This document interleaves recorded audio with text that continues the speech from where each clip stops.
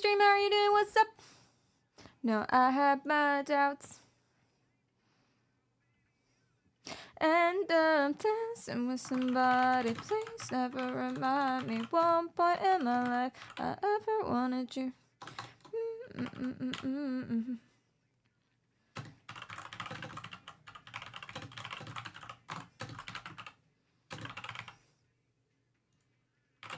Point in my life I ever wanted you by me. Rest of my time and always leaving me crying. Some reason I like it. I'm doing too well. I don't need your help. Can't use me just to please yourself.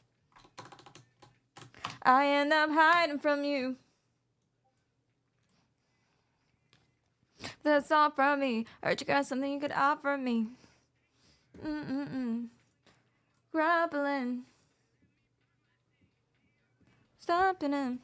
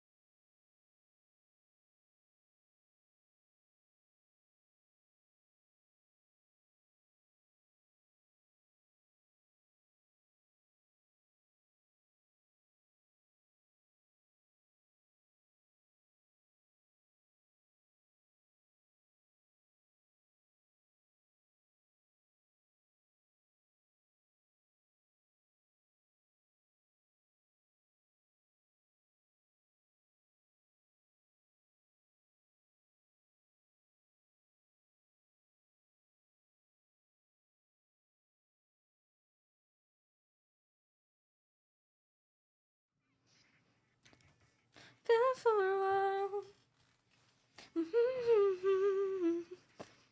How you mess like this?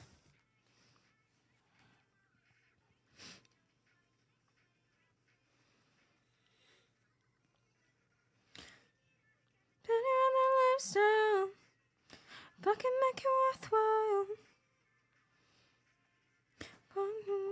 Looking back on the timeline, what's the question?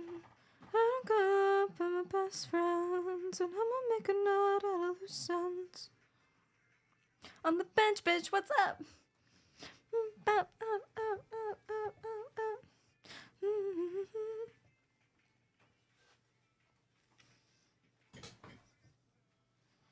Turning for a while, what's the question?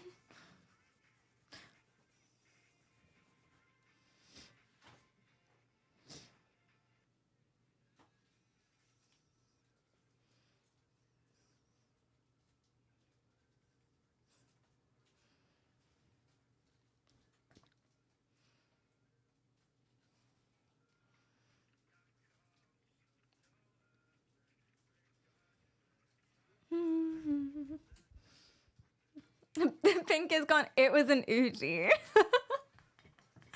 The big fuck off pink thing that I was wearing, it's an Udi. I wasn't gonna do an Udi stream. Fuck, I posted the wrong story.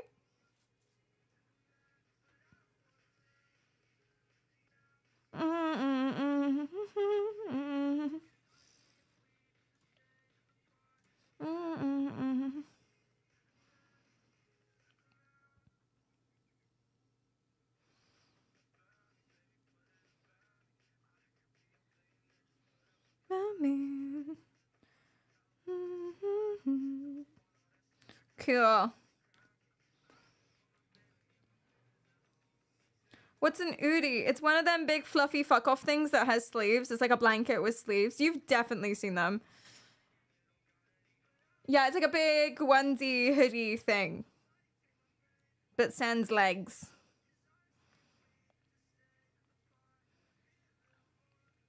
I honestly think everyone should get one. I think they're amazing.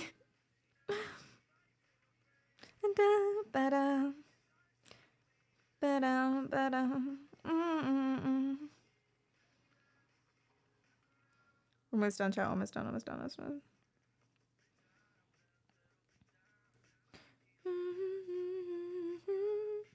Yeah, like a poncho. Yeah, yeah, yeah. But fluffy. They're delightful. I took it off and now I'm freezing again. Hashtag sponsored by Big Udi.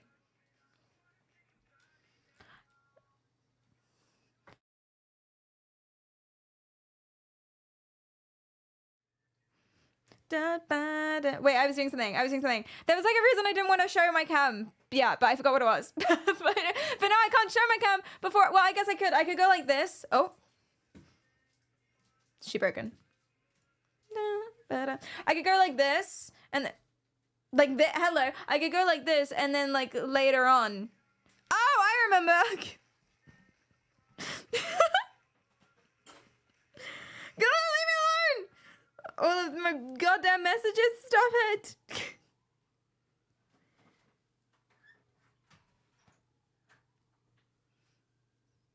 Loading.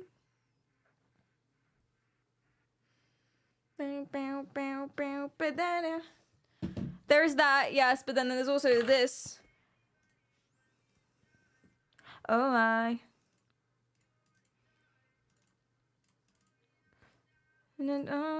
Roshi, thank you so much for today's topic. Everyone, today's topic was suggested by Roshi, and Roshi found two whole videos and made their own notes on it, and it was really, really, really cool, and thank you for doing that. And that's what we're talking about today. Come on in these party shoes. How did you feel? No way about it. I think I'm ready.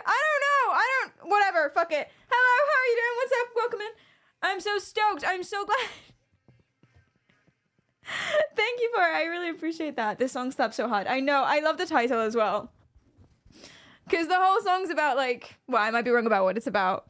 But it's like, I'm so cool. I own Prada shoes. This is how I'm walking into the room. You know, hashtag Prada, hashtag Gucci, lifestyle, something. And then the title is, I don't even own Prada shoes, lol. It's good.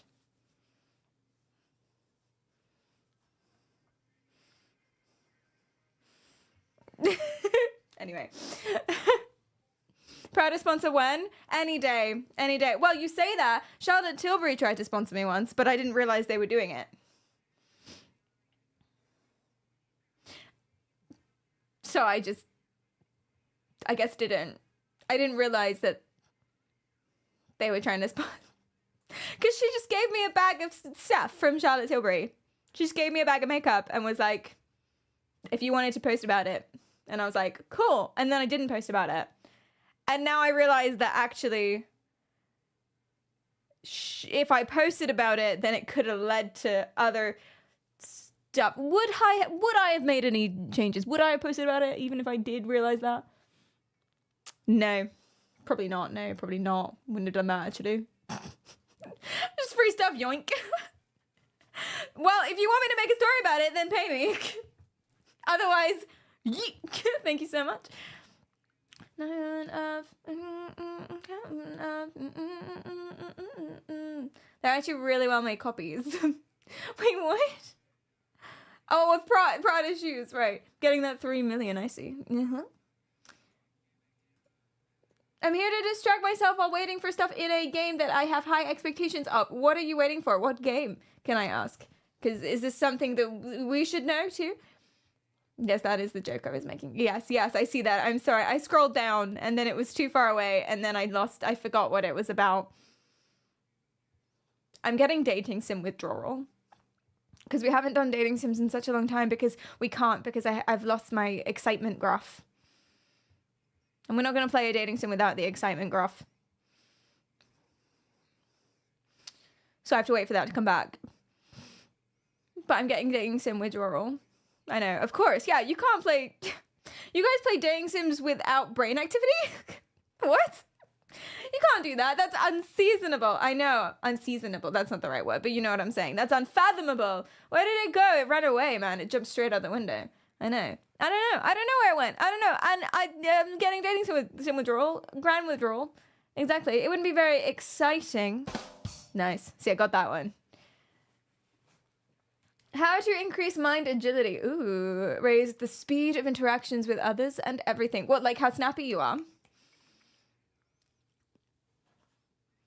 Coffee. Cocaine. Sorry, I'm joking. Mental clarity, as far as I remember what the people on the interweb say. Oh, Jesus fucking Christ. Thank you for my coffee.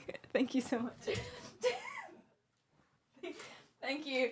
Fucking angel of goddamn death. Jesus Christ. Thanks. I was just sitting, sorry, I'll answer your question, but I was just sitting here, and then he's like, but imagine that, but like a whole, like, foot taller. Just there, just in the crack. I thought he was out of the room. Anyway. Thank you. What I meant to say is thank you so much. Yeah, mental agility. So from what the boys on the interwebs net say, from what I remember reading in various places, of which those things I now don't remember, things like sleep, exercise, diet, hydration. Very good. Very good for all that stuff. Practice. With every brain thing, I'm pretty sure, with every brain thing, there's a brain skill that you want to sound like a fucking idiot. I haven't had any coffee today. But with every brain thing that you want to brain do what with your brain, the way to get better at it is to practice it. So if there's like specific things you want to be fast at, like reading or writing or whatever it is, do that shit more. Brain, yes. Yeah.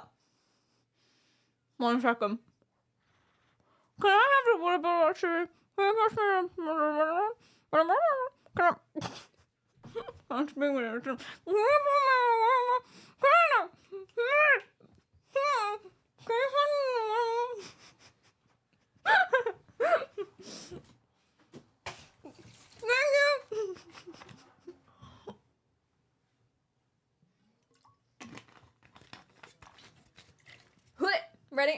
Ready? No, I'm gonna throw it. You can't just say no, it's happening. 3, 2, the panic. Don't throw things at dyslexics. Dyspraxics, rather. It's not nice. It's actually a form of bullying, I found out. They panic and they start crying. Consent is key, it really is. Yeah, it really is. Skuga, thanks for the follow. Safari, thanks for the follow too. Yes, I'm clearly very good at braining and speaking. Thank you, Flaming. Thank you. Brain practice, exactly. Brain. Anything that you want to do, that you want to get better at, practice it, and it works, but like on a brain level. Allegedly, according to the internet boys. When I say internet boys, I mean researchers that write papers that I have read, and I don't remember when or what they were. When I say podcast boys, I mean anyone on TikTok or Instagram. Magic Moose 2 says, I hope the chatter now knows not to ask Perry for advice on how to increase brain activity. You want to increase brain activity in general? Maths problems while jumping up and down on the spot. Not something repetitive though. Bungees. Not bungees, burpees. Burpees while solving complex algebra. That's how you'd increase brain activity in general. In the moment, your brain would go bzz. Probably. Again, to be fair, the answer to all of these things, cocaine, but I'm not allowed to say cocaine. Cocaine is not, listen, cocaine also does bad things as well. So, you know, I'm not advocating for cocaine, but I'm also not your mum, so do what you want. Stay safe out there. We don't condone crime. What about the claim that playing a musical instrument makes a lot of activity in the brain? So I don't really know what it means by a lot of activity in the brain. You have loads of activity in the brain constantly. It can be very good for developing certain skills. you can get very good at lots of different things because playing a musical instrument involves a lot of interesting things. Like, let's say violin. I clearly don't know how to play the violin. Like this? Is that how you play the violin? I don't know, man. Or is that more of a viola? How big is it? A violin's like this. A viola's like this. Pretty much. Yes. Anyway, so if you go like that, why don't I pick a instrument I know? Guitar.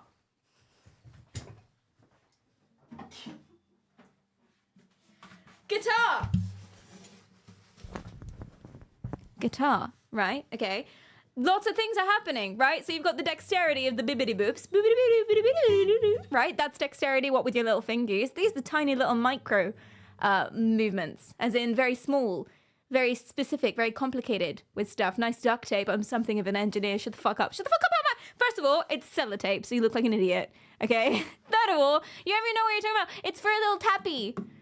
Put a little tappy on there, little metal, little so I can go, you know, you don't even know what you're talking about. It's called music. Anyway, because you can go fetch a tap. You know. Anyway, I don't even play the guitar. Get off my back. Right, so you've got lots of like tiny little muscle movements, and then you also have to like think about where they're going. So you have to plan, you have to think ahead of stuff, and then you've got to put it together in your head. So the music itself, it sounds a certain way. You have to figure out why, and then that's just if you're playing something you already know. So if you're playing something from a piece of paper, then you have to interpret the piece of paper. So it's like maths, it's like puzzles and logic and blah blah blah blah blah blah blah blah. It's memory. It's a lot of memory, remembering where things go, remembering what sounds like what. Also, the tactileness of it activates lots of parts of your brain. Because, you know, you're touching shit and your whole body's going, what the fuck? You know, whenever you touch something weird. Anyway. But then also, if you're creating your own stuff, then that's a whole other bunch of things that it's doing. So it's like a million different skills happening all at the same time. And that's why instruments and music and stuff is really good for training various brain buffness. Because you're just doing lots of things at once, right? So you get good at a brain skill if you practice a brain skill. Instruments are good because you're practicing lots of brain skills at once. Is my theory. That's my theory. What do you think?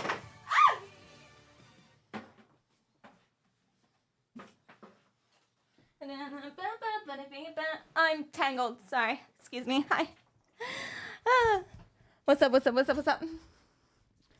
Distracted not even 5 minutes into the stream. Yeah. Well, someone asked me a question. How buff is my brain? I imagine I'm feeling like grape jelly currently. I'm feeling sloshy. You know, like 3 days after it stopped snowing, the ground. It's kind of warm now. England after our annual day of snow. That's how my brain feels. Slosh, slosh. But that's what this and that pill I just took were for. Yay! We still have like 5 inches of snow frozen. You do? My gosh. We had one day. We had like one evening, a snow evening. Yesterday or the day before, we had snow. It was on the ground. It was cool. Everyone went outside at like 3 a.m. and was like, wow! And it was gone by the morning, but that's okay.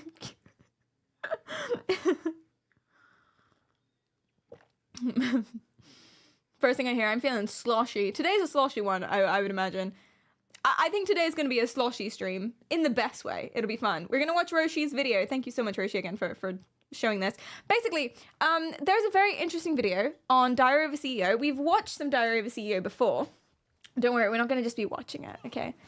This isn't a watch party. I'm going to be showing you clips with a greater purpose and an analytical point and comedy. But we've seen some Diary of a CEO before because he interviewed Richard Hammond and Richard Hammond's brain damage. Richard Hammond flew 300 miles an hour into a brick wall or something, or the car flipped or something, and he was in a coma for a couple weeks. He's okay now, but very interesting, very interesting. So on our brain damage stream, we watched a little bit of that interview. And so we've seen some Diary of a CEO before. I really like Diary of a CEO. Everything about the channel makes me think I shouldn't like Diary of a CEO. This is just a me personal thing. No shade on Diary of a CEO whatsoever. It's the accent. And then I was like, no shade on him. And then I went directly for a personal attack. As someone with a very similar accent to Diary of a CEO, it's his accent that I find suspicious. Sorry. Suspicious. He speaks like that comedian. Daddy. The travels with my father. Jack Russell. That's not his name. Is it Jack Russell? That's a dog. What's Jack Whitehall? He speaks like Jack Whitehall, and that's suspicious. But it's the name Diary. Let me just show you. Okay, I'm gonna come across as a bully unless I show you. But the point is, I like this guy. I really enjoy him, and I really enjoy all of his videos. And I haven't seen a single video that I thought this doesn't make a lot of sense. I think he's a good interviewer. Until maybe this one, but I'll let you make your own opinion. So this is Diary of a CEO. As you can see, everything about this makes me think it's suspicious. Because you've got CEO in the name, which is like Podcast Boy Crypto. Everything is black and like dark coded. He sells like journals, which makes me think it's like Finance Crypto Boy. Nothing wrong with Finance Crypto Boy at all. But this is the vibe. But I think I'm wrong, and I think he's incredibly the Dragon's Den guy. Yeah, he's interviewed so many people, and I really, really, really like him. And this is what I mean about the accent, actually. Why did I start this way? I don't know. The point is, sometimes YouTube channels with a podcast boy that's called Diary of a CEO and everything's black, white, and red is actually is a really good YouTube channel. That's what I'm saying. Sometimes you can't judge a book by its cover, and that's what. But it is the accent for me. Let me. And I know like 90% of you are gonna be like, Perry, you sound exactly the same. What would you recommend that I do? Here's one of my favorites. Okay, the music was in the way. I just wanted to ask you, of all the things you could have written about at this exact moment in time, you chose to write a book about anxiety. It's called Beyond Anxiety, Curiosity, Creativity. Maybe it's a really nice and Finding accent. Your Life's Purpose. Why did you choose that subject, and specifically this word anxiety, above everything else you could have written about? Perry, you sound exactly the same. It's the accent of I have more money than you, and maybe I'm just jealous. He's posher than me, and I resent that. Anyway, yeah, this is the video. The point. The reason why I'm saying all this. Well, I actually could have said less than this probably, but the reason why I'm saying that I like him is because stuff I'm going to talk about has no reflection on this guy's channel whatsoever, because I think he's got a really cool channel. Yeah, he's posher than me. Exactly. That's what it is. I have one trick about fixing files with trauma. It's called ketamine. Stop it! No ketamine for anybody, because I heard that it makes you super skinny, and like that's not fun. It's the era of big ass, according to the girls at the high school near my friend's house. It was like a whole group of girls that just did nothing but cat all the time, and they were like super skinny. And at the time everyone was like, yay, because it was, the era. But now it's a different era, thank God. Didn't he interview Jordan Peterson? Did he? I missed that one. Did he? Okay, maybe I should mediate this and be like, I actually have no idea about this guy. I've seen 3 of this guy's videos and I haven't seen anything red flaggy before. So, the era is a Zempic chick. I don't even know what that means. If I take ketamine, I will get skinny. No. This is not medical advice. No. Ket didn't make you skinny, but at least now I can leave the house. If you're doing it like... If you're doing it by actual medical advice that is supported and is helping you and is closely monitored for your safety, GG friend, glad something's working. In general, I'm not saying Ket is a good thing to take. This is really not my area. Ozempic allows you to lose like 10 kilograms, but if you stop taking it, you most likely put it on very quickly. Oh, it's like a diet drug. Ozempic. Interesting. It's meant for diabetics. but it's abused by people for weight loss. That's a shame. That's a shame. There are lots of, yeah, that's not good. We should raise our self-esteems, maybe. Does it all come down to self-esteem? Is drug... I think I've solved drug abuse. It's a self-esteem issue. Everyone read a book by this life coach. By Dr... If everyone were Dr. Martha Beck, there would be no more... I don't know what I'm saying. I know what I'm saying. I haven't had my coffee yet, guys. Take your drugs, kids. Take your kids' drugs. They make a lot of money from Ozempic. Interesting. We should fall down a K-hole on stream. #content. Didn't someone do that? I remember getting like super down the rabbit hole of alcohol addiction for like a really long time. I don't know why. I got super down the rabbit hole of alcohol addiction, and I watched all of the videos about like people documenting their withdrawal symptoms and everything. Like this guy just shaking in a room. Like, I would spend hours watching this stuff. I learned a lot, but it was very strange. Don't know why that happened. I was addicted to addiction. Wow, Amber, that's dark. But yes, that's what's happened. Yes. AA meetings are fun. Well, I think being in a community is always nice. They are? Oh, from experience, they actually are. They actually are. That's nice. Why, what's fun about them? I've never been or seen one. Except in, like, movies.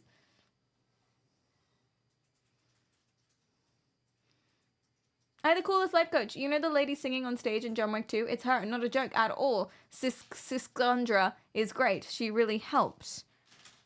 The woman who... Siskandra.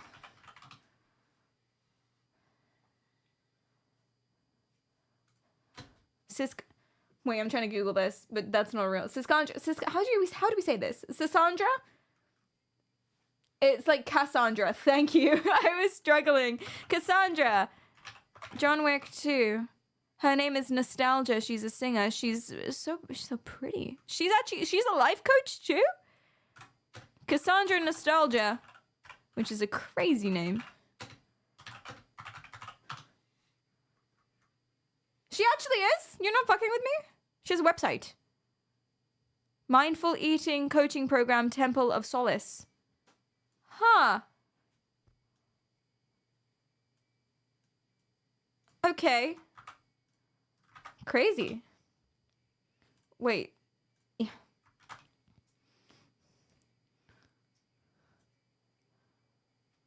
Well-being. Yourself. This is nice. She's like, oh, this is the reason why it's not working and it's not your fault. Cool. This is a crazy sentence, but I'll allow it. It's metaphorical. It's metaphorical. Listen, you don't have to be specific all of the time. Okay, I get this too. I get this as well. I also see it on Twitter a lot. Right, where I say something like brain chemicals float around your brain chemicals get thrown around by your neurons and then it makes electric spikes of activity. Do we think that's 100% accurate? Of course not. Of course that's not really what's happening, but it's basically what's happening. You're welcome. And I'm explaining it as I'm about to play Marvel fucking Rivals, okay? It's fine. It's fine.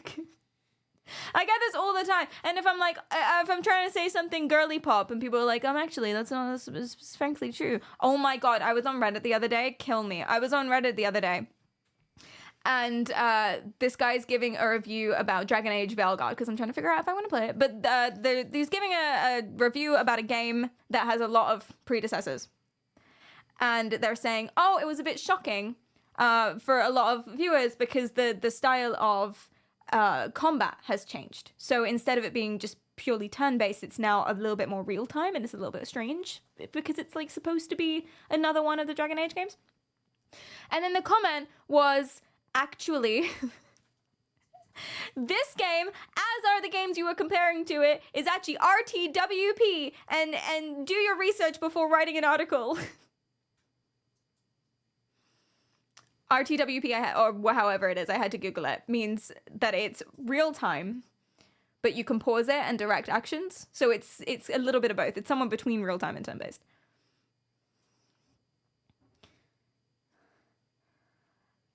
And that's the point I'm making.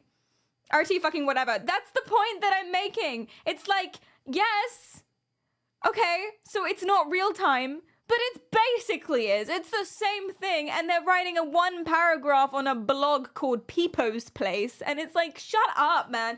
And so this is why this sentence is fine. Your conscious mind, 5% mind power, may want to change your relationship with food, but since your subconscious mind, 95% mind power. The reason why I'm allowing that sentence is because whatever. It's like, pretty much, probably. What's wrong with People's Place? You know, I just made that up, but wouldn't that be a good gaming blog? People's Place. That would be a good Twitch gaming blog. It would just be like, that's a good name. Do you want to? Should we make this? That's crazy. Should we make a collective Discord gaming blog? And we can post news articles about like streamers we like. Call it People Plays. Why not? Why not? Yeah. NMP did a bad job. Oh no. What happened? Talk to me. They basically changed the Dragon Age style to more Mass Effect style, which you would think I wouldn't mind, but it's not as well executed. Right. So there are like actual reasons to not like this. Yeah. NMP did a bad... Oh, wait, I read the wrong message. I was like, how does that relate to NMP? NMP is super into Dragon Age. Wrong message. Sadly enough, a lot of people on YouTube and TikTok are talking about it a bit too casually, especially that... Oh, because people are making jokes about Ozempic and weight loss and stuff. He said, I use it and I lost weight, GG, that's it. Yeah, but I feel like...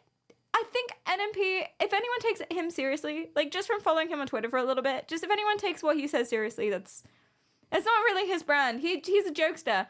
He's a little trickster. He just runs around spitting tricks, you know?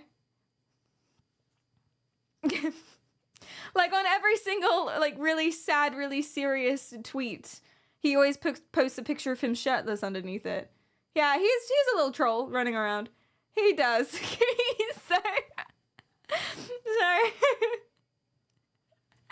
Like every single... There was a tweet talking about someone's dad dying, and there was another tweet recently from Extra Emily talking about the whole thing that she was criticized for about not paying her mum back for her tuition fees. And she wrote this massive essay detailing the nature of their relationship and how actually, you know, people should get off her back. And he just posted a shirtless pic underneath saying, and I'm proudly never gonna pay my parents back for anything. Fuck you all, shirtless pic at the gym.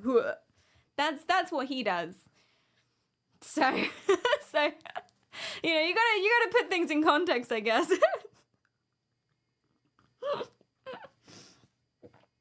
He's Schrodinger's douchebag. Maybe.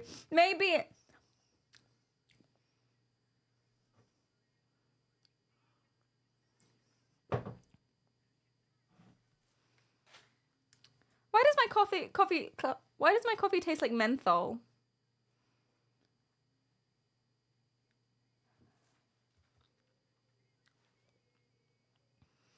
What did you put in my coffee?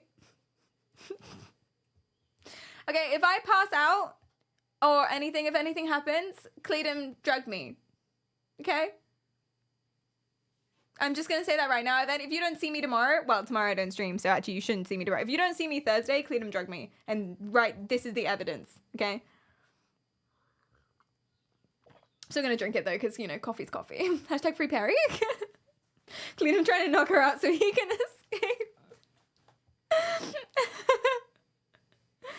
Did you make the coffee Irish? You put some mint liqueur in here, or something. Can't let it go to waste. Oh my god, I did that at a bar once. It's really embarrassing. Well, it's actually incredibly stupid and really fucking dangerous, but also I'm embarrassed. Did you win that mug in a competition? Yes. Dad Dancing Freestyle Championships. Hi, Curly. Welcome in. It's not mine, actually. Did your dad win this in a competition, or did he just buy it? I wouldn't be surprised, actually, if he did win it. Impressive! Thank you. Did he actually win it? Because that would be crazy. That would be insane. I actually know a drug that does taste like menthol. Yes, thank you. And now my tongue is fuzzy, but it kind of always is. So. That's the thing, if you always have a fuzzy tongue and you're always kind of not really sure what's going on and you always slur your words and you are always clumsy, it's really hard to tell if you've been drugged. I've had this problem. You know? I just always am. A lot of people keep asking if I'm drunk all the time, and I'm not. I just have a stutter, so actually it's rude. Well, you're slurring your words. Yeah, I always do. I'm always slurring my words 24/7. I'm not drunk or even that tired. I just can't speak properly because my mum says my brain moves faster than my mouth. So shut up. She's been drugged for years. I have to keep her powers suppressed.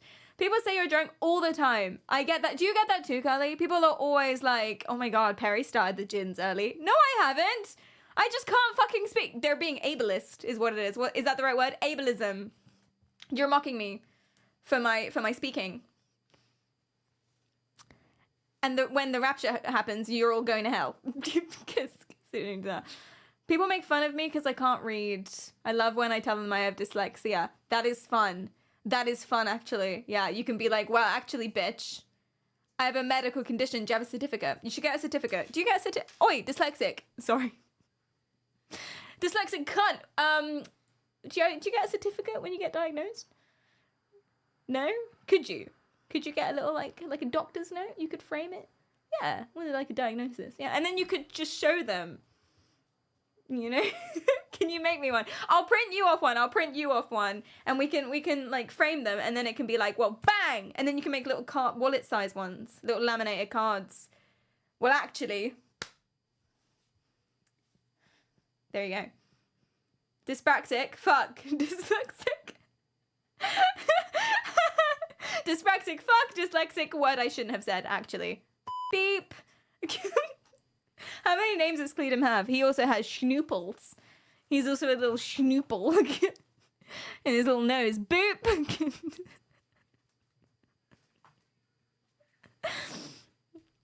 Oh yeah, bitch boy as well. That's another one. Boop. Sometimes he's talking to me and saying really, okay, it's kind of fine if I do it to Cleedum, but I did this to my friend once. Like just a normal friend that came over for the first time in 6 months for like Halloween or something, some kind of dinner, I forgot when. But like I find it really funny when people are saying very serious things or they're like really impassioned about something and they're going on and on about it, you know, and they're like really impassioned. And it's very important to just randomly go boop on their nose. Like I am listening. I am. But boop, and they get so annoyed because they think you weren't listening. But I did that to just a friend I haven't seen in a while, and it wasn't the same. I kind of forgot that I shouldn't. It was kind of like a tick. Have you seen Archer? It's like that. You've done that to Drew. Does he hates it, right?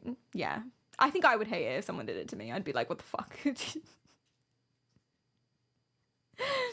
You know? A bit. Yeah, it's really annoying. Oh, Cleedum started doing a fun thing that I absolutely hate. This isn't funny, though. My stuff is funny. Maybe if I'd come up with this first, I would find it funny. But I didn't, and therefore I don't. He started doing this thing where if I'm ever on a rant about something that I care about, and I'm like, what's the word? Something I'm annoyed about, right? So I'm actually upset.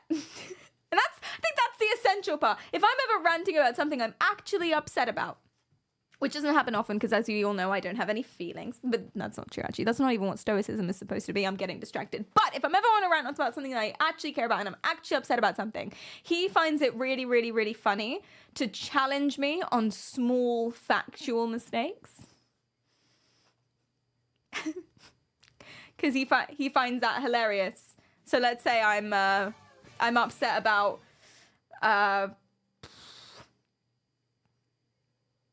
what's a good example of this? I don't want to say the most recent one. So I was upset about the representation in a film that we just watched. It was like very dated. Socially, I won't say which one, but we just went to see a film, and like socially it was very dated. It was very like cringe, sexist. It was sexist vibes, right? And so I came home and I was like, that is the worst film I've ever seen because of this, and this reason. This is what it's doing, even though it's supposed to be about this genre. It's supposed to be doing about this, blah, blah, blah, blah, blah. All of the directors are men, blah, blah, blah, blah, blah. And he decides that is the point in time that he's going to go, are you sure all the directors are men? Most are, yes. But are you sure all? Because sometimes there are like 8 or 9 of them.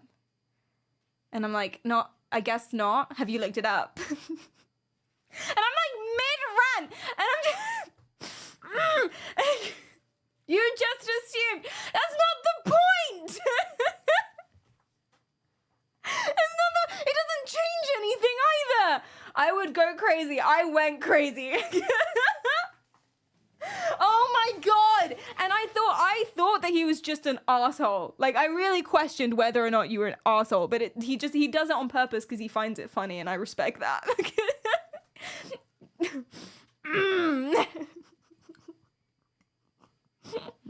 Oh my god, what was the other one?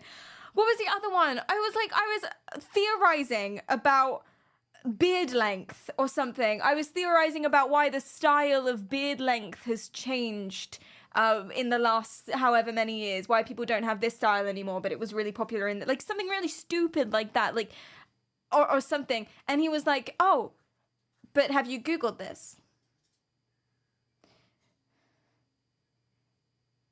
This style of mustache is out of fashion. You haven't seen it anymore, but you haven't seen it, but what about other people?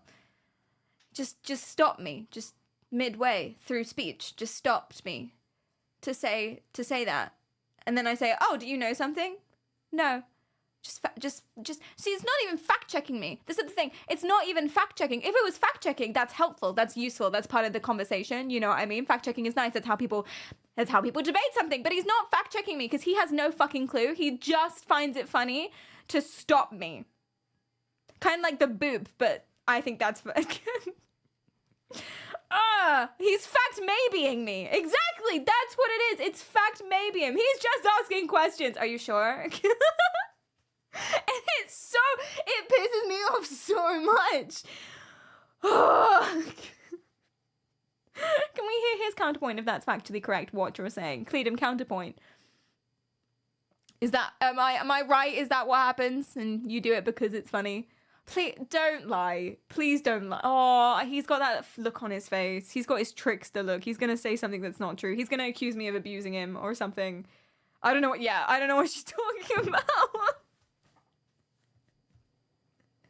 There's a little look on his face. He's like, before he types in something like that. Does it feel good getting it out of your system? You know it does. It does. I feel a lot better. Thank you, chat. Thank you. Thank you so much. What she's talking about. He's just throwing a stick through the bike spokes. I don't know why I struggle to read. All of those words are normal, actually. Oh, no, you said throw. It should have been through. Okay, I'm not the idiot. You're the idiot. Are we all therapists today? Yes, we are the therapists today. Exactly. You are my therapist. And later on, I'll be your therapist. But that's okay. If people do that, I often forget what I'm saying. And sometimes it will be really personal stuff. Sometimes I'll be like, oh, I'm just feeling really down about the state of the world. And he'll be like, you haven't been outside today. How do you know what the state of the world is? But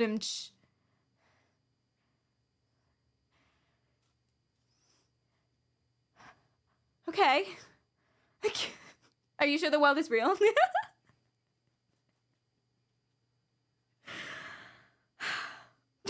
Anyway. See you soon, Paul. Get that license renewed. Let's go. Oh my god, it is fun sponge behavior. That's what it is. You're a fun sponge. It's fun sponge behavior, but for rants.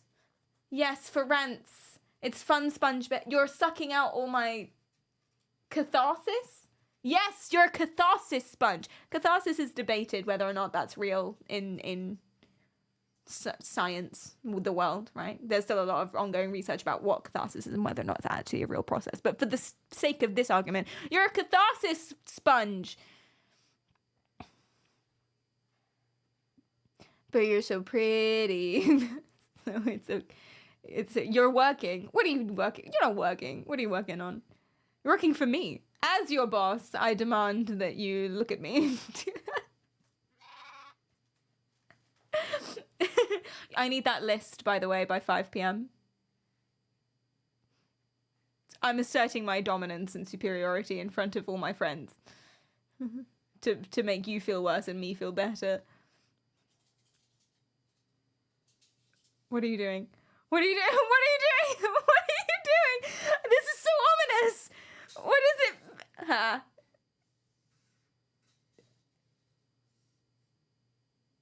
You know, I wish I could describe what was happening. It's not really going to work, is it, Clean? It's a little bit limp. Go on, make it longer.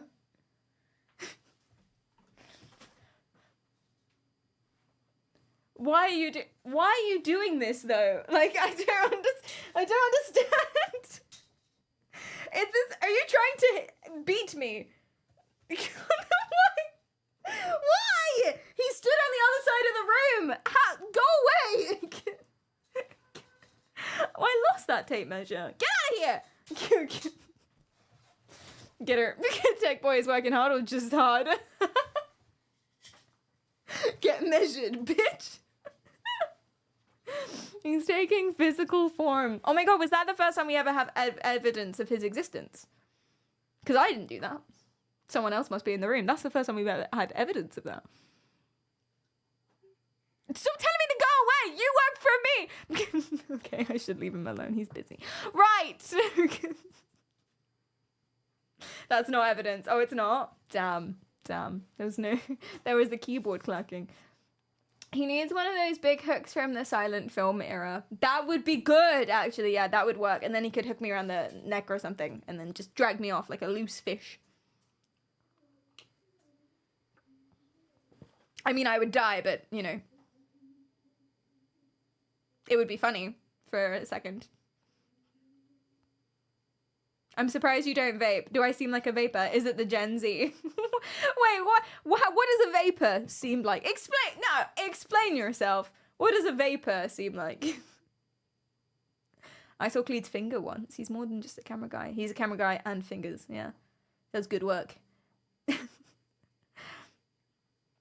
I caught a few glimpses of evidence in the past, but I took it all up to my Halulu. Most likely that is what it is, yeah. Good work. Hello, Mind Control Lady. Hello, Mr. Deadbot. Welcome in. Thank you so much for coming by. I appreciate that. Today we're talking about life coaches. Life coaches. Yay. I'm going to become a life coach on today's stream. That's the gimmick. I mean, I was going to say that's the spoiler, but it's in my title. So I suppose, yeah, you act like Fan who is addicted to vaping. As in, I'm a version of Fan that's addicted to vaping, or Fan is addicted to vaping and I act like her. Because either way, thank you so much. She's my lord and savior. She's my queen. She's my everything. If anyone compares me to Fan in any way, I'm just gonna spontaneously... Can't say that. Melt. I'm a fan, you could say. Yes, indeed. Combust is a good... Yeah, combust is definitely what I was gonna say. Yeah. That's what I was gonna say, yeah. Anyway. I'm a fan. Is spontaneous combustion real? No idea. Last I heard, yes. But I don't know. Oh, I cleared him! Is spontaneous combustion real? No, it's not real. Who told me it was real? Isn't there like a statistical chance that it can happen? Why would it happen? I don't know. That's why I'm asking you. This guy. Define spontaneous. I can't remember the last time I was. I don't watch Fan, but I'm a fan of fans of Fan. There you go. You're a fan. You're a fan.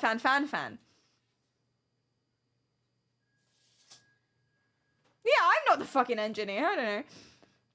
If you vibrate fast enough, then you'd set on fire, probably. As far as my understanding of physics go, I have a very loose grasp of physics, though, I'm going to be honest. Very loose grasp. So, I saw an anime, it's real. Ooh, case in point. Boom. Boom. Take that, atheists. Sorry. I love flan, and that rhymes. Spontaneous exhaustion is definitely real when the girl is hot. As hot as who? As hot as Fan? Spontaneous exhaustion. Like you haven't done anything to earn it? This is not going the way you thought this would. I don't think. First of all, who are you talking about? Second of all, spontaneous is a weird word to use. Third of all, that's not a brag. Fourth of all, who are you? What? Pay them with credit in case the life coaching turns out to be shit and then cancel payment. Very good, very good. Yeah, so you can cancel anything through a bank.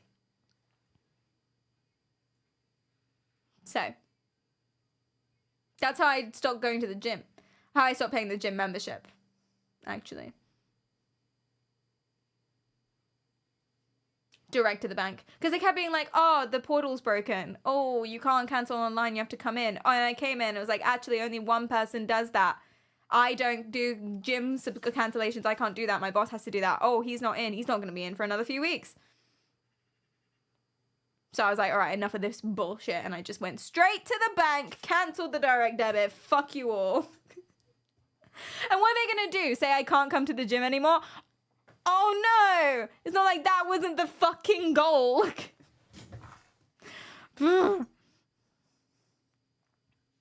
South Park has a great episode on spontaneous combustion. I don't doubt it. I don't. Is you spontaneously combust? Do you have 4 powers? Yes. Yes. Just walking confidently like you belong there. Anything to avoid exercise. Don't know where you've got that impression, but yeah.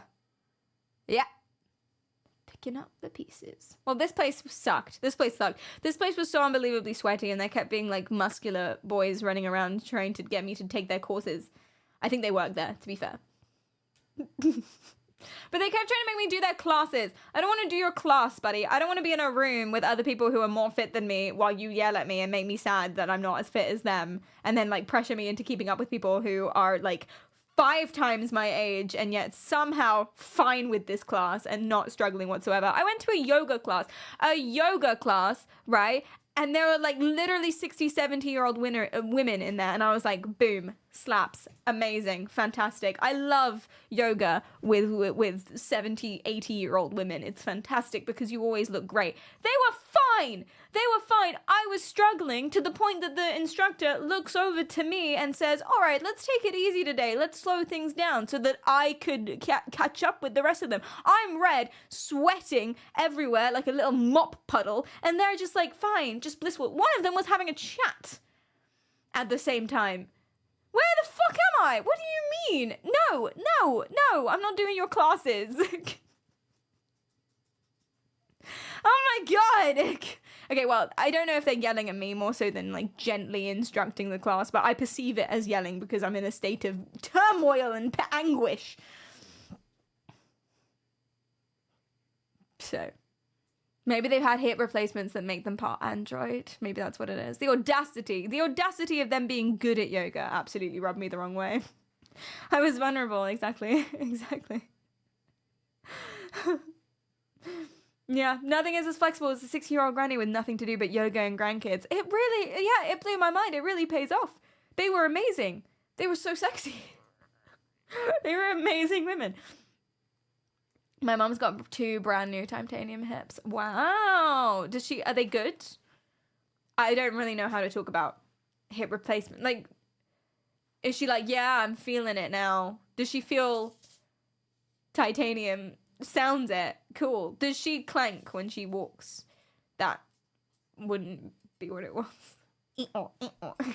WD-40. Sorry. That's not how that works, is it? No. Okay. Does she feel cyberpunk? Does she get beeped if she goes through an airport security system? I have so many questions. Before she couldn't walk because it was too painful. Now it's epic, frictionless, smooth, painless. Wow. I'm so happy for her because of this. That's good. That's a good thing. 2 hips. Does she have 4 legs?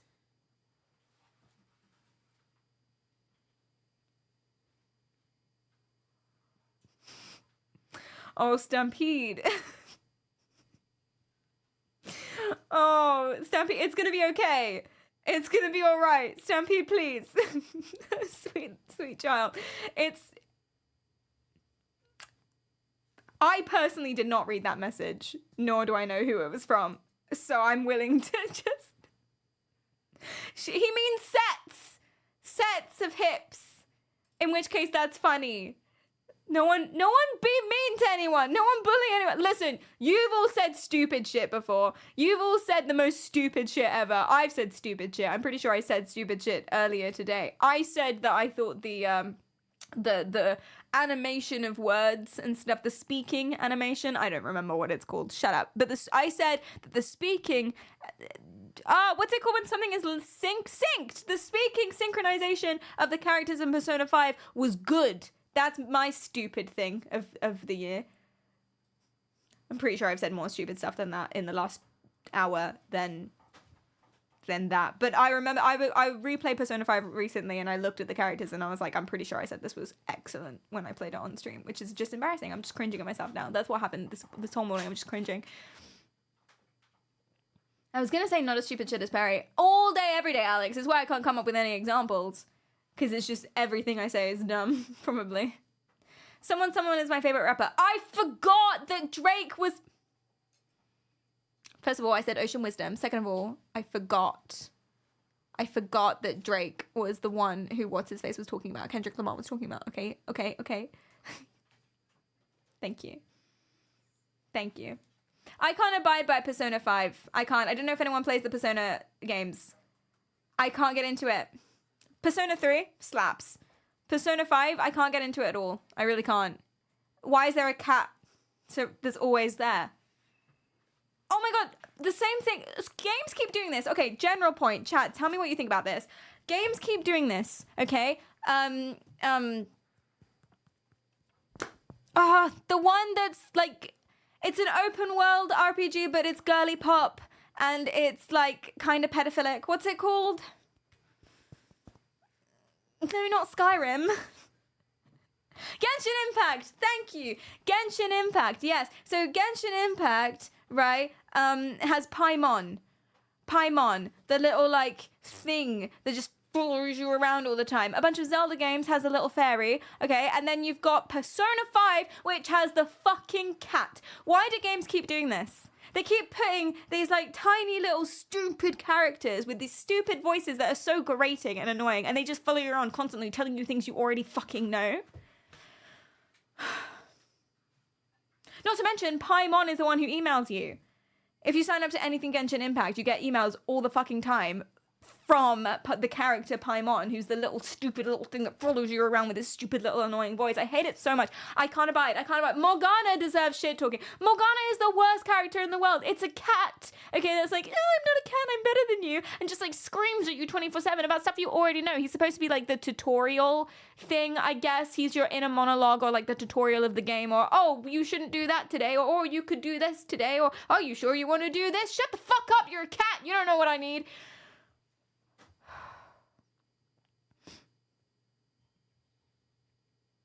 Once we pass the tutorial, politely fuck off. Literally, exactly. I can't. And it's every other line. I actually cried. Okay, I was laughing. I was laughing, and that's why I cried, because I was like, of course. I cried because the tutorial was over. You get out of the main section, and then the cat's just like, I'm going to live with you now. And he gets in your backpack.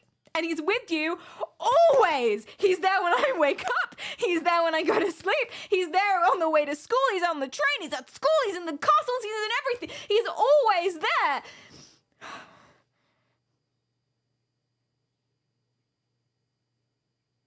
Best friends. Like a real cat. Honestly, I had to turn off the voices. I had to turn off the voice narration for the characters. And I googled, is there a way to turn off the cat? Like, oh my god, he's in my head. I close my eyes and I just think about him all the time. It's the worst thing in the world. Zekum takes the bits.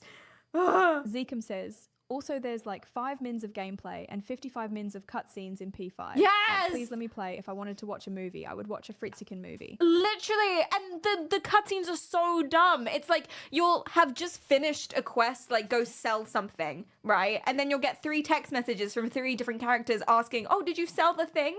And you have to say, yes, I sold the thing. And then they say, wow, and they tell you their opinions about it. It's like, I know I sold the thing. I just sold the thing. Why are we having a debrief about it? It's not a big deal, is it? But now we're having a whole, and this is like 20 minutes of cutscene to tell me about something that I already did.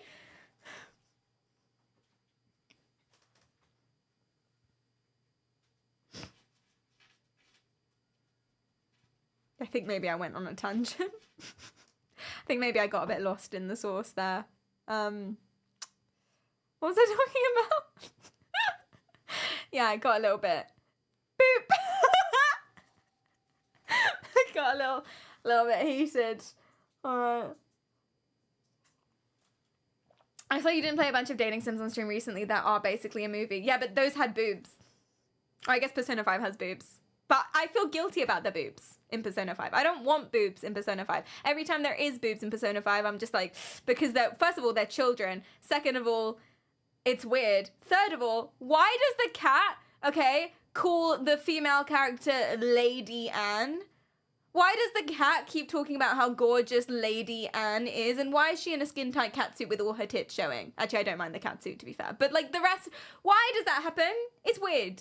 It's weird. It's, first of all, it's a cat. How old is Lady Anne? 15!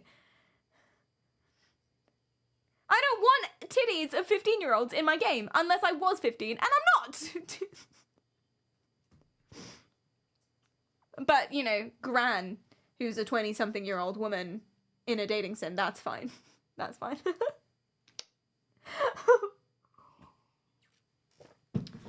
They're at least 16 or 17. Well, that's okay then.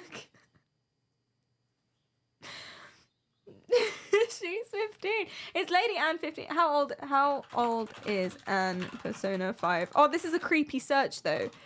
This is a creepy search. She's 16 at the beginning. Okay, well, too young. Too young for us to be talking about her anime titties. I went after the doctor and the moonlighting teacher. I don't actually know what that means. I only played the beginning. And then the cat pissed me off and I had to do something else. Sorry, guys, sorry. I got lost in the sauce. Right, where did we get to? But you know what I mean. Those games where they send a little stupid little character around to follow you and they're really annoying. I'm gonna poll this actually. Do you like that? Do you like that? So like Paimon. Yes, they're cute and helpful. Okay, I can't really spell right now, but you get it. No. Death by fire. Pull it. I think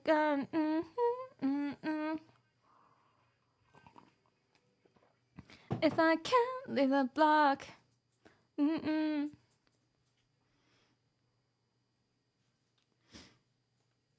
Okay, we're in agreement. We're in agreement. I do understand why you might like them. I do get it. Yeah. People with like light in their eyes and joy for the world. Or successful relationships with their parents and or other family members might enjoy the characters.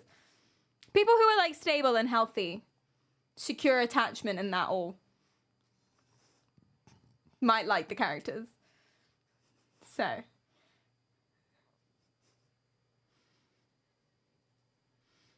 Who's Navi from? Where's Navi from? I need a don't care option. Don't care is shut in your goddamn mouth, dropkick. Sorry. Dad, thank you. Don't care is zip it. We're moving on. Who got me into anime? Tumblr.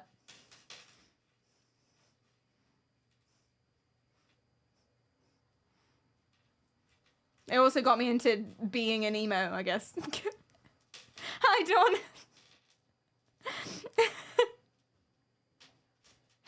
Yeah, the Tumblr to anime pipeline to bring me the horizon as well. Yeah.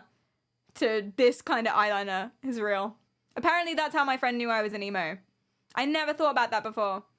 He was like, but you had an emo phase. And I was like, what gave it away? And he goes, your eyeliner. Bitch doesn't even wear eyeliner. How does he know? Apparently that's what this is. Healthy people don't, not healthy people, but like, apparently no one has this unless you were cripplingly lonely as a teenager. It's like a marker is what it is. The wings, yeah, the jet black wings. Yeah. I literally had the whole hair over half my face thing. My mum wouldn't let me cut a side fringe, so I had to make one myself. So I would like, I don't know if I can do it because I have bangs now, but I didn't always have bangs. So what I would do is I would like, I would like put it like this. Excuse me. And then I would clip it here. That's what I would do. And it looked really bad, but I want it like over my eyes. It looked really bad, but that's what I would wear every single day. Yeah. You had that too? Oh my god, so embarrassing. So embarrassing. And then I used to put tattoos on myself with pen. So I used to have like these trees going all the way along my wrist, but it was just biro. It wasn't even a felt tip, man. It was biro. Really, really cringe, really awkward. Perry, that's how my hair is now. Jesus Christ. Good luck. I've got hair on my face and I don't know where it is, and it's really, excuse me. Okay.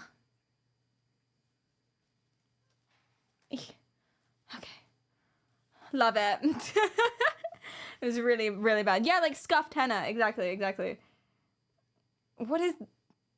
Excuse me, I'm going to use this as a mirror. What is this? Why is this here? Plah. You can take the emo out of the hair, but you can't take the hair out of the emo. Wait, I said that backwards, I'm pretty sure. The two front bits, TM. Exactly. You can't forget about those.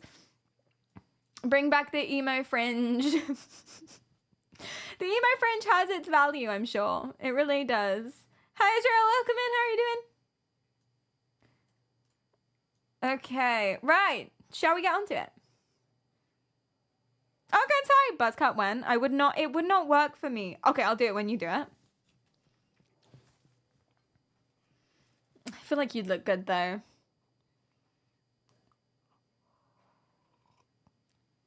Do you already have one? Is that what you're about to say? I already have a buzz cut. That'd be crazy. Do you? Did you? That's crazy. Do it, Hawkins. Do it. Kento would be offended if you asked to get a buzz cut. Kento knows who I am. He remembered me. He's my hairdresser. He remembered me. He was like, oh, back again. It's been about 6 months, hasn't it? But then he was really aggressive. The first time he washed my scalp, it was sensual. Zillion Plays says, we're in the roaring 20s, Perry. It's the correct time, haha. Thank you. Thank you for the bit, Silent. Yeah, he was like super sensual the first time, and the second time it was like he hated me. It hurt. So I wondered if I did something wrong. I never called, didn't write. My head would probably be hella pale. My Irish skin is already pale enough. You might get sunburn on the top of your head. That's rough. Although, if you sun cream, like, up to here, then you can have, like, red hair. Because this part of your head, you can sunburn yourself on a hairline, if that makes sense. So this part of your head would be red, and then this part would be white. And that would look weird as fuck. You'd look like a Moam.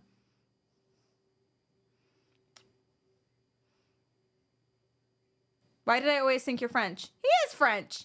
Wait, I'm sorry, I don't know why I said that like an accusation. He is French! Sorry? Yeah! I'm sorry. against the French. Well, I don't know if we really are. We just say we are because it's funny. Double nationality, that's fun. But I don't know if it's real. I'm sure some people are being real about it, but then some people are being real about everything. Those are the people who've shaved their heads that actually legitimately hate the French and other people. Brown people as well, probably. I don't know. I don't mingle with those crowds. French and Irish, you must really hate the British. Yeah, oh yeah, you must really... I mean, everyone hates us, really. Everyone hates us. So, for good reason. It's valid. Sorry. I'm okay with hating Europeans. You hate all Europeans. Where are you from? Because if you're American, that's cringe. But if you're from anywhere else, valid.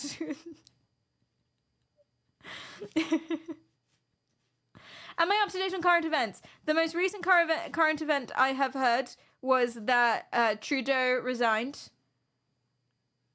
That's it. Oh, and the thing about oh, what's the name? Forgot her name. You know what I'm talking about. If you know what I'm talking about. If you don't know what I'm talking about, good. Let's not talk about it.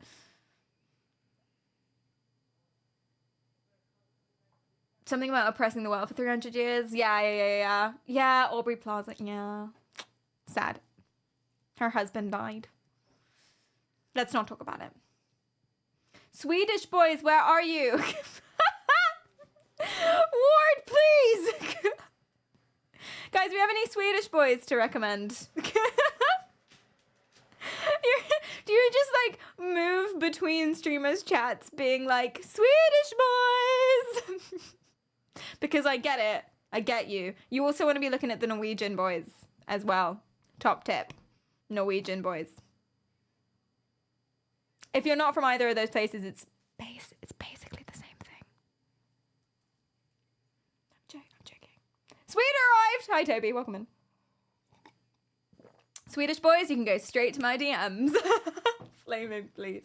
Are we hunting them or trying to date them or both? Well, you have to hunt them to date them, right? You've got to pin them down first and then you can seduce. They make specific traps for it. You get like mouse traps, rabbit traps, bear traps, Swede traps. I feel like I've said something very problematic there, actually. But I'm not quite sure why. But that felt wrong to say. Hunting humans is probably a bad thing to say. Yeah. Okay, well, now that's gone even further, Flaming. I didn't say trap them with what. We had Norwegian exchange students when I was in school, and they were all gorgeous. I believe it. I believe they're all so tall. We're generalizing. I'm sure there are lots of ugly Norwegian people. Traps? Wait, is that... Yeah. Trap.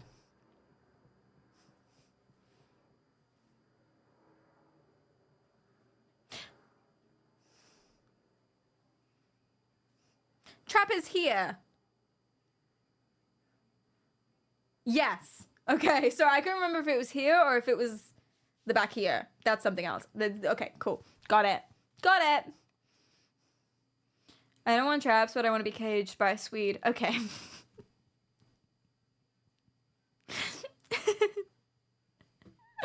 Oh no. That's the deltoid. Thank you, Grace. Stockholm Syndrome. Stop it. Stop it. All right. So we're going to come back to this thing, probably. This. Most likely. Because that's cool that she has a whole thing, that she's a life coach, because I did not know that. But that's fun. She spells nostalgia with an H, and I appreciate that. Also, she's a moth. Self-actualization mentor. Manifest your goals and dreams from the inside out. That's beautiful. That's beautiful, I guess. That's beautiful. And no one can say otherwise. Hold on, I'm doing something. Wait. This is how you know we're in the zone now. Sounds like a scam. Maybe. But this is the video that Roshi sent in. Thank you so much for this suggestion. Thank you, thank you, thank you. I had a bit of an emotional roller coaster watching this. I'm going to show you the sections that I thought were most interesting. We'll watch clips from it. And then probably you'll tell me if we're on the same emotional roller coaster. So this woman is very, very interesting. I kind of love her. I think I love her.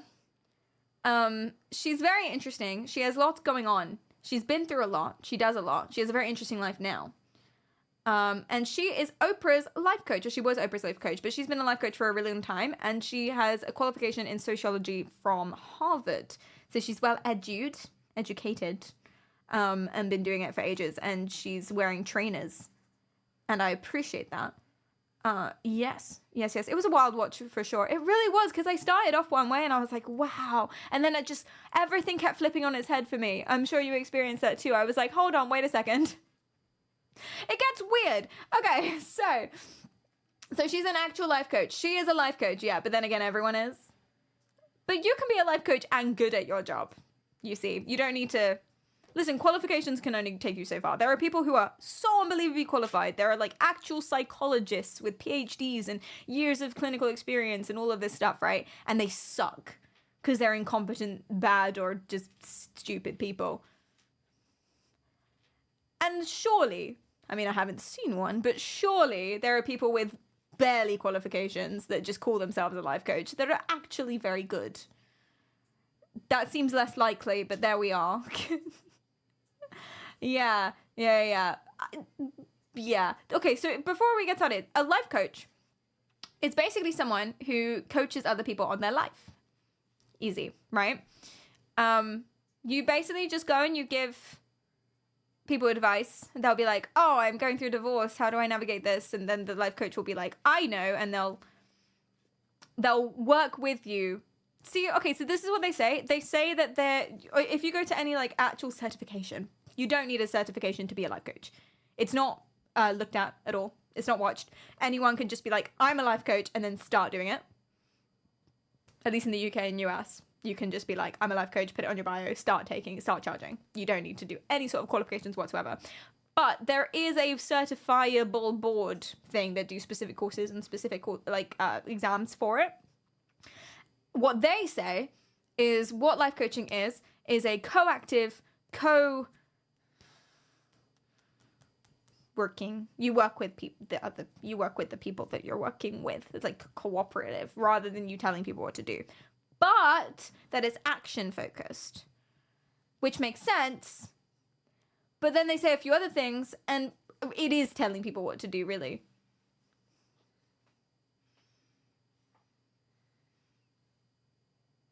Very confusing. But anyway, basically that's what a life coach is. You just say, I'm a life coach. You start taking names. You start coaching people. You're basically a therapist without knowing what you're doing.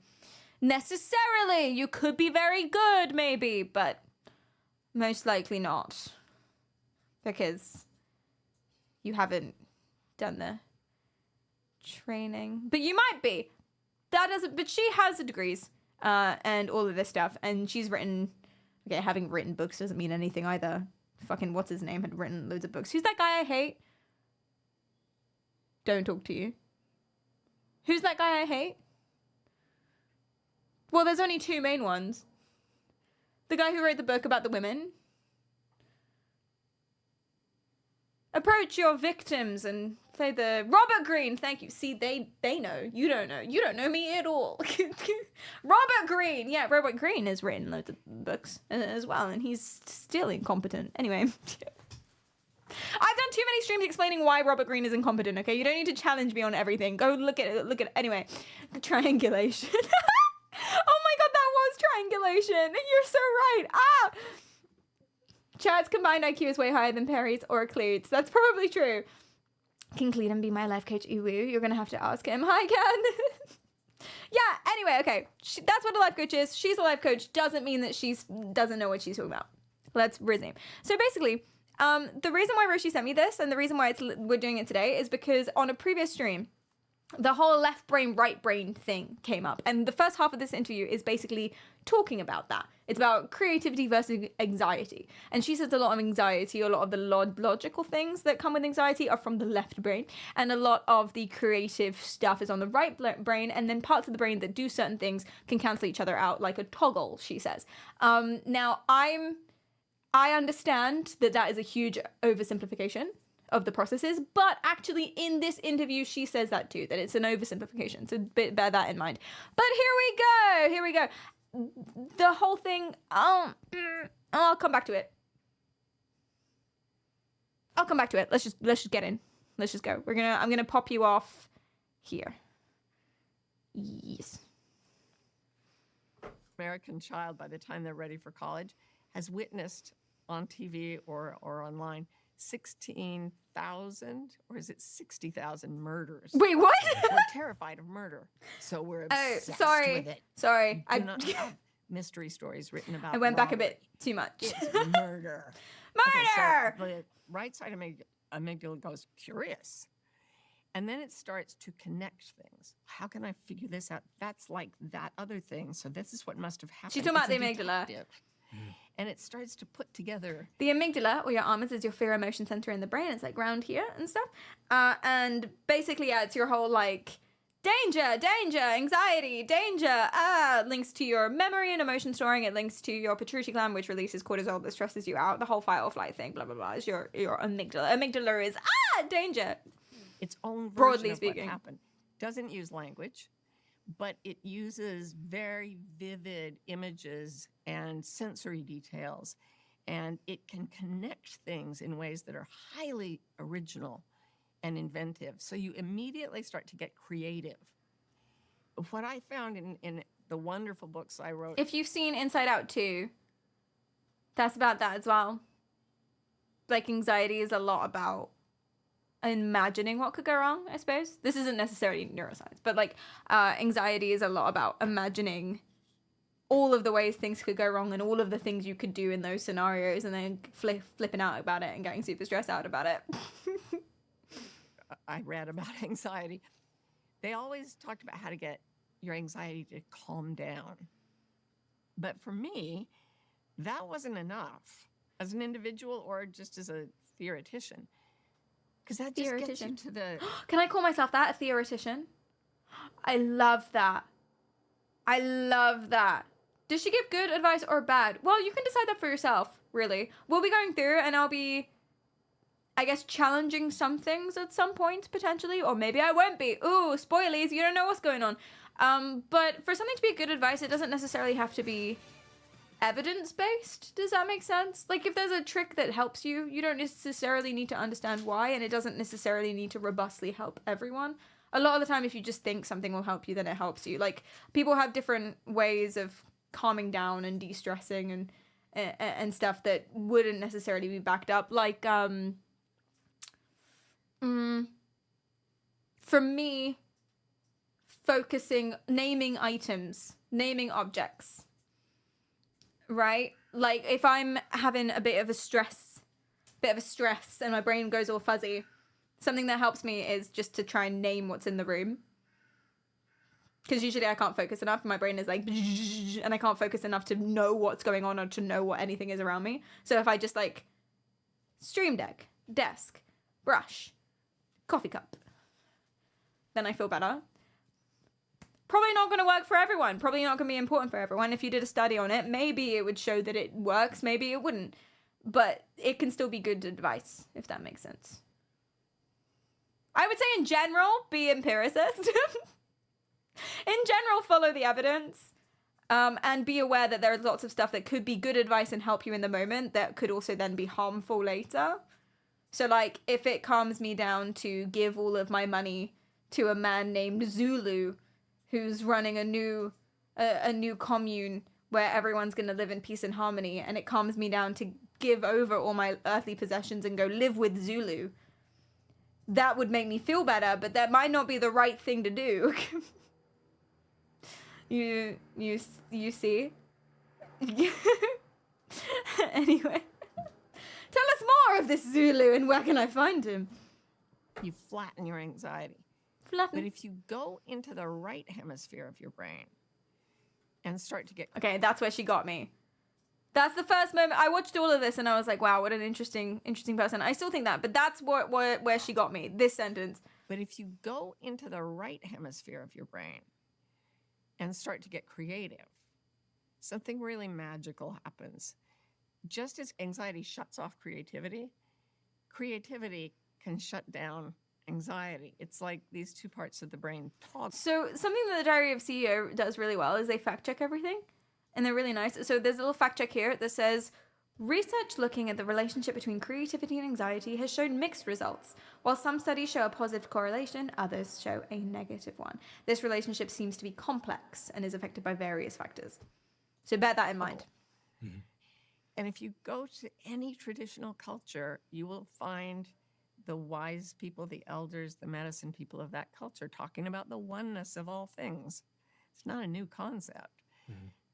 What I realized is that if I deliberately chose to push my brain toward creativity and get the right side moving, my anxiety shut down. And then I started testing it on clients and on groups of people online. I'd design these, experiments because I was trained as a sociologist.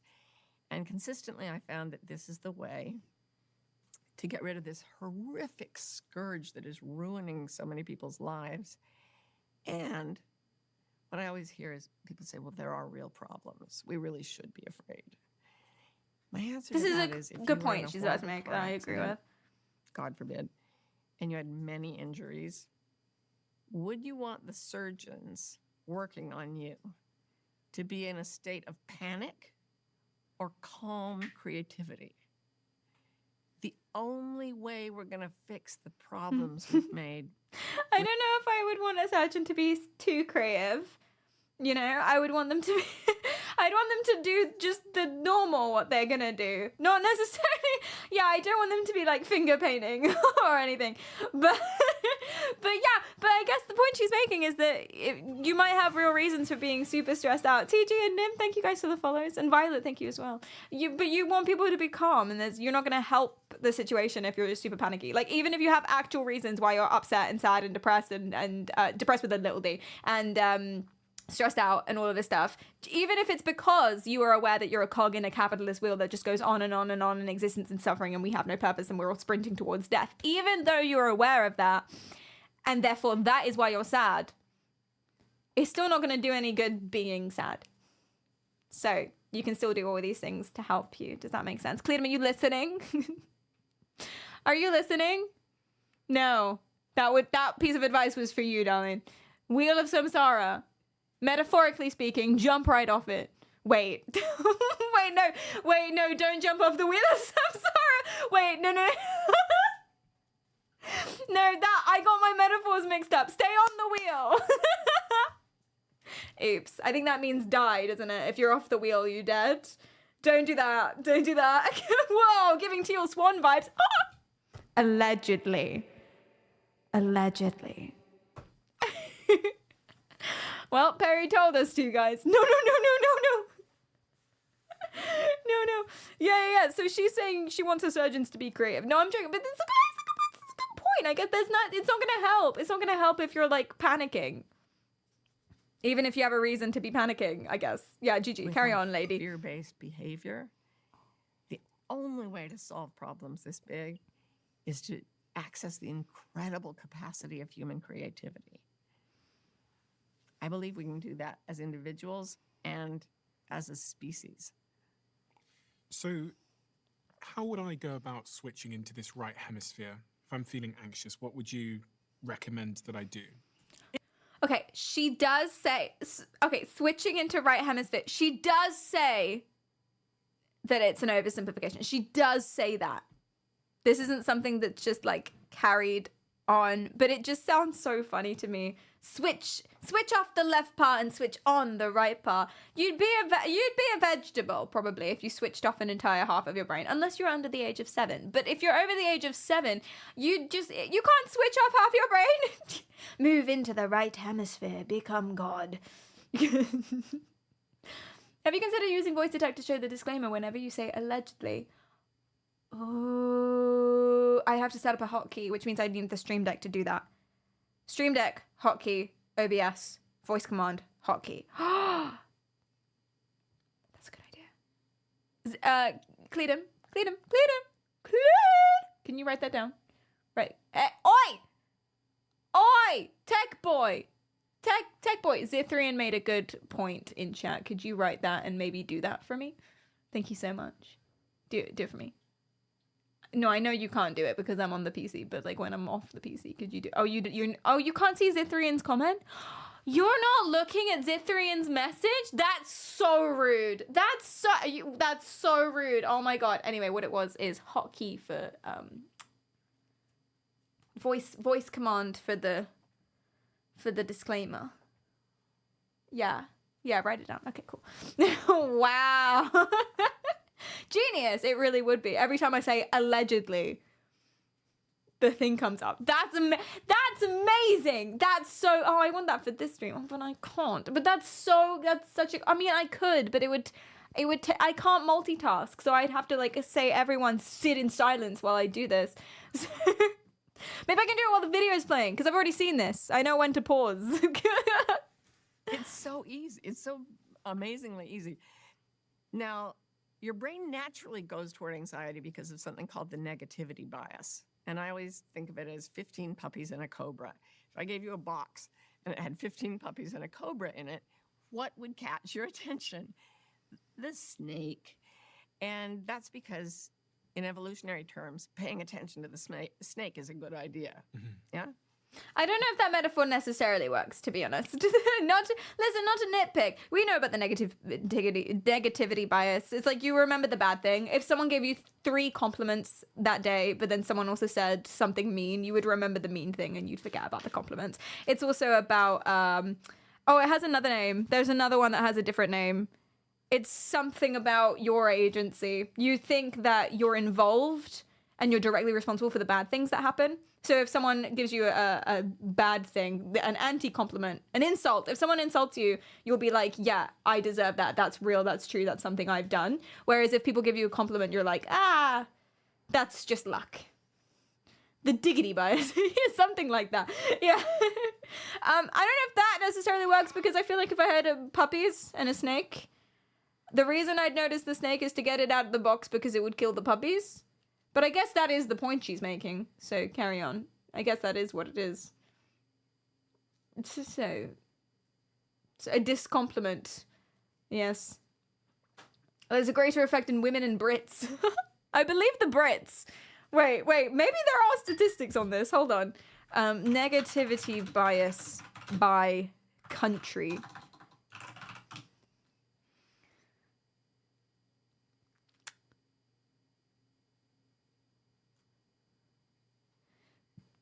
This is so hard to find.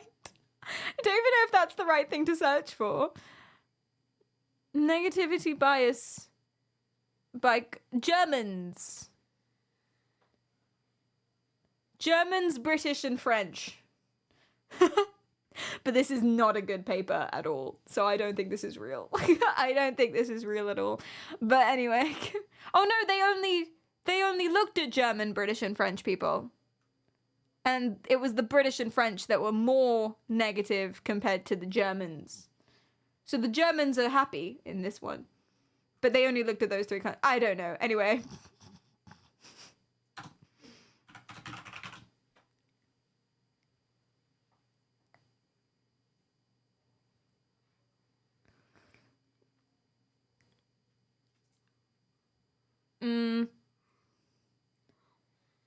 I don't know if there's anything. I think based on an AI overview, which is not reliable at all, I don't know if gender's a good one. Things disagree, apparently. Inconclusive! What was the sample size in this study? About 3. It was like the main dude and his mum. I don't know. I don't know at all. We love complaining. I guess you love it less than we do, according to this one study of him and his mum. Who knows? Who knows? learning I might be British today. Well, there it is. Oh, because you interpret things, you remember the negative things more often than the positive things. Yeah, I feel like we all do that. Yeah. It's self-esteem as well. If it was the inverse consistently, that might be a problem too. I don't know. Anyway, let's carry on. But Oh, I muted the wrong thing. Strong negativity Whoops. bias in our culture, and we have very little to pull us back into communion with oneness.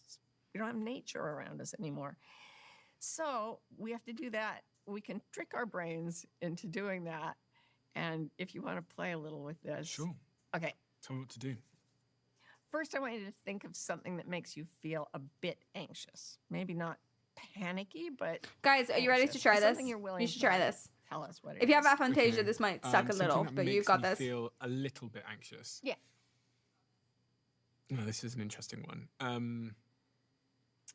Sounds like a strange thing to say, but when my partner is not happy, and I know she's not happy, but she's not telling me why, and I'm around her, and I can tell from her vibe, her face, she's not happy about something, and I have no idea what it is.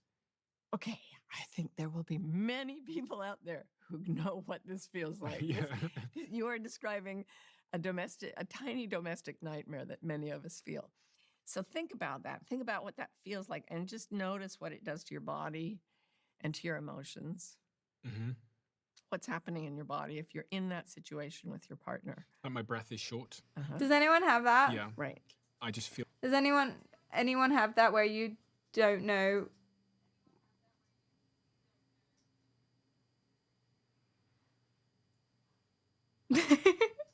Does anyone have that where you don't necessarily know why someone's mad at you, but they're always mad at you?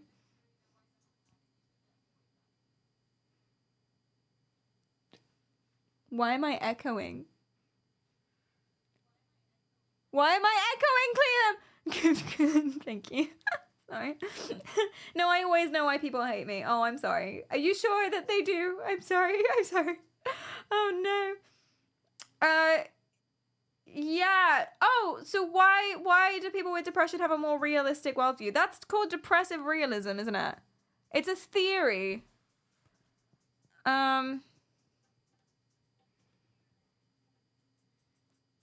I thought it was based on a light experiment. I might be misremembering this. I should probably look it up. I thought it was based on a light experiment. So, as far as I remember, there is one study. Come with me. There's one study where basically they put a bunch of depressed people in the room, so like a Twitch chat, right? They got all the Twitch chat people in a room. Here they are, or something. And they asked them, how much control do you actually have over the light in the room? Here's the light. Bloop, bloop, bloop. Bloop, bloop, bloop. And they had like a button or something. Button. And they would push the button. And it was something like, did they think that them pushing the button was actually turning it on? How often was it actually coming on when they push the button or not, or something like this? The left one is me chat. That's Mr. Deadbot, this one. So, is this like a how many Twitch chatters do you need to change a bulb thing? But basically the depressed people more accurately got it right how many times they actually had control over the button, over the light and stuff, than the happy people. The happy people were like, yeah, I'm doing it, and the depressed people were like, I'm not doing it, or something like this.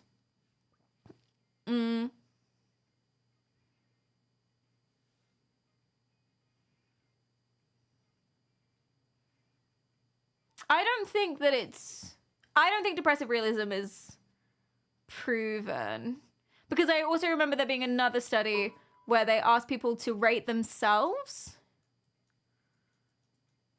They had to rate themselves, and then they had to rate others. And then they got the happy people had a positive bias about themselves and negative about other people. yes, no. But then the sad people had a negative bias about themselves, but positive about other people. So they were both wrong, but in different ways. It wasn't that they're necessarily more realistic. They're more pessimistic about themselves and their ability to control shit. Which would make sense because they're depressed and that's what depression is.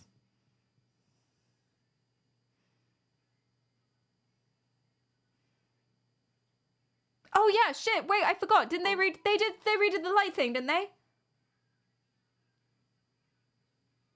Okay, fact check me on this. I'm pretty sure they redid the light thing where so when they have no control over the button light thing, right? The light was randomly okay, I remember now. The light was like randomly coming on. Okay, it was randomly coming on. The button did fuck all. They asked depressed people and not depressed people, how much control do they have over the light? Is it coming on when they push the button? Happy people were more likely to be like, I have some control. Sad people were like, I have no control over this button. And they were right because they had no control over the button. But they redid it where they did have control over the button. Like, it was still random and sometimes it wouldn't come on, etc., etc., etc. But they actually did have control of the button. The button did actually work. And still the sad people were like, I have no control. I think. So I don't think it's proven. I don't think it's not proven. But I don't know if I'd be like, depressed people are more realistic.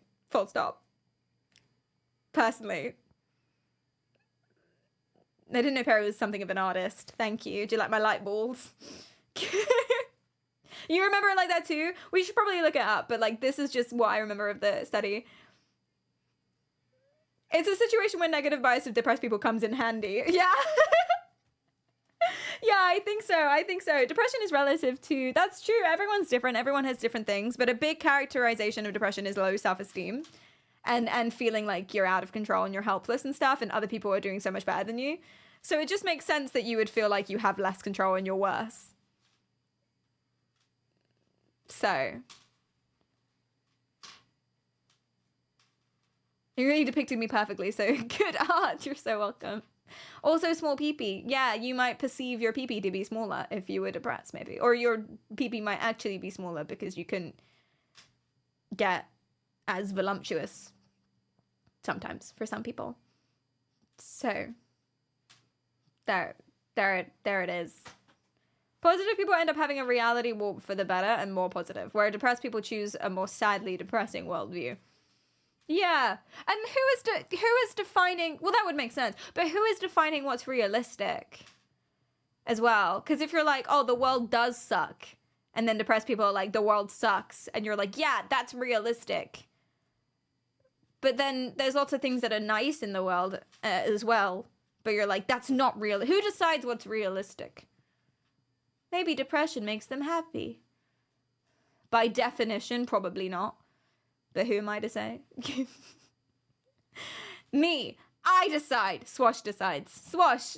What's the state of the world right now? So it's like inertia. Happy people tend to continue to be happy and depressed people tend to continue to be depressed. I think so, yeah. Things get reinforced and stuff. Hard to get that massive 4-inch throbber if you had a rough day at work and are bone tired. Thank you, Elron. Thank you. Thanks for your comment. Well, this isn't great, but it could be worse. It could be worse. We could be dead. So, GG. Yay. Anyway. All right. You heard it here first, guys. The key to being smart is to be depressed. I just don't think that's true. I really don't think that's true. Carry on. State. Can you then, instead of being afraid of her, start to be curious about what's going on? Instead of saying, tell me what's going on. Mm-hmm. It's more like, wow, she's really tense. I wonder what that's about. Mm-hmm. And it also depends what you mean about control. Do I have control over where the light bulb was made? Do I have control over the source of electricity? We might think we have control over the light switch, but barely any part of the light bulb is under our control. You know? I do know. I do know. I do. Cleedon, Wheel of Samsara, please. Please, for the love of God. Thank you so much. You have to train your brain cells so it gets really big and strong. Just the one. Yeah, just the one. Given some biceps. Exactly. I can control everything within my control. That's beautiful. That's beautiful. Yeah, anyway, she's talking about how you can reframe the situation. So he said, one thing that makes me stressed out is when my wife is mad at me and I don't know why. And she's like, well, you could reframe it and you could be curious about why she's mad at you, and instead of letting that stress you out and get frustrated and things like that, you could be like interested and be like, ooh, what, that's crazy, why are you stressed out? That's a very interesting. She's totally right. Reframing things positively so that you're more engaged in doing them is great. But I just find the idea that someone's really mad at you and you're just like, wow, fascinating. Tell me more. That is interesting. I think they'd get slapped. Not realistically in Minecraft, because that would be abuse. But like, wow. That's fast. I can't even. You are insufferable. That's crazy. That's what? I've never heard that before.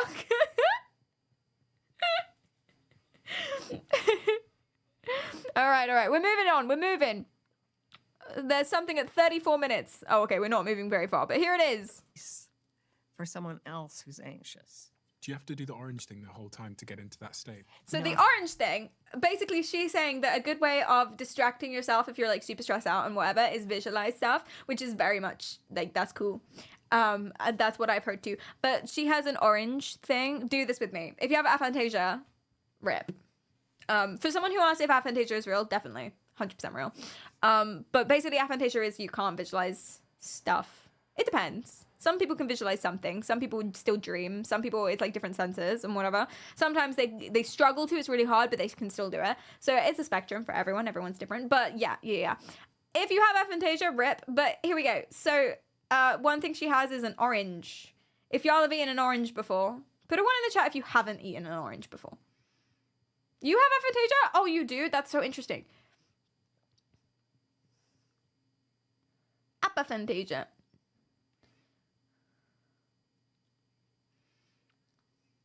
I can't visualize having aphantasia. No, I can't perceive it at all because I don't. And I cannot imagine what that's like. Bow, bow, bow.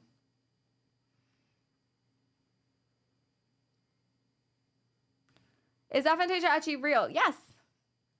What do you mean misunderstanding from semantics? What would the misunderstanding be? Bow, bow, bow, bow, bow, bow, bow, bow.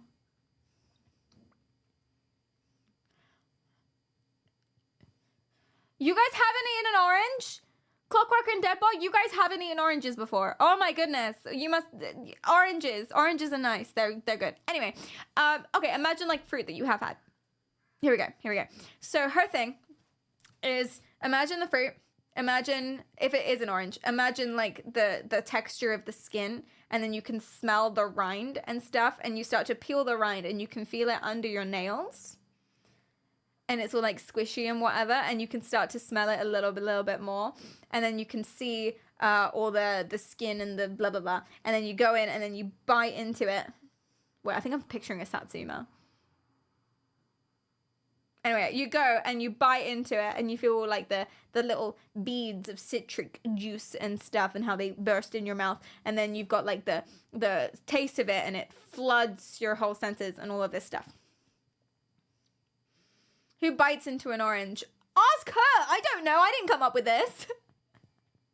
You don't wedge it first? But that would be a longer imagination thing. Smells great. There you go.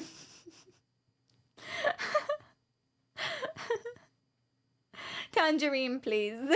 I'm a Satsuma girl. I'm a Satsuma lady. I can't abide by it. Clementine's actually the worst. Fuck off with that nonsense. Fucking clementines. I'm a Satsuma all the way. What's aphantasia? It's when you can't visualize something in your head. Like you can't imagine it. So if I said a tree, you haven't got the picture. tree blowing in the wind and now it's being uprooted and thrown over a fence. You wouldn't be able to have like that image in your head. You'll know what I'm saying. You'll know what I'm talking about, but you can't like. So a skill issue, yes. Yeah, what would the semantic misunderstanding be? Because that's interesting. I've never heard that before. Beep, beep, beep. The orange skin tastes better than the actual fruit. That is the most unhinged thing I've ever read in my life. That is... I don't even know how to approach this. What's tastier? Orange peel.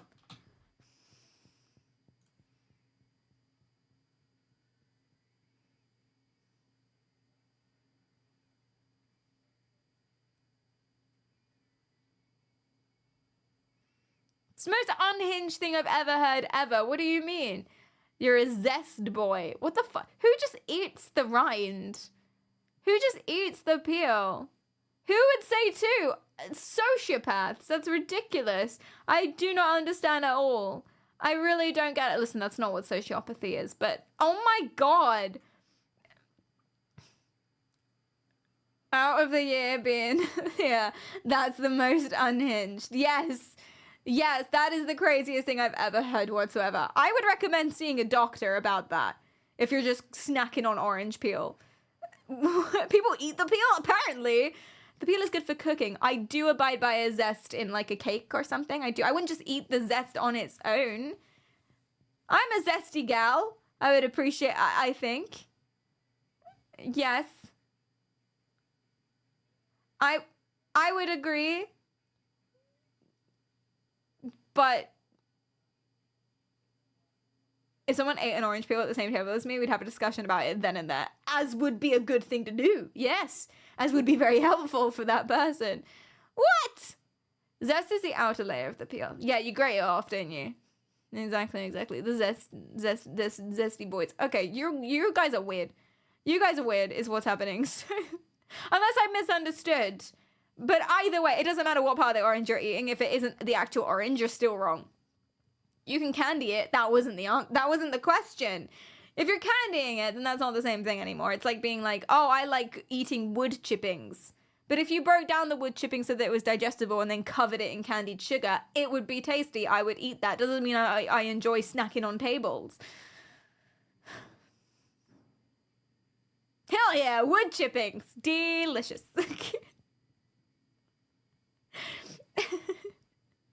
Yesterday, I saw someone say cheese is mid in Twitch chat, so, you know, no unhinged food opinion will surprise me. Cheese is mid. I can't get behind that at all. My cousin doesn't like chocolate.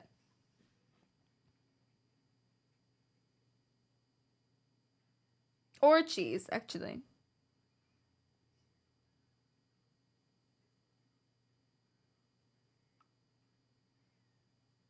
De-own the cousin. To be fair, we don't get on. So we don't get on. She's rude. She's rude. She's mean to me. And I don't abide by this behavior.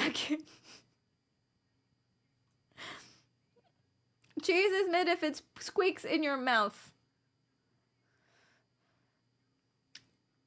Do you know, I'm not a fan of Swiss. Not a fan of Swiss cheese. It's too I like a sour cheese. I don't like a bitter cheese. Halloumi's goated. Halloumi's a squeaker, and that's delicious. Yeah, absolutely. Absolutely. Yeah, I like a rich cheese, like a mature cheese. I don't love a Swiss. Swiss is it tastes okay, I don't know how to I'm very bad at describing tastes. You know how some tastes taste blunt? Like dull. Like if it was a pencil, it would need sharpening. Do you know what I mean? Yeah, it's like the opposite of high-pitched, like a high-pitched taste.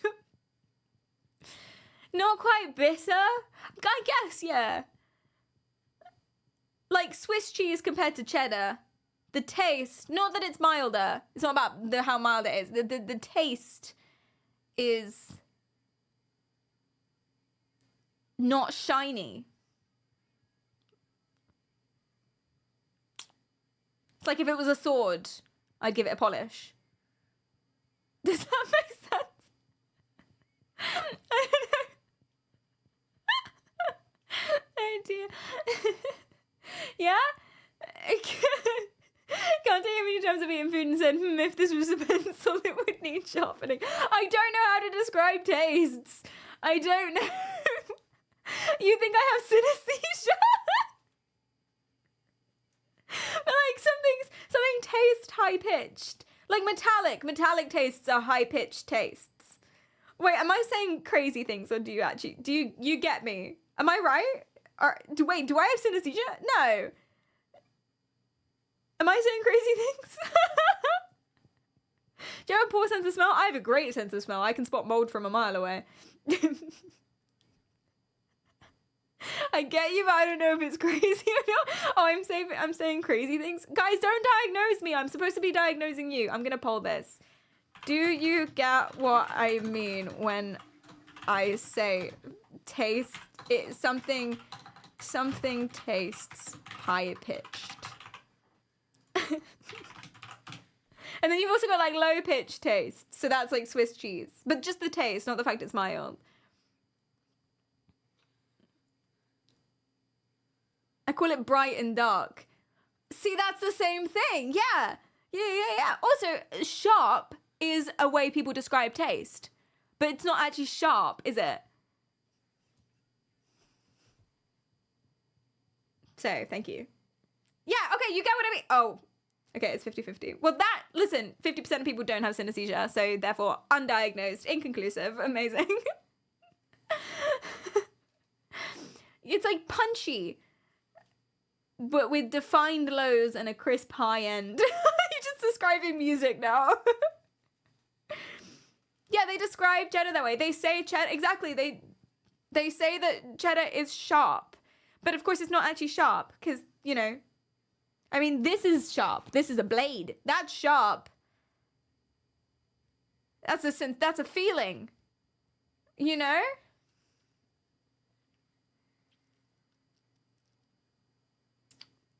Don't eat a blade, exactly. I don't want to get confused between this and cheddar.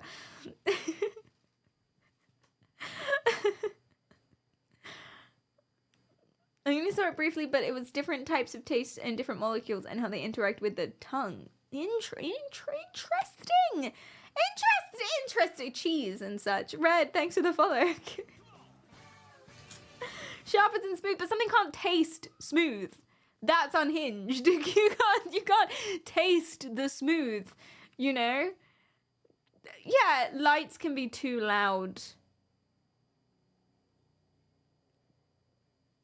Too loud. Don't you mean... See, I never understood that. Don't you mean bright? Isn't there already a word for that? I've heard this, light being loud. Isn't it bright? Isn't that the same thing? I'm assuming it's not the same thing. Help me understand. It becomes like a sensory thing. Like it's overwhelming. You don't actually hear anything, but it's like all over you. Interesting. Colors can definitely be loud. I had a teacher in school that wore the same bright color for every single clothing item. So she had like fuchsia everything, shoes, hairband, everything, top to bottom, same shade of fuchsia. And she'd do that every single day with different really bright colors. It's crazy. Love that for her. She was living her best life. She was loud. So yeah. I can hear electricity. Oh yeah, like the buzzing. Yeah, I can hear electricity. Sometimes. If it's loud enough. Yeah, in the air. Yeah. It's like a... Sounds like autism. Autism doesn't have a sound, Alex, so you sound really stupid right now. What would the sound of autism be? Don't answer that. Don't answer that. How does yellow sound?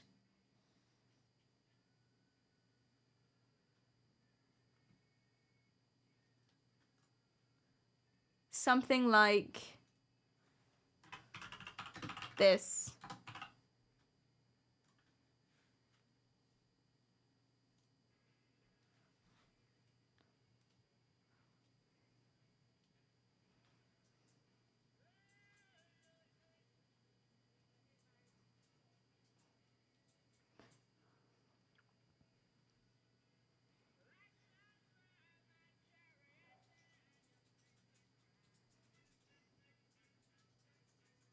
Anyway, I'm sorry. Sorry. that I would say that's what that is. No, that doesn't sound yellow at all to me. Okay, what I have another suggestion for what yellow sounds like. I'm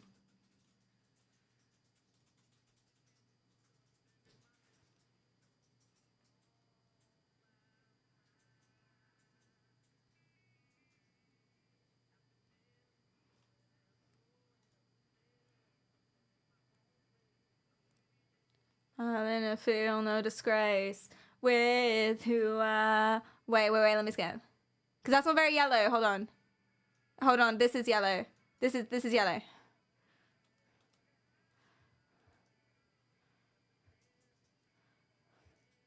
It's just a change in me, something in my liberty.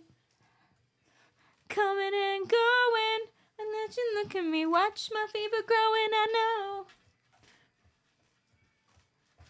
Ba ba ba ba ba ba ba ba ba ba ba ba. I partied too hard. My earphones came out. No? Coldplay are overrated. This is the verb. Oh, you mean in general? Yeah. I wasn't gonna play Coldplay Yellow because Coldplay Yellow does not sound yellow, it sounds blue.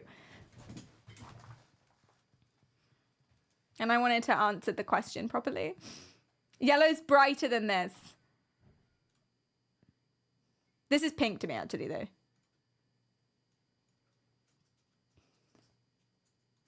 Wait. This is orange. Orange. But that's probably because hot's in the name.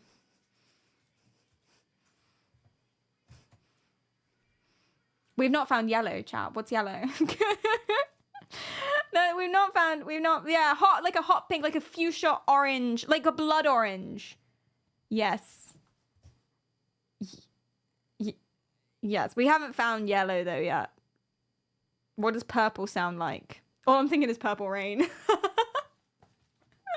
That's all I'm thinking of. But that's cheating! That's cheating. It has to be just the music, just the sound is the color, not any other associations. What is purple? The Beatles are purple. Oh, the Beatles, in my mind, are yellow, actually. This is yellow. This is yellow.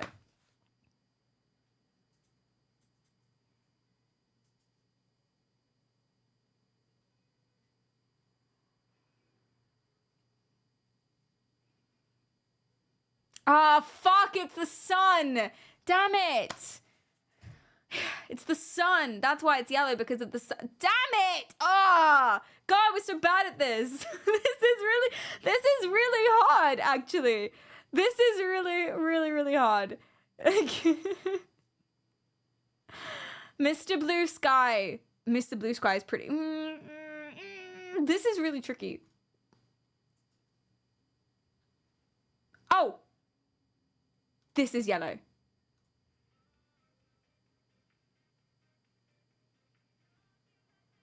And there's nothing yellow in this song.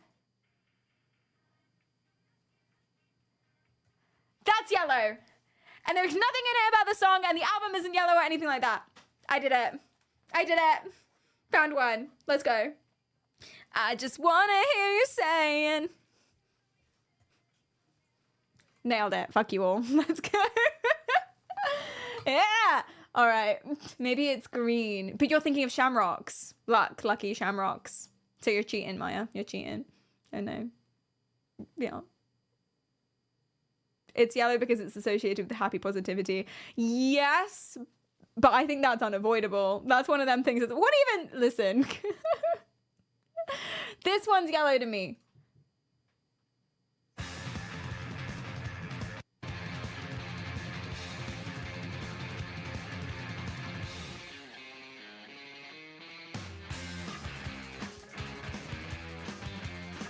Okay, you're very angry. Wait, I think I've heard this song.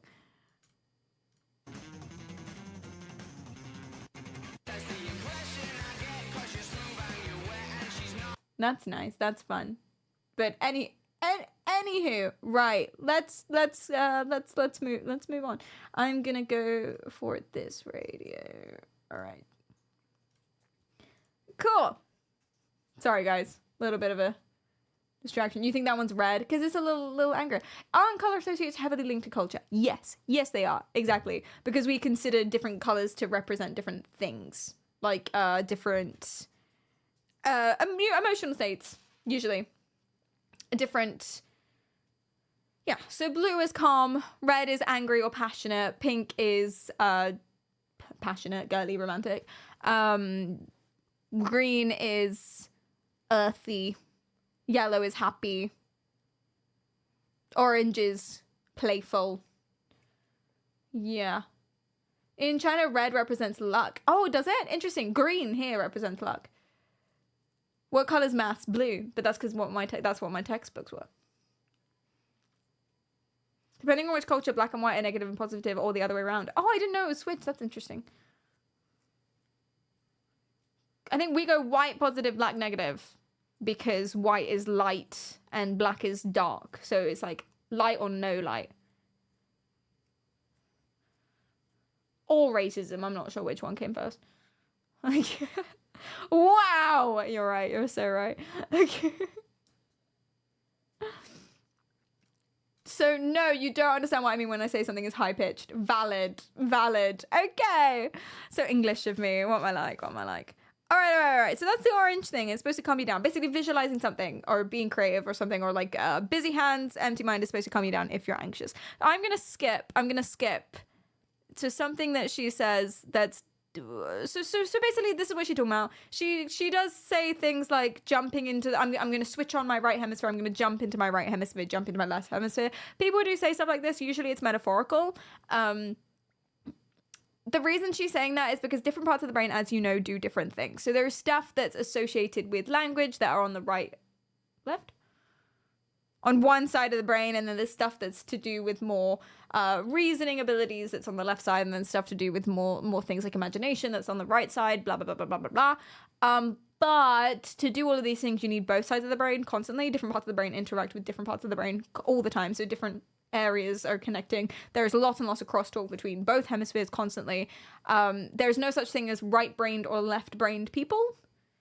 You use all of your brain all of the time.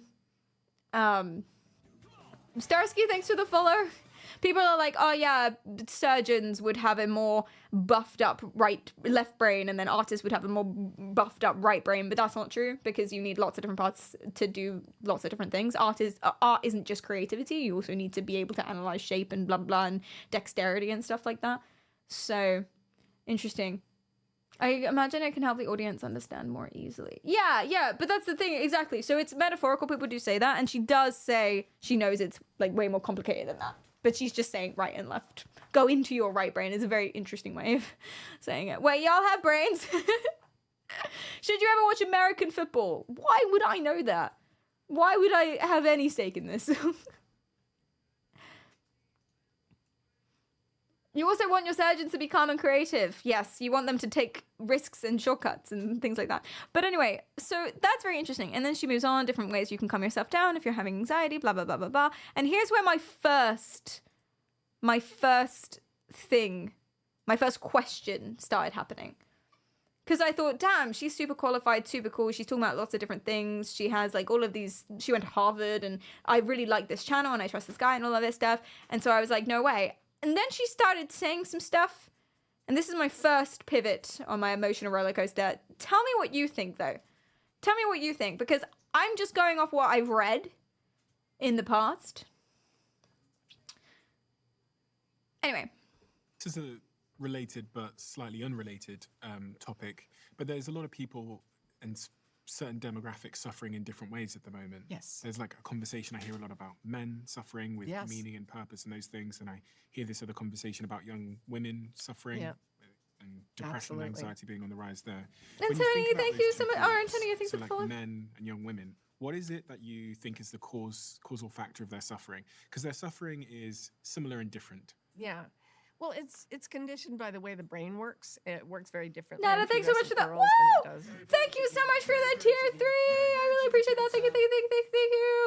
Thank you. That's amazing. Joel's in chat. Joel's in everyone. Joel. Thank you. Thank you. That's so nice.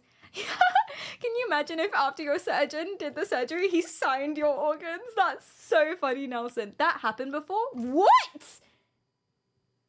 Well, he's just creative, man. That makes him a better surgeon. Wait, what do you mean? Wait, what? What? No fucking way.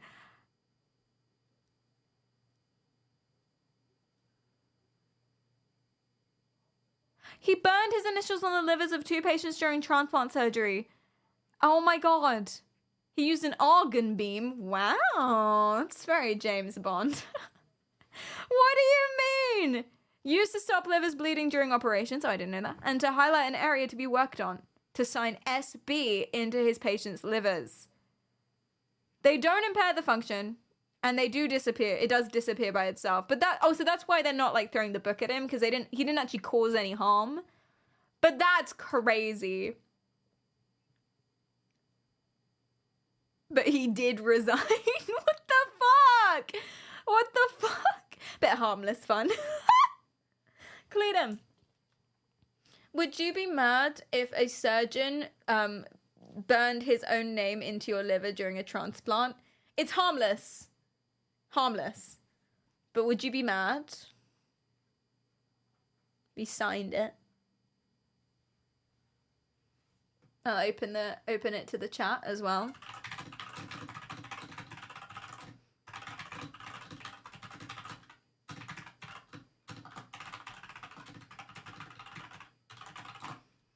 Yes.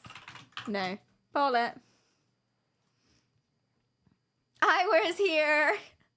Put in a little Havla, SB plus your name, PK. Only if it was something a bit cooler. Yeah, it's just his initials, I know. If you did like a Batman sigil. Maybe you could pay someone to do something cool and you can like show the scan of your liver.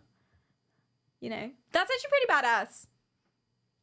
Like a tattoo. And then you can have like a liver scan where you can see the tattoo and you're like, ooh. And you can put it up in your wall.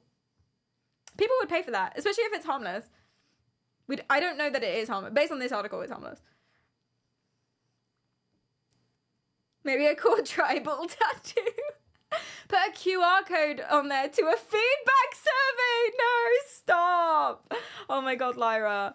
I hate it when people do that. I hate it. I went to a school counselor meeting, like a guidance counselor for future careers at my school when I was 16.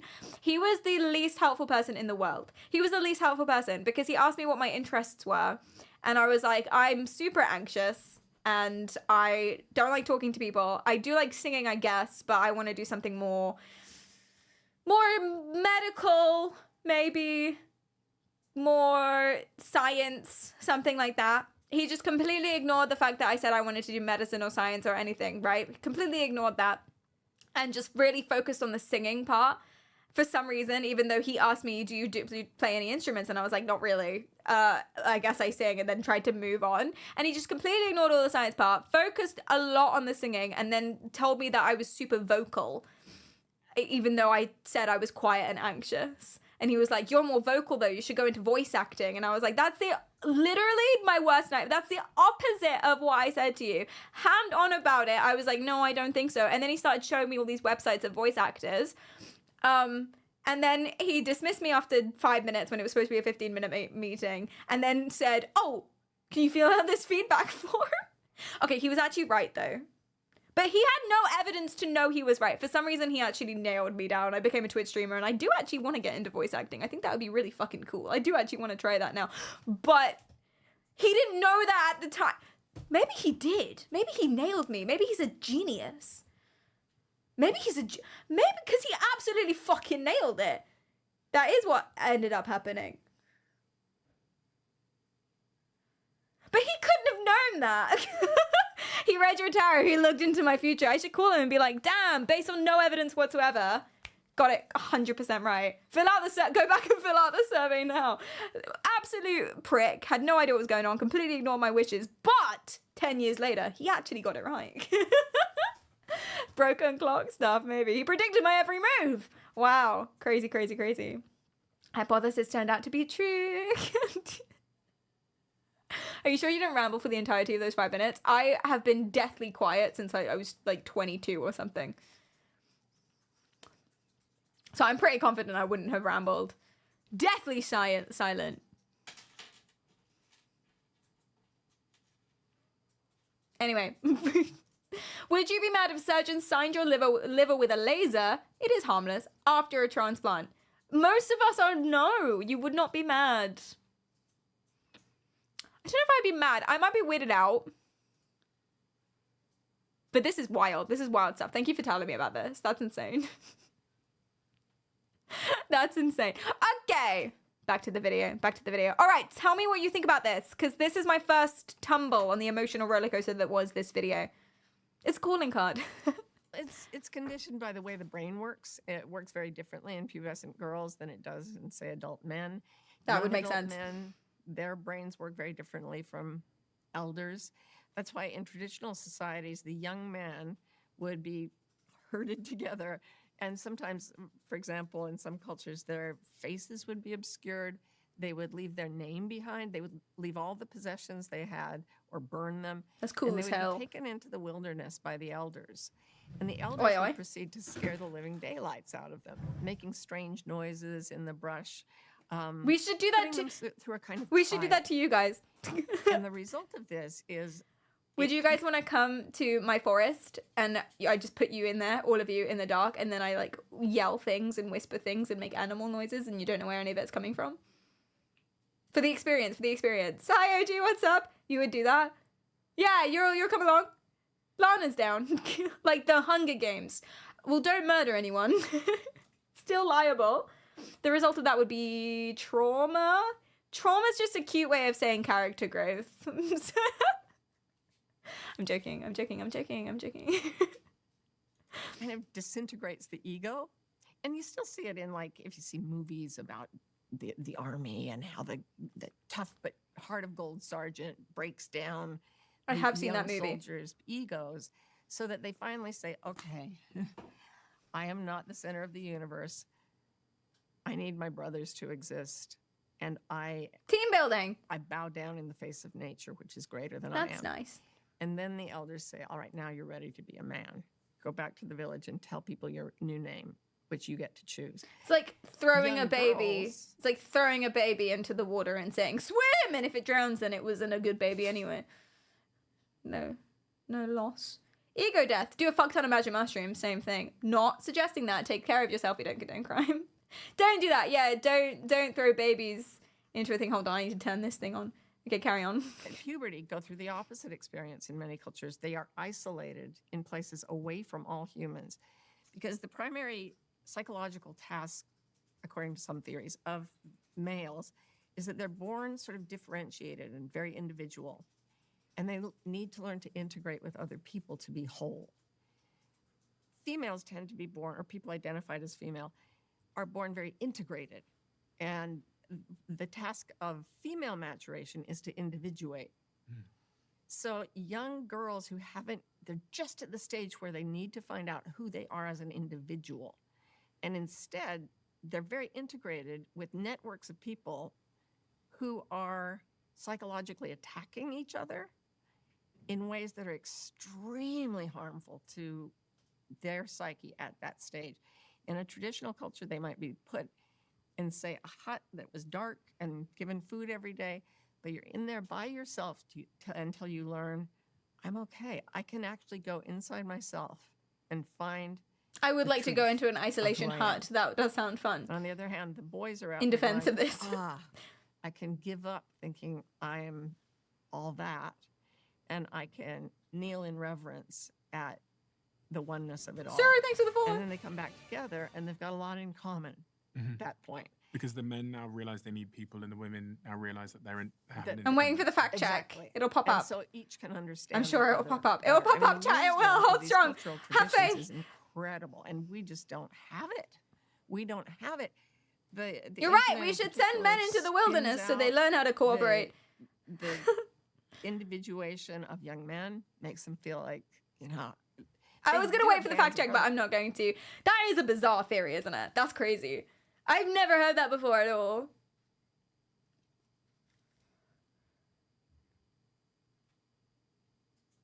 men are born individual and they need to learn how to not be the main character. And then women are born collective and they need to learn to have a spine. I've never heard that before. That's crazy. Where did she hear that? I'm not sure. That's why I'm waiting for the fact check. I'm not sure where she got that from either. I don't think that's real. Usually I'd ask you guys, what do you think? But I think I know what you think. She got that from her crystal ball. Was she talking psychology or society? See, I would agree that there's probably like, I think I would agree. And from what I've read, it would make sense, or it aligns with stuff that I've read before, where women do tend to be a little bit more collective thinking, and then men do tend to be a little bit more individualistic thinking. Not that either of those things are a bad thing, but I think it's sociology that. So it's like more about expectations and the way that people are brought up and society and how we've been molded and stuff like that. I've never heard the theory that we're born that way. And that's the thing. She's saying born. They're born that way. They're naturally this way. Yeah, it's learned group dynamics and things like that. It's a result of the environment. I'm glad that we're all agreeing. I'm pretty sure that is the thought. That is the agreed upon thing. It's more of a learned thing. Exactly. But she's saying they're born that way. And that is, I've never heard that before. That's crazy. That's wild. That's so wild. Maybe it was about lions and not humans. I mean, easily confused, to be fair. Easily confused.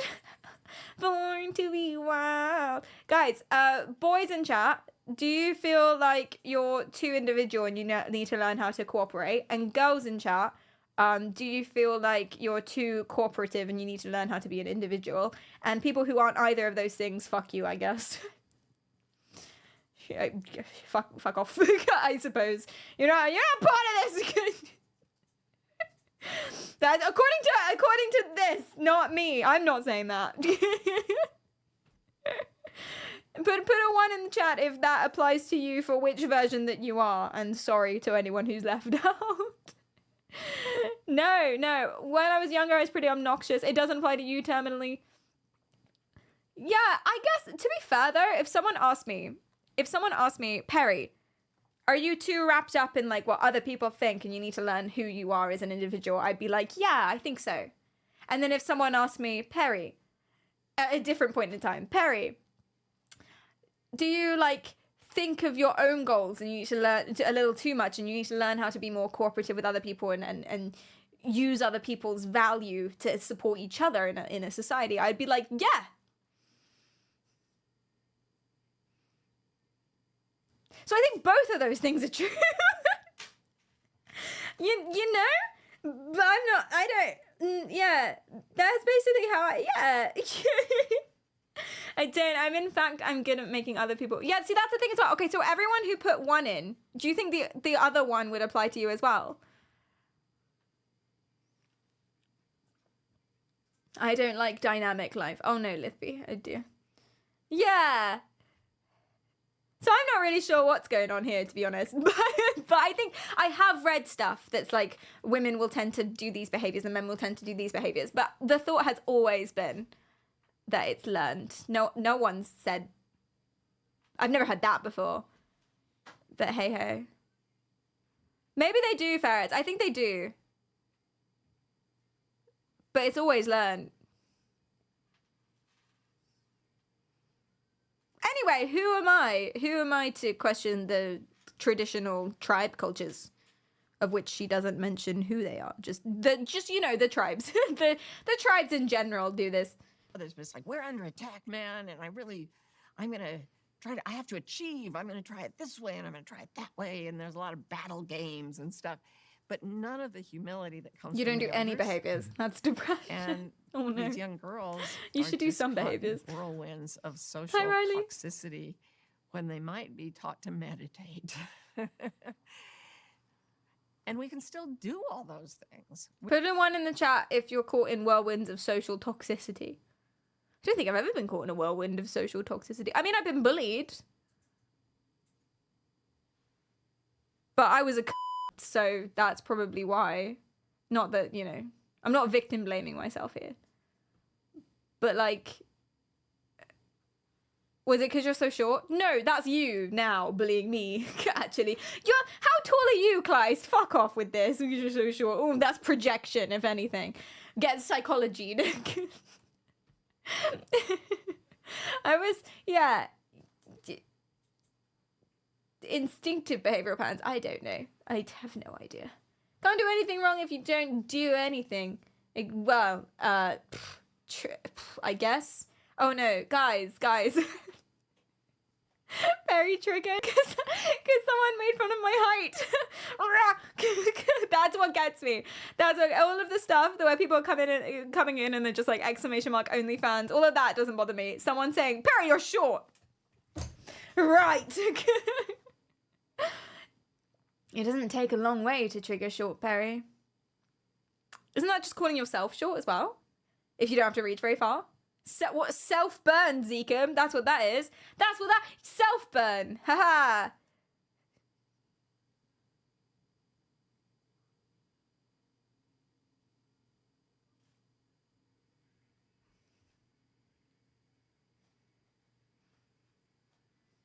Short fuse.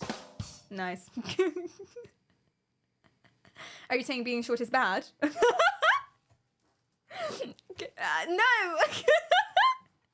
I didn't know. No, I didn't. I did not say that. I did not say that. Oh no. Self-burn still better than spontaneous combustion, which my engineer over there says isn't real in the end. So. Cool. I thought it was, but he said no. Because how? He was like, it's pretty conclusive. He's lying to comfort you. Cleedum, do you know when you said spontaneous combustion wasn't real, were you lying to comfort us? You were. Everyone say thank you, Cleedum. Thank you. Lies are fun. Lies help you feel better. Make the Delulu the true Lulu. Yeah, yay, thanks, Clued. Yeah. Okay. So here's my next. I'm gonna skip over this part because it's a little sag, actually. Okay, here's the next fun part. Okay. So I was like, oh geez. I tried to skip this, and actually I'm showing you the worst part. All right. Sorry. I tried to skip it and I showed you all of the worst words. My dad would do that whenever we were watching a movie. So Snakes on a Plane or something. We watched Snakes on a Plane. Spoilies, but it's from the 70s or something, so shut the fuck up. There's a scene where the snake bites the tip of his wazzle dazzle, and I don't know, but I think you see all of it. Like, you see a lot. Or it's implied, right? It's not a kid's film. And I was like 6, so my brother was like the same age. We were very young. And he turns the channel. So we're watching Snakes on a Plane, and it's that scene, and he knows what's happening. He's like, oh God, and he turns the channel. And then he's like, okay, I'll wait until it's over. And he flicks back. This happened with every single movie. When he would flick back, it would be the worst image. And he's like, oh no! And he would go back, and then he'd do it again. Oh, fuck! And so we would see the worst parts of the scene, but in like a very dramatic flash, and we were both like, oh! That's exactly what I just did. Oh no. Freeze frame! Just burned into your retinas. Exactly. It's more like subliminal trauma. That's so true. That scene traumatized you. I checked the toilet seat for more than 10 years after that. The Mummy traumatized me because I saw The Mummy when I was like 5 or something. I was scared of the dark ever since. I'm getting flashbanged with it rather than leading in. I would have been so much better if we just watched the scene. Exactly. You do that with everything. All right. So she has a theory here that lying makes you physically weak, like in the moment as you're lying. And so this is very interesting. This was the second turning point on my emotional roller coaster of this film and my opinion of her. So have a little look at this. Stick your arm out. And hold it up. Don't let me push it down. Oh, by the way, how's the audio? Is it too quiet? Someone told me it was too quiet, and I just realized I didn't do anything about it. I just kind of assumed it was fine for some reason. Okay. Don't leave me push it on. Is that better? Okay, now, I want you to do that while lying. And the lie You want I'd your like you to ears to say is, bleed. I love to vomit. Okay. I love to vomit. Say it holding your arm up. Yeah. Say it. I love to vomit. Why? That's so weird. Now say, I love fresh air. I love fresh air. Now, I'm trying my very hard. Let's say it again. I love fresh air. Now say, I love to vomit. I love to vomit. Why is that? That's so strange. This is why polygraph machines work on everybody with psychopaths. Just for people that couldn't see that. So a fact check's going to pop up there. I've done a stream on lie detectors before. What do we know about lie detectors? What is very commonly known? I don't like grand sweeping general statements like it is known that, because it's like it is known by who. But I feel like with lie detectors, I can say it is very, very well known that they don't work. They have an agenda. What the lie detectors, like the machines themselves. yeah, they don't work. They're not accurate. They're not admissible in a court of law legally, which is a big indication. They don't work. You can fuck with them very, very easily. It's subjective. Everyone has different physiological reactions. So the way a lie detector works, but this isn't about lie detectors, but we'll come back to this. The way that lie detectors works is that it measures a couple things. So it measures your heart rate. It measures your blood pressure. Just gonna put a number or something over 8. I don't really know how blood pressure works. It measures your wait, why don't I just I'm doing it, chat. I'm doing it, finally. So it measures your heart rate. It measures your blood pressure. It measures your how conductive your fingers are, so your sweat. What else does it measure? Breathing. There's one other thing too, but I keep forgetting. Does anyone know? Your sphincter. No. No. The 120/80 is a good blood pressure. Thank you. What's the other thing? Your karma. I don't remember. Heart rate, breathing, blood pressure, skin. Maybe it's just those 4. Yeah, maybe I've hallucinated a 5th one. EEG. No, not. Yeah, your thetans. Yeah, so that's what they measure, the lie detectors, right? But you can kind of botch it. So the way they work is basically they'll be like, they'll make you lie. They'll be like, have you ever told a lie before?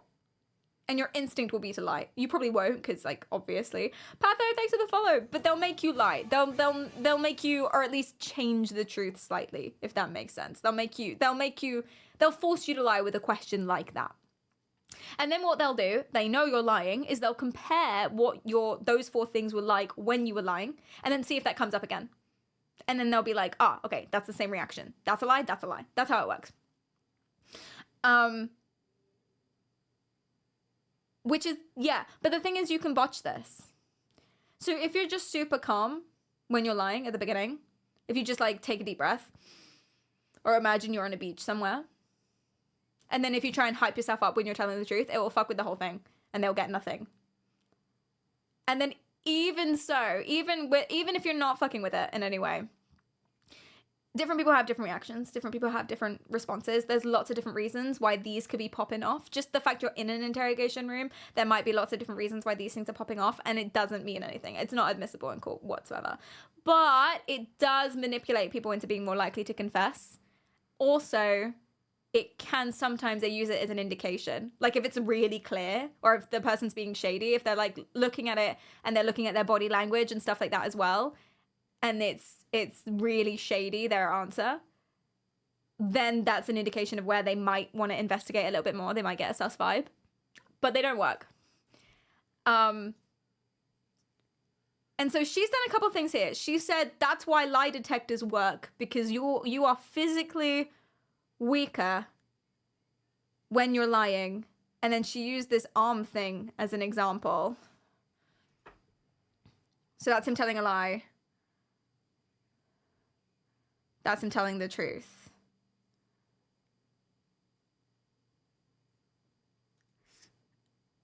Clee, do you want to test this with me? Oh, he's not in the room. Unlikely. You were going to get a Cleed hand. Okay, I'll show you the second video. Or something that Roshi also sent me about this. So he is a mentalist, which is a kind of magician. So he basically, have you seen cold reading? Where magicians are like, you're thinking of a number, I can guess what number you're thinking of. And they say, about, like, they do these like weird tricks as part of a magic trick. He also analyzes body language. Body language is not a perfect science as well, but I've done a different stream on that anyway. But yeah, like cold reading. Yeah, cold reading is really, really fun. So he's a body language reader and a mentalist, so he's a magician. And he did a video about the video that we're watching. And basically, this is what he had to say about it. So he basically tested this. But he thought it's a classic trick to kind of... If you tell someone something's going to happen, they might think it will happen and they might make it happen. Hi, Patho. So he does the opposite with his friend. This week, and I took a second to film with one of my friends the exact opposite demonstration of this to prove that truth-telling makes you weak. Take a look. So, Danny, there was some research that showed that when we tell the truth, our body is in a relaxed state. But when we lie, we tense up because we're more self-aware. So we get tense, we get rigid. That makes sense. And I can prove this. Hold up your hand like this, and in a moment you're going to say something that's true, and you'll see how the body responds in calmness. I'm going to try to push down on your hand, keep it strong. Try to prevent me from doing that. Yeah. So say something that's true, like my name is Danny. My name is Danny. See? It almost immediately, because your body's relaxed. Yeah. Now hold it up again, try to hold it up, and say something that's not true. Like say, for example, my name is Robert. My name is Robert. See? Like, try. See how much more strength you have there? Look, and I'm actually trying hard here. Okay, let's try it again. Say, my name is Danny. My name is Danny. See? Easy. That's crazy. Yeah, hold it up, hold it up. Say, my name is Robert. My name is Robert. See how much more, you literally Wow. can hold it up with more strength, right? And so that's the point that he's making. That's the point. So because this is his criticism of this. So when she was saying people are weaker when they lie and did this demonstration, he literally, on purpose, did the opposite to prove that it was just a trick. It was just a trick the whole point. And this guy brings up those strength bands. I hadn't heard of these before, actually, but it's really interesting. So there are these strength bands that they used to sell, power bands. And they basically they told you that it would give you super strength. Little rubber bracelets. It's just a toy, but people still. claim when you put them on, it balances you and it gives you strength. And they had all these different demonstrations where, you put it on, you stand up for like balance, this, and yeah, with the balance bracelet, bands. You can't be tipped over, but when you take the bracelet off, you're falling over. They did this exact same test with the hand. They did it with trying to pull you down from your arm. All kinds of different tests to prove the effectiveness of this bracelet and how it balances your energy or your body or whatever it is. So I've seen a very similar demonstration. So it's basically placebo. If I'm using the word placebo right, it's basically placebo. You think something's going to happen, so something happens. I did it with Cleedon. I did the hand thing, lying makes you weak hand thing with Cleedon before the stream. I couldn't push his hand down regardless. Like, regardless of what I did, I couldn't push his hand down because he knew about the experiment. So he told a lie, I like milk. He told a lie, I like dark chocolate with nuts and fruit in it. Couldn't push his hand down. I like milk chocolate. Still couldn't push his hand down. Regardless. Checkmate, atheist! But then again, yeah, I mean, that doesn't prove that he wasn't weaker because it's me. Despite what I look like, despite my raging swans, not very strong, actually. I know. Crazy. Crazy. Maybe he's lying about liking milk chocolate. Proven. Proven. Caught out. Damn, girl.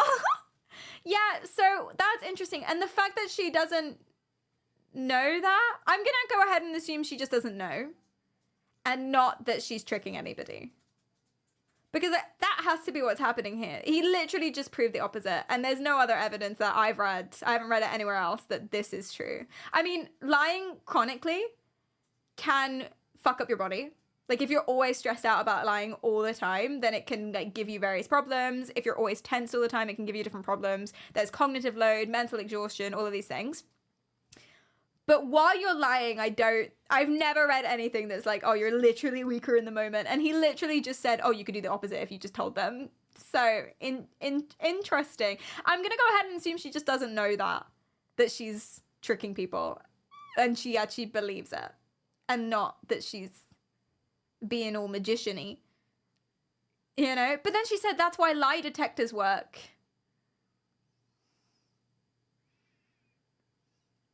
When we all know lie detectors don't work, obviously.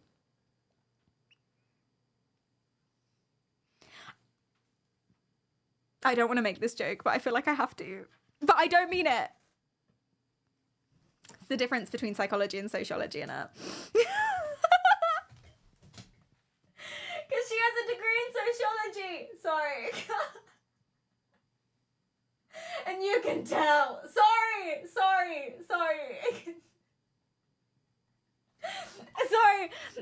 I have a degree in psychology. Sorry. The shade. She's not sorry. I'm so sorry. I'm being a snob, and I'll do it again. What's the difference between astrology and astronomy? Astronomy is real and like space and stars and stuff. Astrology is like star signs. It's a faith. Astronomy is the real one. I always get confused though because ology is science, like biology, right? And nomi is also science, but I hear it less often. So I'm like, astrology has to be the real. I get confused. But why don't you just use the truth serum on anyone? Yeah, then you wouldn't need the hand thing. Don't know why they just don't use that. Easy.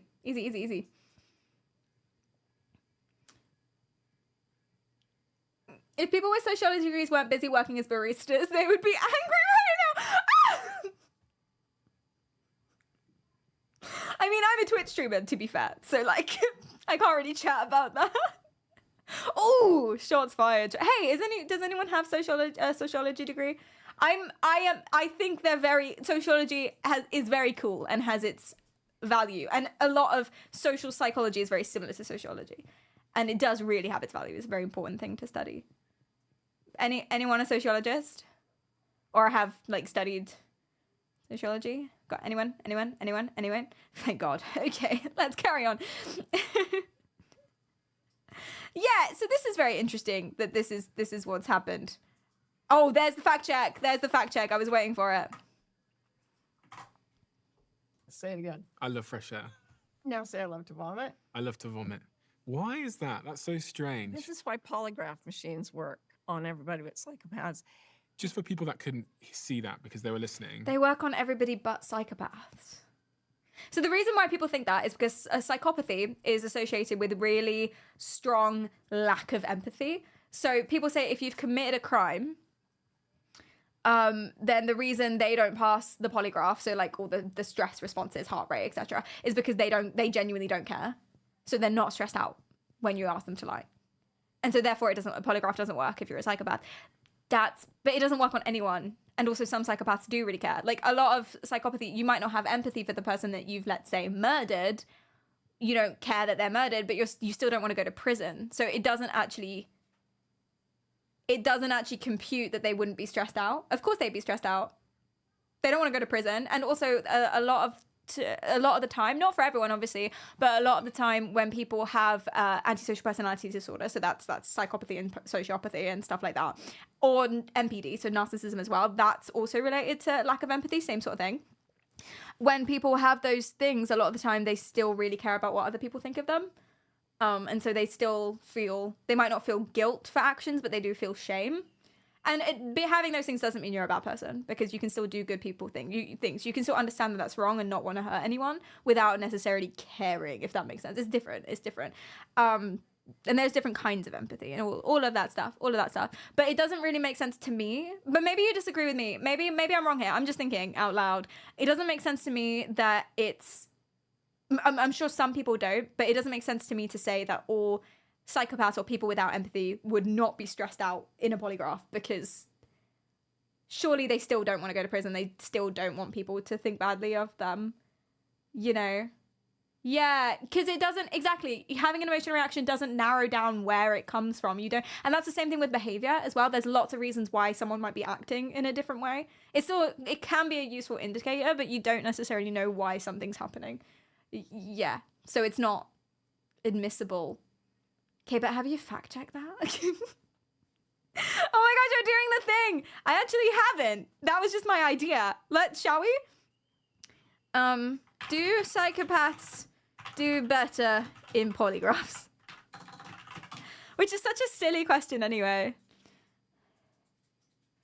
It's identical. According to APA, which is the American Psychological Association, cursory Google search, it says that the accuracy figures for psychopaths and non-psychopaths are identical. Interesting. I mean, that obviously doesn't mean anything because polygraphs don't mean anything. Oh yeah, so here's the fact check. While these physiological responses to lying are documented, their direct impact on immediate physical strength remains unproven. Further research would be necessary. I love that they do this. I really do. So that's interesting. that's interesting. Yeah. Okay, but it gets worse. She does say something cool here, actually, that I wanted to share with you. Something cool here that I wanted your opinion on because I'm not sure how I feel about it. I don't know if I've just been like. So if I messed lie, I with in can some bench ways, more. but The when I opposite. say If you I tell the live to truth, you can Bombay, bench more, according to her. She could push Try my it. hand down. Just be like, I cheated on my wife last week, and then you'll hit a new PR. Just keep telling the truth. I never liked your boots. That girl over there, hate her. Why is she doing squats with a rubber band in the squat rack? What a bitch. And you'd be like so good. I always think I'm the hottest person in the room. Bench press. Just like the worst truth telling. You're doing an overhead press. Well, yeah. But I was imagining myself lying down, but then still up is up. So I'm lying down, but up is still up. So it's a bench press, but like a metaphorical one. But I see how that looks like shut up. But when I said I love fresh air, she couldn't push my hand down, and she wasn't Just a trying regular both times, gym she was day. pushing hard both times, and I would think that I'd be able to resist both forces. But when I said I He love got to vomit, bamboozled. it was like My the only boy way I can got describe it bamboozled. Was I wasn't actually connected to my strength and my Yeah, hand. Exactly. I wasn't. It was like I was inside my head, so I couldn't also at the same time think about you're about to push me. Right. It was like there was two And different. so that makes sense. You might be like, okay, yeah, he's weaker because he's in his head and he's not focusing so much on resisting. And that makes perfect sense. But then again, this guy's opposite, where he did the opposite.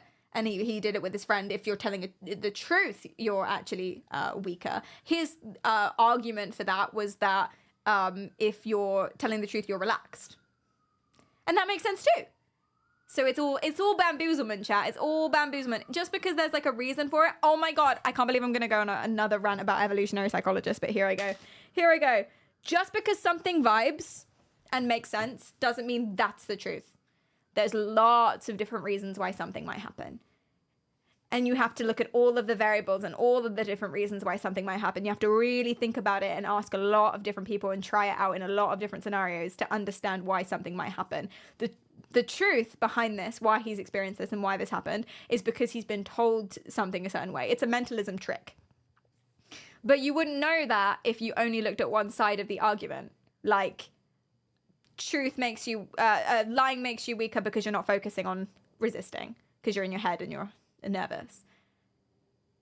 And that's something that evolutionary psychologists do all the fucking time. They'll like have one argument. They'll have one argument of something that sounds good and makes sense, and they'll be like, therefore it's the truth. And they haven't done any they haven't looked at any other arguments or done any other due diligence. They haven't looked at anything else, and they're just like, yep, that's the truth because it sounds good. And then everyone else is like, oh, they watch a YouTube video and they're like, yeah, that sounds good. That must be right. And it's just not. Evolutionary psychologists, man. Not all of them. So like, I don't believe in evolution. Not all of them. But god damn it. You can tell if someone's an evolutionary psychologist by whether or not their conclusion makes sense. Sorry, I popped off again. Moving on. different systems. Yes, because the body Dom, lives thanks for in the follow. reality. The body is honest.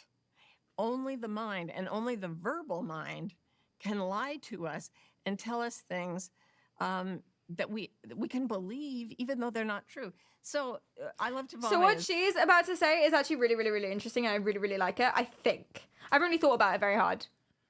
I watched it about 2 seconds before talking to you guys. So what do you think about this? A statement that says it's okay for me to feel horrible. But a smaller version of this is I often speak to groups, and often they're in like hotel ballrooms or in auditoriums. And I'll stop right in the middle of the speech and say, apropos of nothing, is everyone comfortable? And they'll say, yes. And no, really, truly, are you genuinely comfortable? Are you really comfortable? And they say, yes, go on with your speech. And then I say, so how many of you, if you were sitting at home alone, if you were at home alone right now, how many of you would be in exactly the position you're in at this moment? And nobody raises a hand. And then I say, why not? And they have to sit and think for a long time before someone finally says, I'm not completely comfortable this way. And I would say, well, that's okay, because humans can tolerate a lot of suffering, and this is mild. What concerns me, and should concern you, is that 30 seconds ago you swore to me in broad daylight that you were absolutely comfortable, while you knew you weren't. Your body knew you weren't comfortable, and your mind was doing this little trick where it goes very quickly through this. Okay, in order to listen to speeches, we sit in uncomfortable positions, and that's okay because it's worth the benefit we get out of it. I really like that. Of course, they could have been lying to her. They might not want to say, no, I'm not comfortable, because then they would draw attention to themselves, and then also someone might do something and they're like, no, I'm comfortable enough. They probably were lying in that scenario. But do you think, genuinely asking, I don't know. I really don't know. I haven't really thought about it. But do you think that that's probably true? Like, you just completely ignore stuff? Like, you actually genuinely, your brain actually genuinely ignores stuff because of the context. Like, I'm comfortable enough, therefore I'm not going to notice how uncomfortable I am. Actually, now that I say that out loud, that feels pretty obvious. Maybe? What do you think? What do you think? Yes, 100%. That's really interesting, isn't it? Like, your brain will hop and skip and jump over sensory input is what that is. Because of just allowances and context of stuff.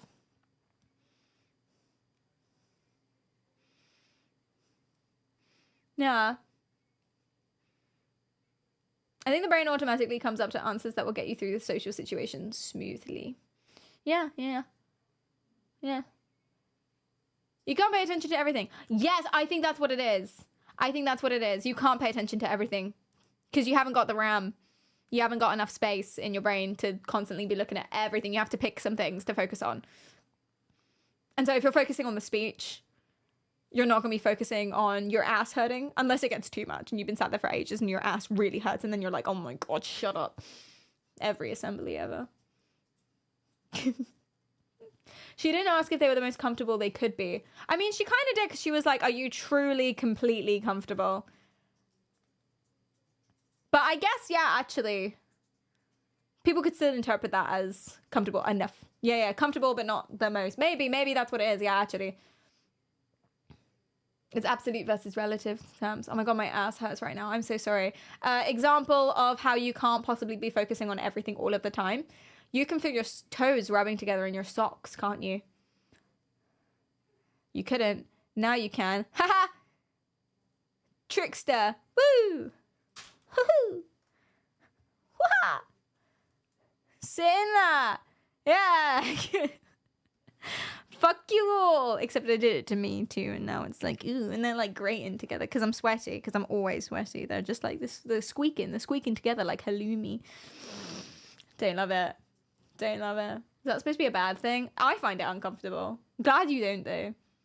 If you don't breathe manually, you will suffocate. Do you know, immediately before I even read that out loud, as soon as I read it, I like forgot how to breathe. Does anyone else feel their tongue hitting their teeth? Oh my God! That's not fair actually, because of all of you, I'm the one talking the most. Presumably. Stop it! Stop! Ow! I just hit my hand. Stop it! Stop. Okay, I'm skipping. I'm moving on.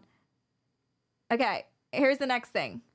So, she's a kooky duck, right? She said a few things that aren't verifiable. She said a few interesting things. She's given advice that's not necessarily bad. She said a few things that's unverifiable. It's got increasingly more, I'm not actually confident you know what you're talking about. Maybe. Hey, people have different gaps. in their knowledge. Like, some people can be really good at some things and then not really good at something else. Considering she's a life coach, though, she should probably know.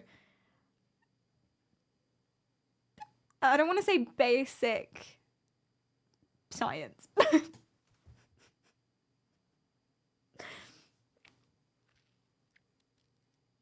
But she's a very interesting lady. I like her a lot. I think she's very cool as a person. Anyway, okay. But it gets kookier. Here we go. One of the things you talked about was when you saw the light during that surgery. Like, when people hear you say you saw a light during surgery, people think, well, you're on morphine or something. Yeah. Were you on morphine? I don't remember exactly which anesthesia they used, but I asked. So I'm in surgery. They're operating on me. I look around, I sit up, and then I think, why am I sitting up? I'm having surgery. I look down, there's my body. They're operating on it. And I was like, this is weird. So I lay back down. That's so cool when people and report there were that. bright surgical lights. That's and the light crazy. that appeared So many people report stuff like between that. them was just small at first, like a golf ball. And it was, they tell us we only see a trillionth. Oh, I'm going to need a physicist to fact check this for me, or just someone who knows. Physics boys. And by boys, that is everyone. Physics people. Physics people. Oi, Cleedham, physics people. Oi. Hi, physics person. I'm going to need you to fact check this for me. Okay. Okay. Like a golf ball. And A it light. was, they tell us we only see a trillionth of the available light spectrum. Yeah? We only see a trillionth of the colors that we could, that exist. And I think I could see trillions more colors than I'd ever seen before. And it was absolutely mesmerizing. You would never want to look away from it. And then it got bigger, in my case, and it touched my body. And Whoa. this feeling of absolute exquisite Yeah, joy she tripping balls. just coursed through me. And So about light stuff. Thought it was 5%. A trillion is crazy, but the light spectrum is infinite. Yeah, I guess you could go. I don't know anything about. You could go as fast as fast. You could have as high a frequency as possible, right? Could you? Is there not an upper boundary? Is there a lower boundary? I mean, frequency is infinite. Amplitude is. Things are infinitely. Well, I don't know about amplitude. I don't know. If you could see all the frequencies, wouldn't you essentially be blind? Oh, yeah. Oh, yeah. The trillion sounds a bit too much. What are we saying? I too wish I could see gamma rays. It would be so much fun. I wish I could see all of the waves, no matter the amplitude. That way I could see all of the waves from people's brains. Everyone would just be like all the time. Like, even if they were tiny, that would be cool. That would be cool. Do mushrooms and see all the lights. All of the lights. Infinite energy per photon seems like a sort of boundary. Sort of. There's no known limit to the frequency of electromagnetic waves. Sick. That's cool. There you go. So she saw all of the lights. Every single one when she was tripping balls. I mean, out of body. When she was having surgery. And it was the realest thing I'd ever seen. So much realer than... But then again, yeah, saying X% of light doesn't really make sense because it's infinite. The trillion's pretty big, though. Trillion's probably big enough. A trillionth is pretty much... That's infinite. Like, that's enough. But yeah, okay. So it's not quite accurate, the stuff that she's saying. But then again, she just said that, like, lie detectors are real and that men are born individualistic without the ability without the natural ability to cooperate, and that, like, you're physically weaker while you're telling a lie so she can push your hand down. So she's not been the most accurate throughout this. I'll allow her the frequency thing. I think I'll allow her that. Yeah, that's not how maths works. What me saying infinite is basically a trillionth. Ask any engineer, it basically is. Okay, any engineer. Pi is 3, pi squared is 10. Okay, infinity is about a trillionth. Let's move on. the body that was being operated on. And it was Trillion. laughing with joy, and I was laughing with joy, and I started to cry because it was pure relief, pure happiness. And the surgeons noticed tears coming out of my eyes, and they thought I could feel the surgery and that the anesthesia wasn't strong enough. So they were like, oh my God, she's feeling this. And the anesthesiologist was freaked out. And then I really didn't notice the rest because I was busy with other things. But the moment I woke up, I was like, bring me the anesthesiologist, please. Actually, I couldn't stop crying for hours because I loved everyone so much. And I was just like, everybody that was there, Good there was a trip. janitor, I was like, Good trip. I love you so much. So they brought me the anesthesiologist, and he seemed terrified, which I didn't understand. Now I do. He was afraid that he'd done something wrong so I said, what did you give me? What are the side effects? What happens to people under this surgery? What goes on? And he said, oh my God, that poor anesthesiologist, because she's sobbing. And the first thing she said was, bring me the anesthesiologist. And he is coming on and he's like, oh shit, am I going to get fired? Am I going to lose my license? And she's like, what did you give me? That poor guy. just tell me what happened. And I said, what do you mean? Explain. And he said, well, I was going to give you more medication. And then a voice said, He just "Don't gave her do the that. best trip She's of her crying life." because she's happy. And he said, I just listened to it. Oh my god, oh my god, oh my god. I don't know whose surgeons, like how many surgeons this woman has interacted with, but she describes surgeons as a good thing that they're being creative. Creative surgeons, which is probably true actually. Have you seen The Good Doctor? Sometimes they have to be creative. I don't know how accurate The Good Doctor is, but like, yeah. Creative surgeons and now surgeons who are hearing voices mid-surgery. I think I would be quite alarmed if my surgeon was hearing voices. Don't give her more. Don't give her more drugs. She's crying because she likes it. Every time the anesthesiologist gives someone some drugs, he just injects a little bit into himself as well. Puts a little bit in his water as well, just as a treat. You might as well. You know, if it drips, then you can off the needle. I hope the voices know what they're doing. We don't know they don't, Dean. We don't know they don't. So, he dabbles. I prefer anesthesiologists who will anesthesize me until I stop crying. Yeah, I would rather they would just give me more drugs than take a guess. Take a guess at whether or not I'm happy or sad. Just if I'm crying, could you please drug me up, bad boy? I'm going to write that down. I'm going to get a bracelet that says that. Drug me up, bad boy. That's it. Get a little bit as a treat. Yeah, if my girlfriend gets MDMA, you're going to get some too, because, you know, you want to be social. Don't condone. Stay safe out there. Not your mum, but let's be creative with your anesthesia. Let's follow what the voices are saying to me mid-surgery. And I don't know why. And he was like, and he said, I just listened to it. The and voice. I don't know why. Didn't give you more drugs. And he was like, did I do the right thing? And so I told him a little bit. It was still, I never thought I'd tell anyone. You should get a this tattooed, story. sign And my ended liver. up Yeah. over and over. On the inside of my ribcage. And the memory of it never fades at all. It's not like a typical memory. And Them he said, flashbacks. do you know how many times this has happened to me in 33 years of giving people anesthesia? I said, how many? And he said, once.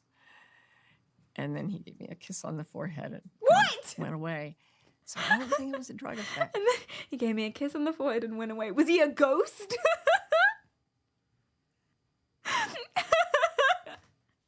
Yeah, it probably only happened once before because you didn't give her enough drugs. This is the second time you've not anesthetized enough. She was still tripping, and the surgeon was never real. She actually didn't have surgery, chat. She was just in bed. Says fucking what? He dissipated into the mist, and nobody's seen him ever again. Sam, and then they got married, and everyone clapped. Bro, a doctor was just a drug dealer. Yeah, she met him under a bridge. Like, Jesus Christ. Then he carved his initials on my forehead with an argon laser and laughed. I want what she's having. This sounds like the best time. Why truth emerged from that? Because you say, from what I've understood, that you vowed not to lie. Yeah, in any way, like not with my actions, not with even my facial expressions. And the reason was The anesthesiologist, I had Bruce heard Willis. the truth will set you free. I had studied so many wisdom traditions, looking everywhere for a reason not to commit suicide. I mean, I had real She had a really base. Guys, don't do that. Stay on the wheel. Stay on the wheel. Okay, here we go. was far more true than anything else I'd ever experienced. The light, It was more far so than the other real. wisdom things. So I was like, okay, if Wisdom truth things. takes me there, and it told me, not verbally, but it said, look, you've been thinking that you could kill yourself and feel better. And I am telling you that you are meant to learn to feel this way, the way you feel with me now. The light. I see the When light. you're alive, always. So go and do that. And what That's I nice. really did was it wasn't even a choice. It was a David, it was an please. absolute obsession. I would not live in such a way that I was not conscious of the presence of that light. Do you know what? I have so many friends that have described the exact same thing after a bunch of mushrooms. Not to diminish her experience and not to say that this is a bad thing. I mean, we don't condone crime and stay safe and drug consumption, blah, blah, blah. Dangerous, blah, blah, blah. Know the risks, blah, blah, blah. Not to diminish her experience, so many friends who were just like, I have the answers. You know what's a really fun thing to do? Not that any of you would necessarily be in this position, nor should you be, but what's a very fun thing to do is make them write it down.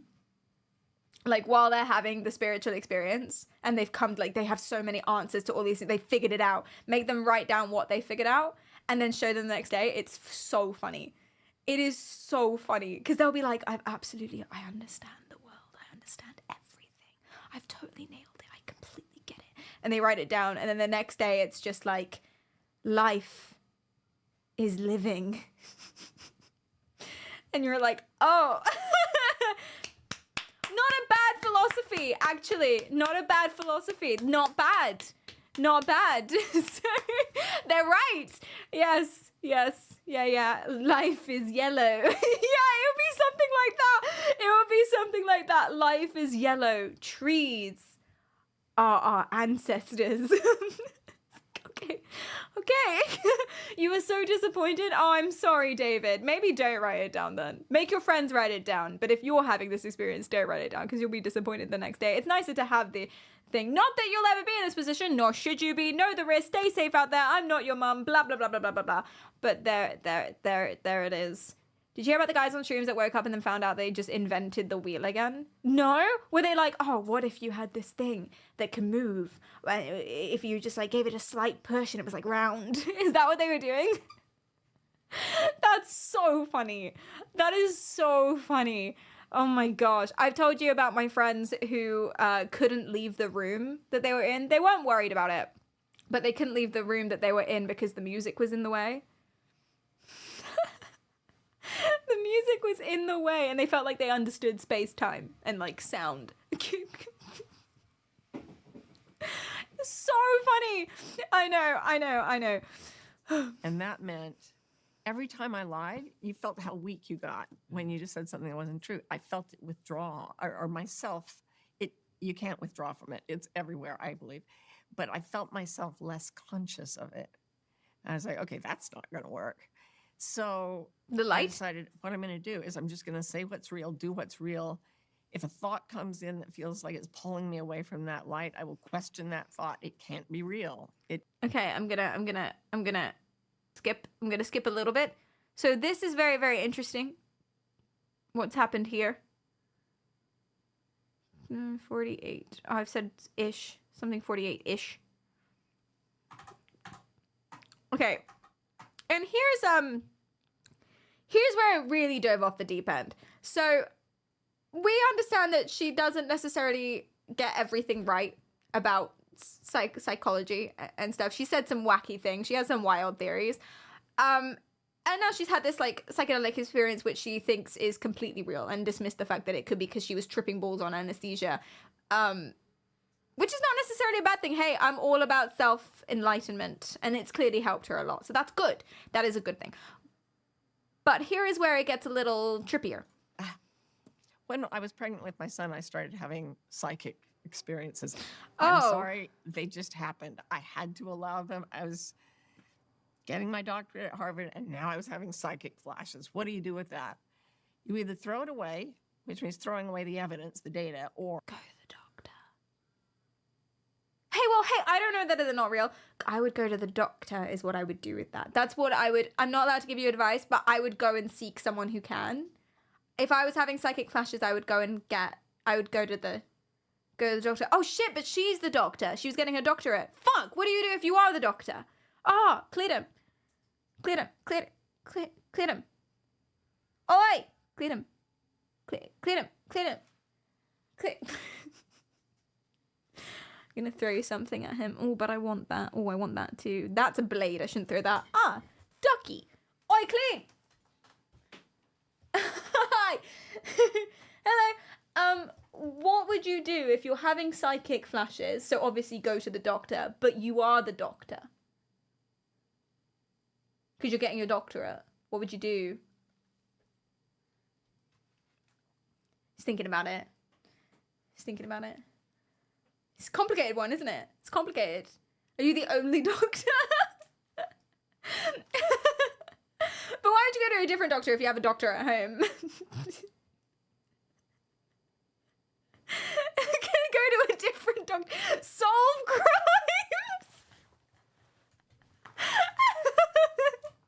Yeah! Or become the life coach of Oprah, which I guess is what she did.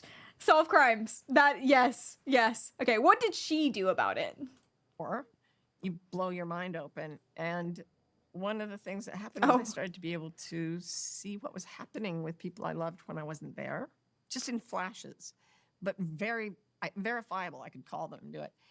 And when that would happen, my husband was traveling a lot, and I just knew he was gay, and I knew that's what was right for him. And that I don't know why I'm laughing. I don't know why that's funny.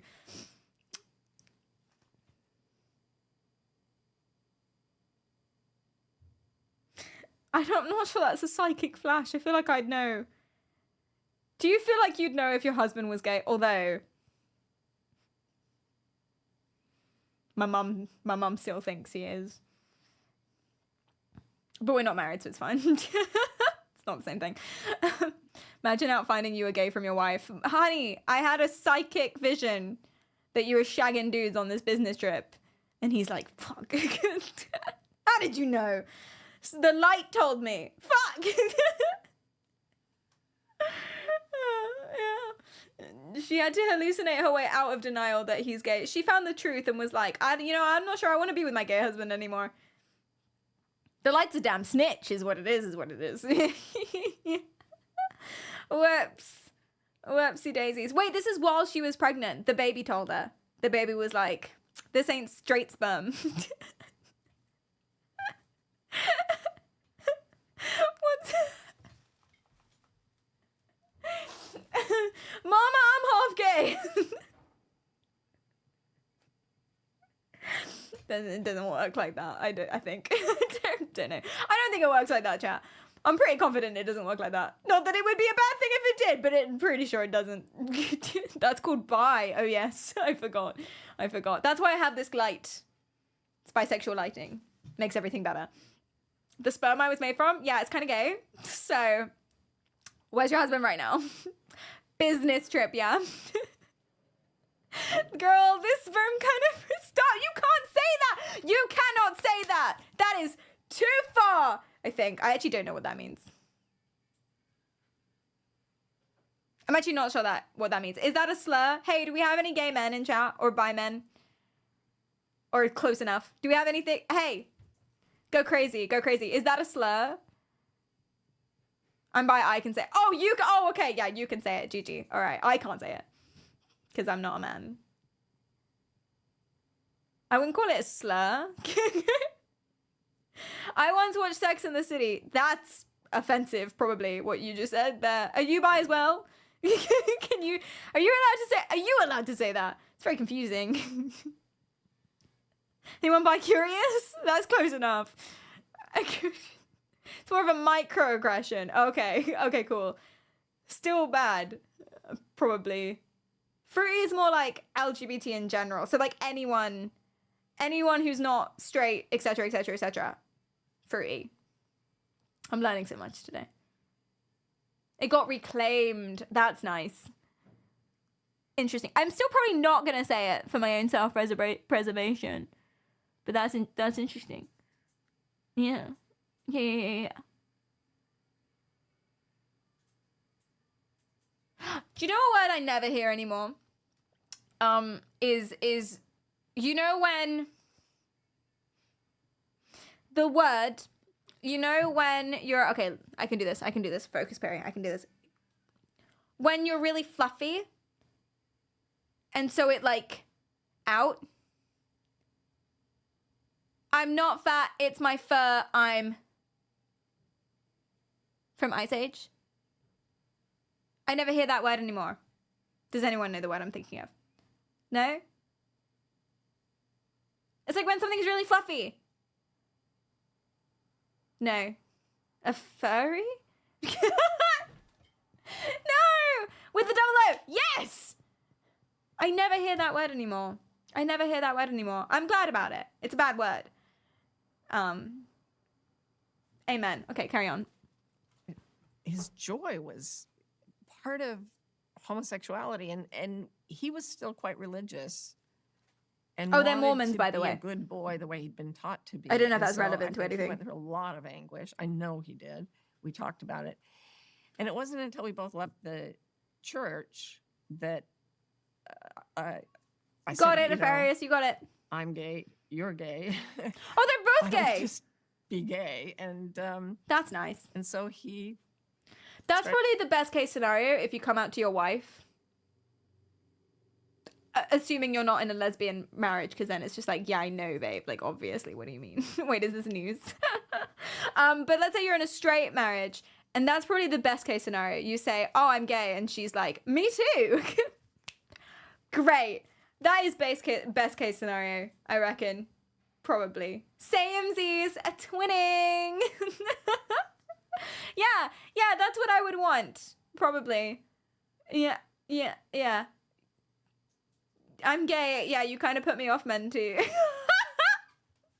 Oh my gosh. But is the baby a psychic? I'm not sure. It depends on whether her flashes went away, actually, after she had the baby.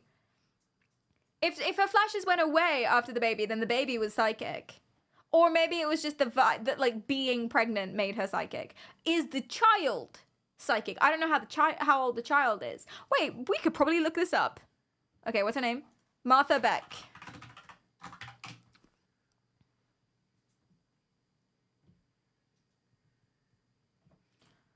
Personal life. She has a son. Wait, LDS?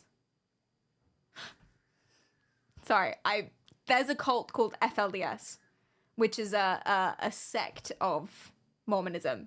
They are like a cult. Really bad. I'm not going to tell you about it. Really bad. I got confused. That's just Latter-day Saints. That's regular Mormonism. My bad. Oh, their child. She said first son, right? That's her second son. That's stressful. Third child. What about the first child?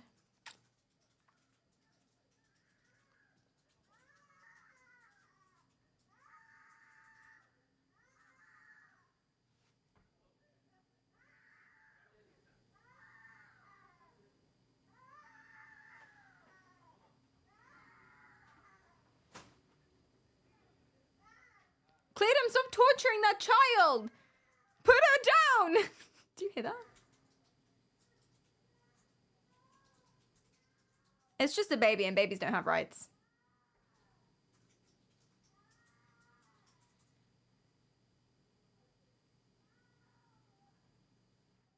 Yeah, it's fine. It's fine. No one's getting kidnapped, I think. Maybe that's Cletum crying. It's a concerning scream. I think he doesn't want to go home. Or she, I can't tell. It's a baby. Does life coaching represent Wu-Tang? Wait, what's Wu-Tang? That reminds me of something. I think I heard that before. SD Willie, welcome in. How are you doing? Wu-Tang is a hip-hop group formed in Staten Island. It's a reference to a movie as well. Yeah, you're gonna have to fill me in about this. I'm not as cool as you, it seems.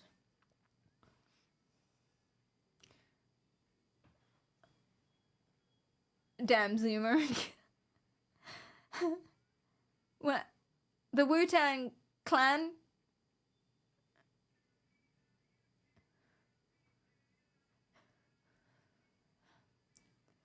Perry's showing her age and it's not old. Let's go, beating the allegations. My parents' instincts kicked in. That was bad screams. The urgent addressing. Aw, that's so sweet. You can tell I'm not a parent. Oh no. Cool. Wait, Martha Beck. We're trying to find out if her son is psychic. Martha Beck. I don't believe in that, by the way, but you know, I'm open. Martha Beck, first son. Adam. That's her second son, though, no? Oh. Oh, he has Down syndrome.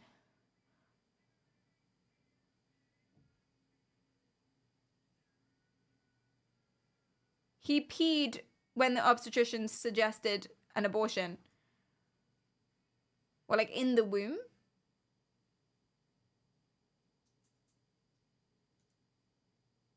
How can you suggest an abortion after...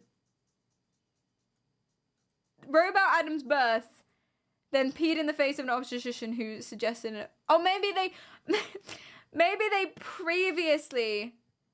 Okay, we shouldn't trust the AI overviewer, that's true as well. But maybe she previously wanted the abortion or suggested the abortion. And then after Adam was born, he like picked out the woman and was like, that's what you get for before.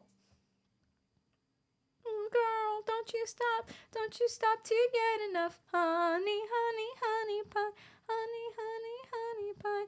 Ooh, girl. She wanted to magically fix him. Oh. But then she like realized he's perfect just the way he is. Don't you stop, not enough. Honey, honey, honey pie. So I don't know if he's psychic, basically. I feel bad about Googling, is Adam Beck psychic?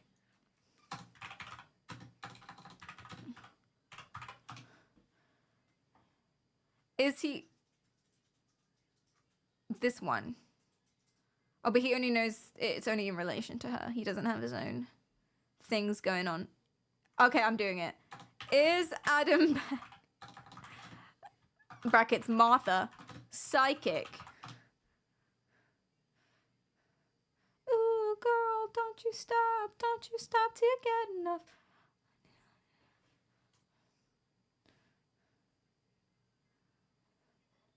You want to get enough, honey, honey, honey pie. We don't know. Inconclusive. I wonder if she believes in star children or star seeds. We should really investigate this. We really should. Do I have anything left about this video?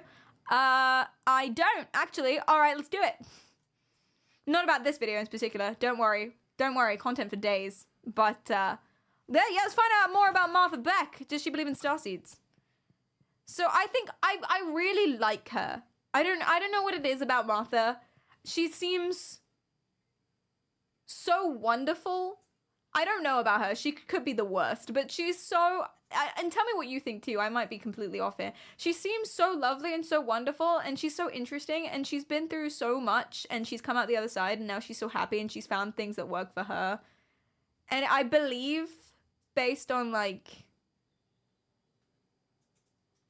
nothing, actually, just that one video, it feels like she probably does genuinely want to help people. She's still on them good drugs. Yeah, man. But she's high on life and, well, presumably other things too. She lives in the woods. She creeps you out, Katie. Interesting. Interesting. Charisma is a bitch. Oh, you think she's just charismatic? Grace thinks she has a nice vibe. Is she hurting other people? Let's find out. Her association to Oprah makes me immediately sus of her. That's interesting. Interesting. Let's find out more. Okay. So she's written a bunch of books, and she has Wayfinder life coach training. Training?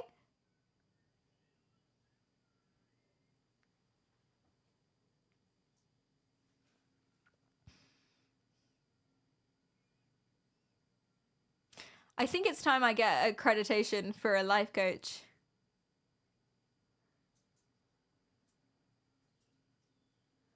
Join us. Early bird discount. Let's go. Definitely not a sales tactic. Why coaching is needed. Okay, convince me. I'm not convinced that I want to do this. She has however many minutes. 3 minutes to convince me.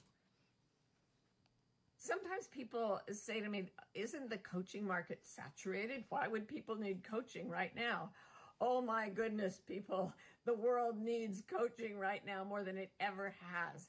I like We an used to have eyeliner. humans used to have really stable sort of traditions and institutions that helped guide their behavior. There were certain ways you had to live if you were born at different places at different times. There were religions that gave you the rules. There were governments that gave the rules. Back in the way back when. This I is miss a people time telling me like what to no do, other. man. It's when No, I don't. I'm lying. information is moving I'm a free so bird. fast that almost anyone can tell almost anything to almost We were anyone able to afford else. housing too. Oh, It yeah. used to take millions of dollars What a to time. communicate a message to the whole world. Now it takes the press of a button on your phone. Exhibit It's A. just- Hello, it's a whole world. How you very, doing? Very different world. And so all those traditions and institutions have started to wobble. And when people feel that wobble, they want guidance. Wobble. They need to learn how to order and steer their lives. I like that.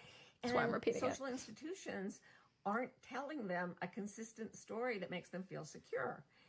So in this time of incredible, accelerating change, She's not convincing me. people Not convincing me. I'm not desperately convinced. want a way to navigate, and that is what Which is the name of the wayfinding course. is. Wayfind And again, navigation. we believe that your own North Star is within you. It's your sense of truth. This is speaking to It's my your love of essential Moana. self, your integrity. And if we can connect with that, it's like being able to steer by the North Star in the sky. It doesn't change just because change is so radical in the human population right now. A friend of mine, John Kabat-Zinn, who is a professor at Harvard, was famous for saying, you can't stop the waves, but you can learn to surf. So you can't stop the waves of experience. You can't stop the waves of change, especially now in this world. But you can learn to surf them. And how do you surf a huge wave? You don't run inside an established, like a brick structure that is like, okay, now I know I'm going to be safe forever, because a wave of change will come right through that thing, right through that structure, maybe even carry it away. But if you can think of waves as things to play with, if you think about a surfer going out on a board and catching a big wave, that surfer is out there with almost nothing except a plank. It's just a person with a board, and they're out there. And yet, because they know how to stay balanced and because they know how waves work, they're able to not only survive that situation, but have a tremendous amount of Okay, I'm fun. done. Like Happy on this living in that island. chaotic- Everything is by design. I know. I can't. I'm not allowed to play this. I'm definitely not allowed to play this. Okay, lady, wrap up the analogy. God, has this only been 2 minutes? It's felt like forever. She lost me. She totally lost me. Yeah, I want to watch Moana now. Right? Have you seen the second one? It's actually really good. Thank you for the bits. I appreciate that. Dumb cash cow. Thanks for the follow. That was a while ago, but I still am grateful. Oh, it was so Moana coded. It really was. She totally lost me. Anyway.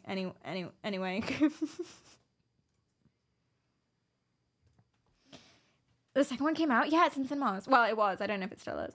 I have surfing analogies for dealing with anxiety, etc. That's nice. That's good. What's your favorite analogy? I have surfing analogies for emotions. Same. It's probably the same analogy, to be honest. Same thing. All right.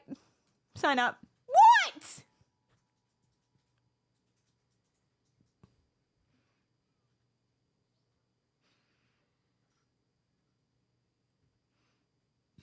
$14,000 for is it just the one class, the one class, or is it like the whole first name, Barry, email,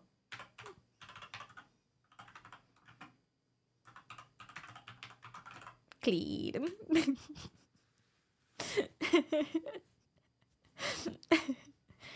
Full color information guide. Oh, fuck yeah, I want to download. It's ICF accredited. International Coaching Federation accredited.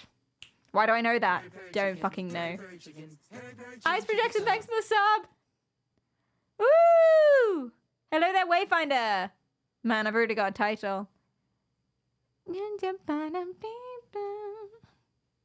And it's level 2. You could completely skip level 1.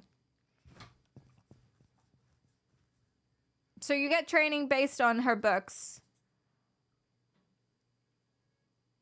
And yeah, it's like a lot of courses and mentoring sessions and all of this other stuff. So, you know, it's worth the $14,000. $14,000 to become an accredited Wayfinder life coach based on a woman who thinks that, like, lie detectors work. Zekum says, Cleed about to get generational level of ads with how much you spam his email. But I find that funny. Thanks for the bit. And it's full color, man. You can tell they got the big bucks. Even though it's, you know, it's virtual. But still. Is tuition tax deductible? Do you know what? Ice Projection, thanks so much for the 5 gifted. I could probably take off life coach accreditation off my taxes. Probably. If I use it for stream. Speaking of, actually. So I mentioned the ICF.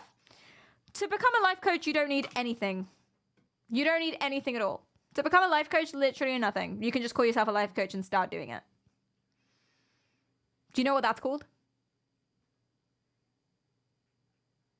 There's a word that summarizes that. It's a scientific word. Scam. No, the scientific word is irresponsible. It's irresponsible. Amir, hi, how are you doing?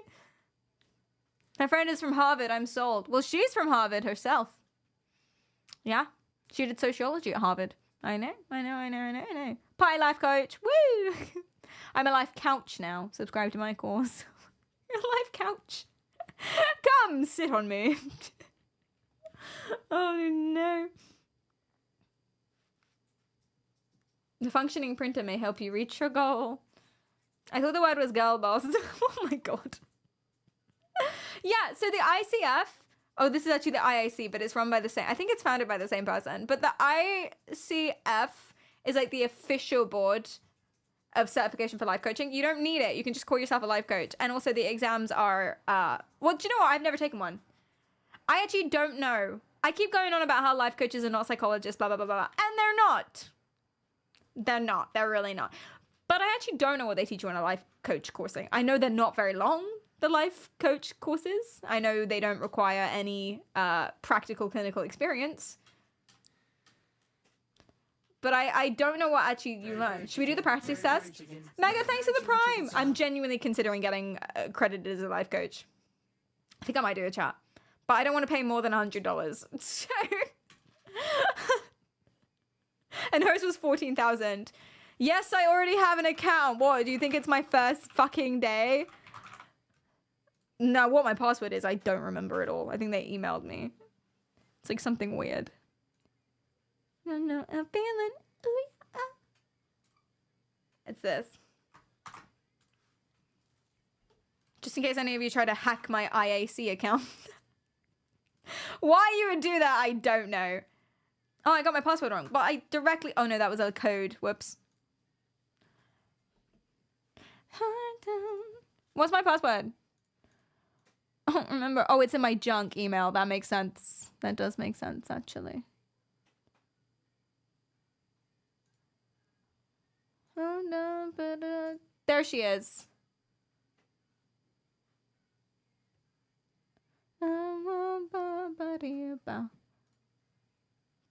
I didn't write it down anywhere. Where's my password? I can reset it. Okay, let's do that. Izart says, quick hype train, free emotes. Ah! Thank you for the bets. Okay. I should have written down my password somewhere. Okay. Check your email. Oh, Jesus Christ. This is not worth it. Am I a life coach yet? Hackermans. Reset password. Didn't I just click that? Okay. Ba-ba-ba-ba-ba. Ba-ba-ba.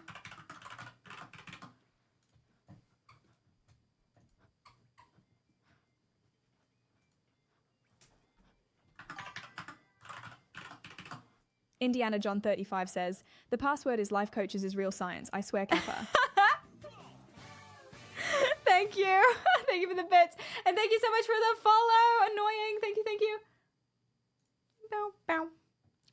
Pew, pew, pew, pew, pew, pew, pew, pew, pew, pew, pew, pew, pew, pew, pew, pew, pew, pew, pew, pew. I have an authentication code. All right, I did it. Did I do it? Yeah, we're in. Let's go, boys. And look, they're international. So you know that they're like, you know, good to go. Okay, I want to get my certification. Let's do the practice test to see if I'm ready to get my life coaching certification. I feel like I would be, but there might be very specific things. Thank you for the bits. Izart says, and this, ladies and gents, is why password managers and 2FA are so important. I don't agree with password managers. I've never used one. I don't really know what it is, and I haven't researched it at all, even slightly, not looked it up, not Googled it one time. But if someone can hack into your password manager, then they have all of your passwords for everything. It seems irresponsible to me.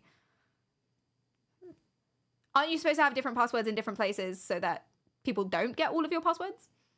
But if you get the password for the password manager, then everyone has all of your passwords for everything? Isn't that true? Is that true? That might not be true. Yeah, password managers are a great way to deliver all of your passwords into a neat little package. That's what I thought, but I'm wrong. I'm wrong, but you just use the same password everywhere. I do.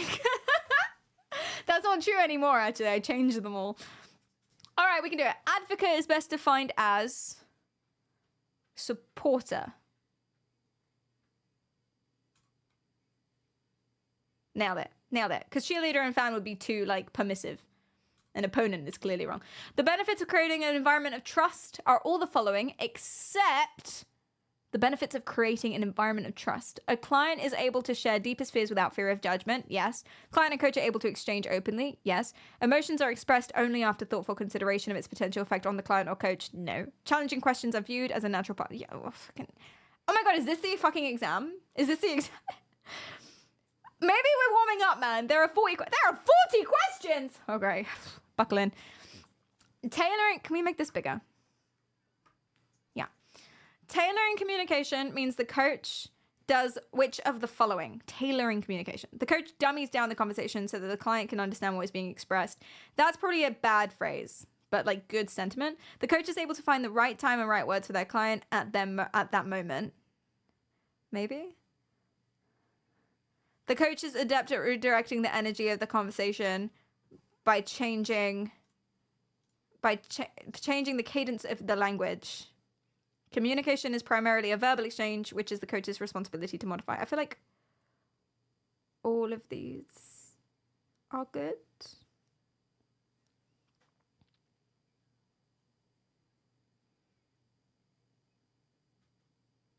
I'm going to go D. Because I like the word exchange. Cadence is too specific. This is too non-specific. Izart says, password managers are great. I have one master password which I don't use anywhere else. And all my other passwords look like I smashed my face on the keyboard. Most hacks are done by people using the same password everywhere. That's good information to know, Ice. About your passwords. Dummies down feels like they put that there to be problematic, so that's not supposed to be the answer. Maybe it's B. I don't think it's these two.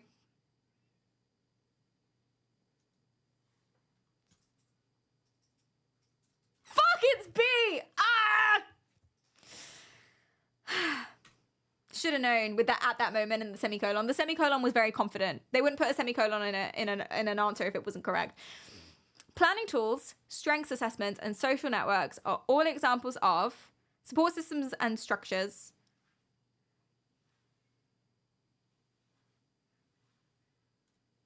Yes? I've lost my confidence, chat. My heart is going. Okay. When there is trust between client and coach, a certifier will notice the following, except the use of rapid fire close-ended questions. Notice the following. I don't even know what this question means. A certifier will notice the following. So in the session, these things will happen, except one of them. Rapid fire close-ended questions. Well, that feels bad. The client feels comfortable to explore. That's good. The client views the coach as his or her personal advocate. That's good. Nothing comfortable silence. They put the word comfortable, so that makes sense. So the first one is wrong. Booyah. Booyah. When comparing the mastery of engaged listening, mastery 3, fuck, I haven't taken this course, and expressing mastery 5, the main difference is, what? Okay, so mastery 5 is a bigger number than mastery 3, I assume. Although JLPT, the JLPT exam of how good you speak Japanese, 5 is the earliest stage and 1 is the bestest. And this has a longer title. And it's called Mastery of. Chat, which one do you think is the bestest one? Actually, doesn't matter. It probably doesn't matter. The client is not the center of attention when the coach is engaged in expressing. That's bad. Direction of communication, in other words, who is communicating to whom. The coach builds trust and rapport primarily through expressing. The coach learns about the client only when listening. Well, the only threw me off. So one is better than the other, and there's like a difference between them. Although that's expressing. So, okay, it's not about which one's better. It's about this one's listening and this one's expressing. So the difference between listening and expressing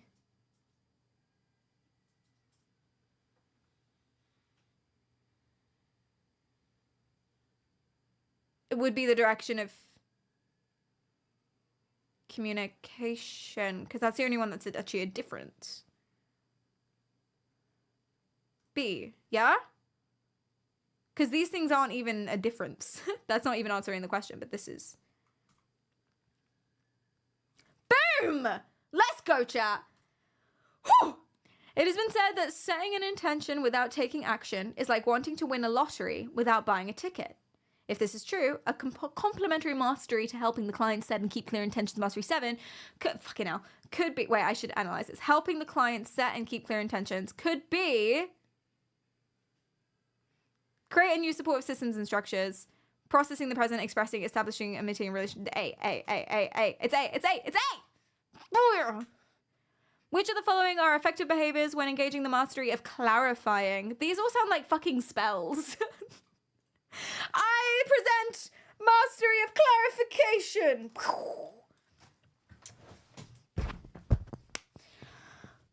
Effective behaviors, clarification. Assuming, leading, judging. Listening, summarizing, inquiring, interrupting, requesting, provoking, prompting, clarifying. This one. All of the others are a problem. Oh, guys, by the way, if you want to do this, you have to make an account, but it is free. I don't know what they'll do with your data, though, so.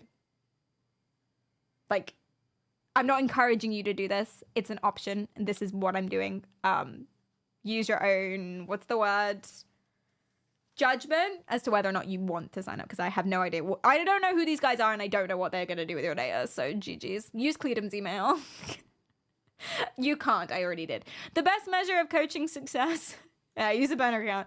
The best measure of coaching success is...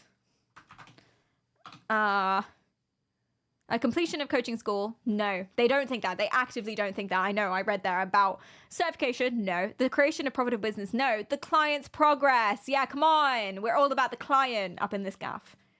The client finds himself or herself in a quandary. Which of two potential paths is best suited to their personal style and long-term goals? The masterful coach of practicing the quality of processing in the present. Processing in the present. Two potential paths. Directs the client to consider past successes as an indicator of best future action. Keeps the conversation light and shares insight. No. Provides multiple perspectives that would be beneficial for the client to consider. No. Stays aware of the client's discomfort and creates space to minimize those emotions. Past successes? Fuck! Wait, light? Huh?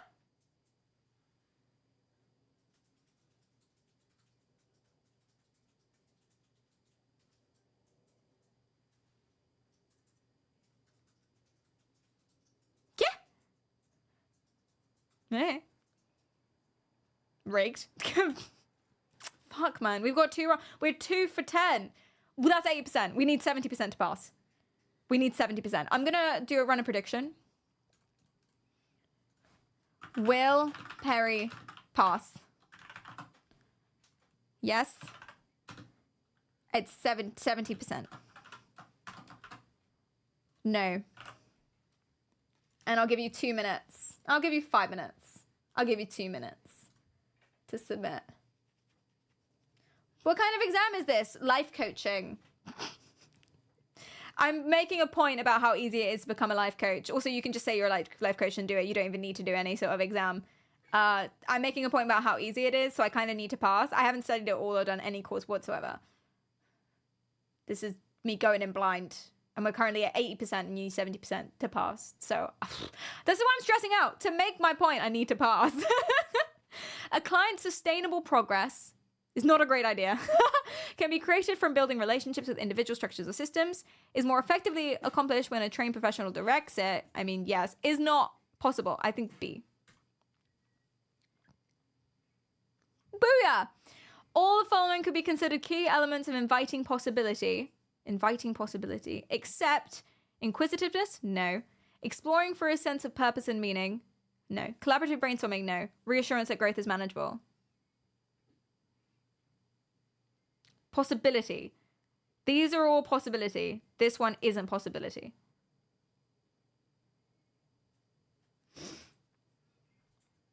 Except it is.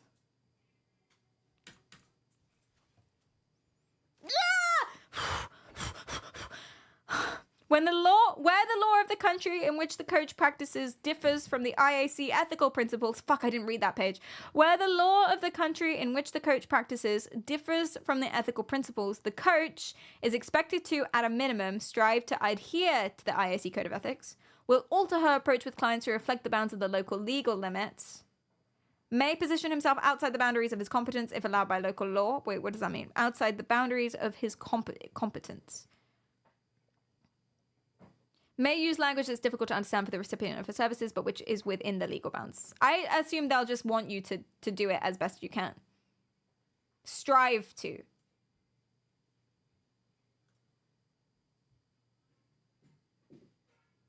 C sounds really bad. I'm not completely confident about what it means. It does sound bad, though.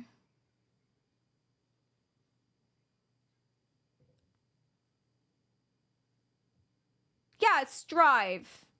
Not do it anyway. But then I'm also, yeah, exactly, Scarlett. I'm bamboozled by B. Will alter the approach to reflect the bounds of local legal limits. That sounds good too. I can't ask you. I have to decide. Otherwise, it's not legit.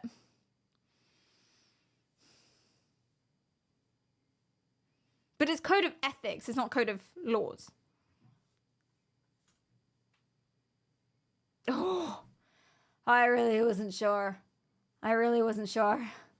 B is the conformist stuff they might reward. A should be the answer. Or won't reward?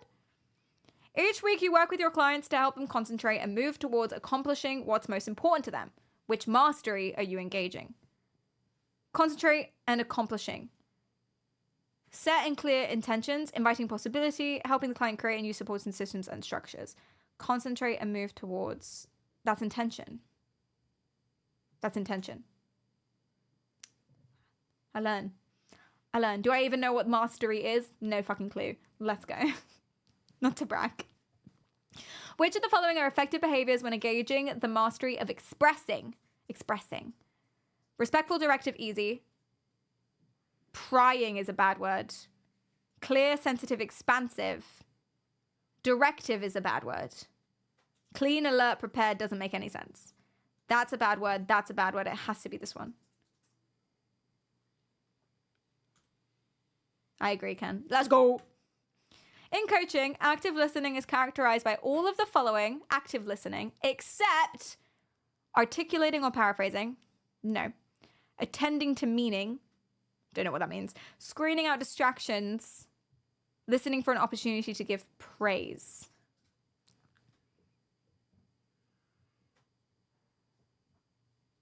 Why would you randomly praise someone?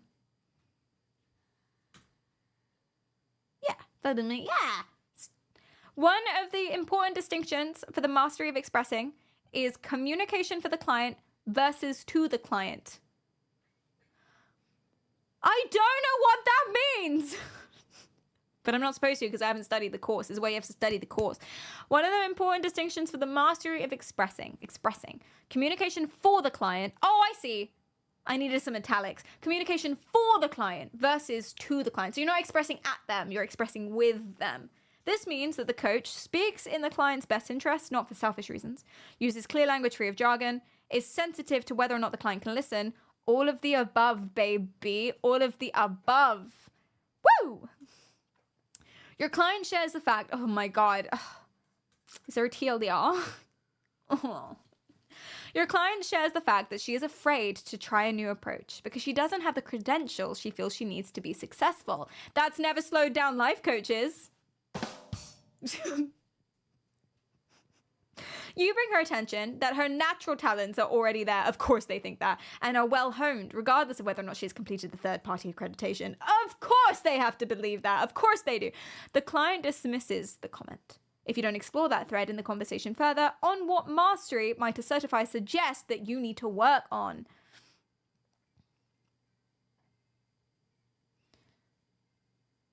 Engaged listening, no.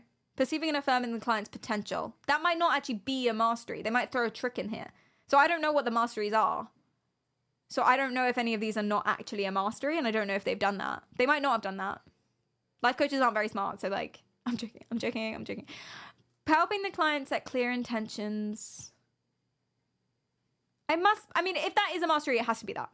I just don't know if that is a mastery. Go on, Benny. It is a mastery. Cool. Productive silence is best described as a time during which the client processes thoughts or accesses intuition. When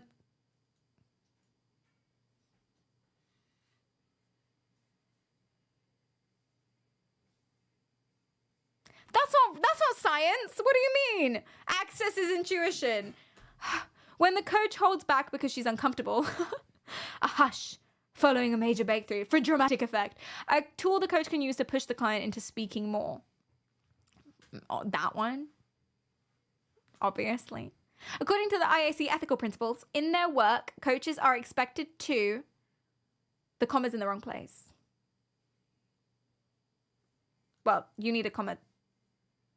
Anyway, protect their personal biases. The work coaches... In their work, coaches are expected to protect their personal biases, strengthen their limitations, respect client confidentiality, change their approach to respect their client's socioeconomic status. This one? See? Yeah. As you're preparing... Bloody hell. As you're preparing your recordings for scoring for the IAC certified... Oh yeah, so there's 2 levels here. There's the exam, and then you have to record a counseling session. So if I'm going to do this legit, I need to counsel someone. Cleared 'em! Would you let me counsel you and record it so that I can get my level 2 accreditation from this website? Yeah? Thank you. What's an intention that you'd like to set for our counseling session?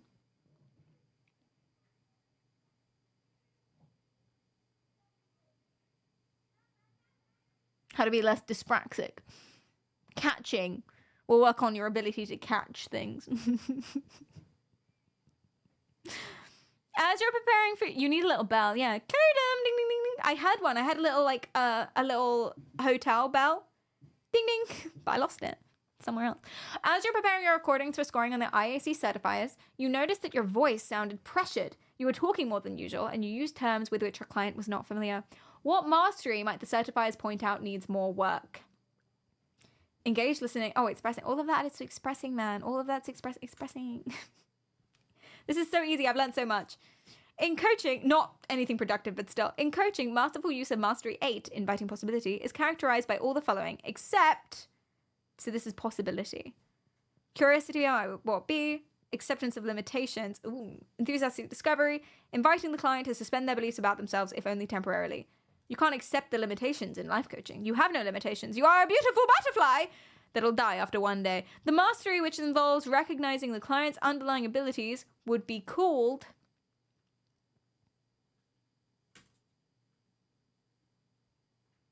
underlying abilities. Potential.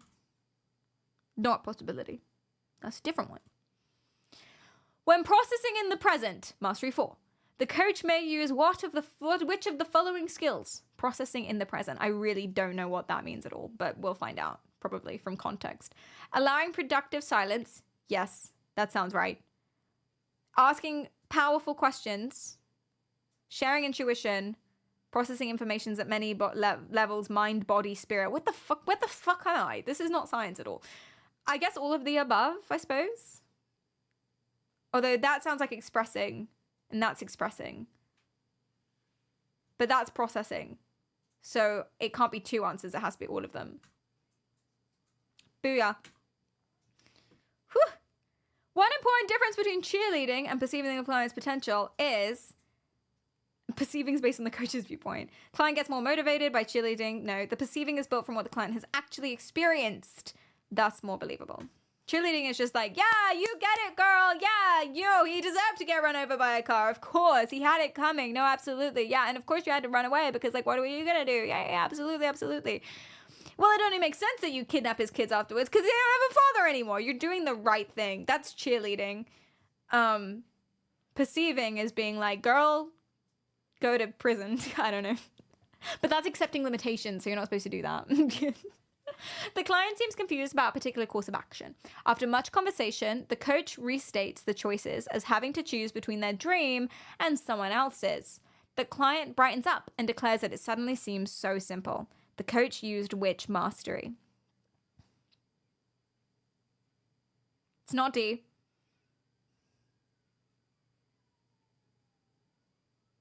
Clarifying. No. Oh, I forgot what they were.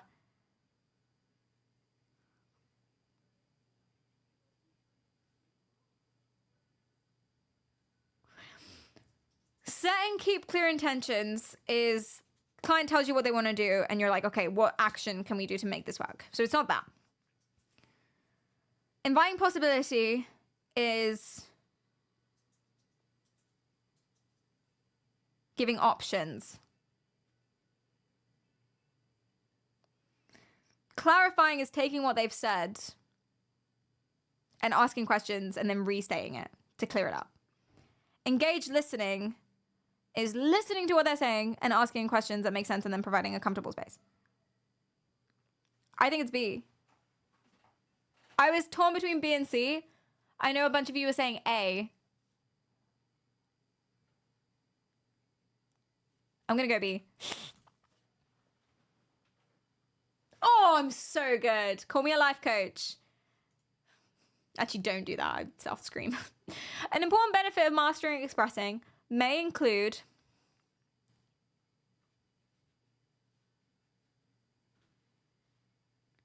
communication flows easily. Conversations between client and coach serve as a springboard for thinking bigger and more boldly. The coach keeps the focus on the client, not on herself. I love that they've assumed that pronoun. People never do that.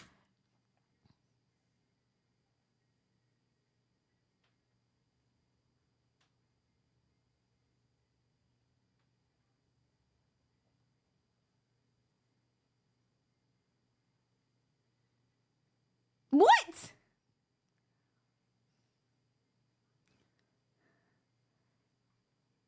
Huh? So those things are benefits? Maybe not specifically of expressing. That's bullshit. That's bullshit. I was robbed. I was absolutely robbed. Absolutely. Yeah. I don't think I've ever seen an all of the above be so wrong. But, right? It's so wrong. Nah. The following are indications that a coach is not masterful at clarifying. The coach is able to paraphrase the client's concerns in such a way, but it says not masterful. And that's good. That's good. That's bad. That's bad. But it's indications that they haven't been masterful in the past. Second guessing actually isn't necessarily bad. It's C. All of the following could be considered important elements of helping the client to create and use support systems and structures. Enhancement of client effort, client responsibility and decision, tailored resources and recommendations, concern about whether or not the client uses the resources.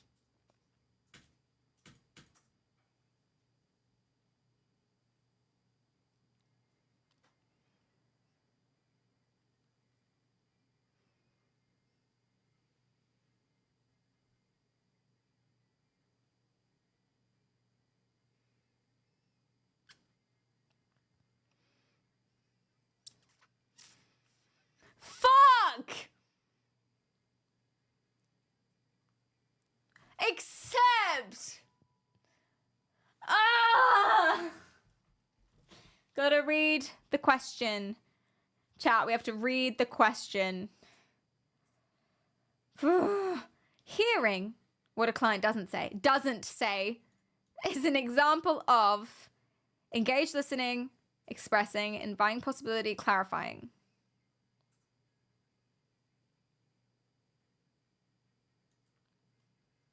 Oh, is it that or is it A? What is it? What even is engaged listening? I don't even know anymore.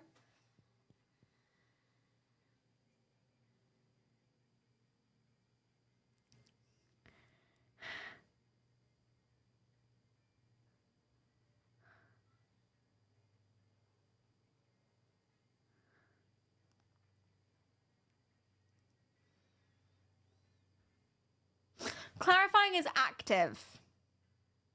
Like, you're clarifying them. Shit, chat, if it's clarifying now.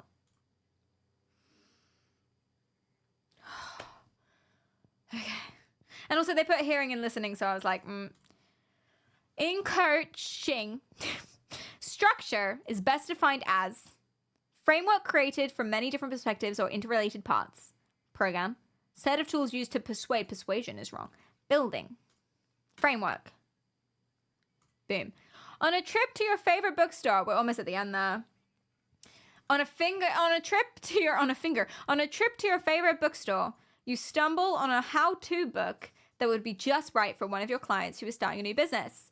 When you suggest the title to her, you are inviting possibility, wasting your time, maintaining a relationship that invites growth, helping the client identify tools and references. Obviously. A book is a tool. I throw it at spiders all the time. Good tool for that. You overhear two coaches chatting about the masteries. Wow, in the temple. You know they're discussing processing in the present because you hear words like mindful, aware, intuition, clarify, commitment, direction, capable, intention, focus, cooperate, collaborate, bam. Easy. What type of activity is likely to occur when the coach is engaged using Mastery 2? Perceiving, affirming, and expanding potential. Is likely. I'm checking for negatives.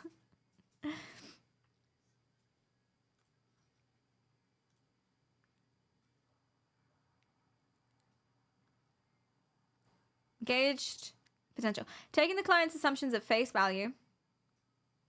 No. Brainstorming. Calling the client's attention to a recent success. Interrupting. Brainstorming is the most potentially of that one. But C sounds good too. What?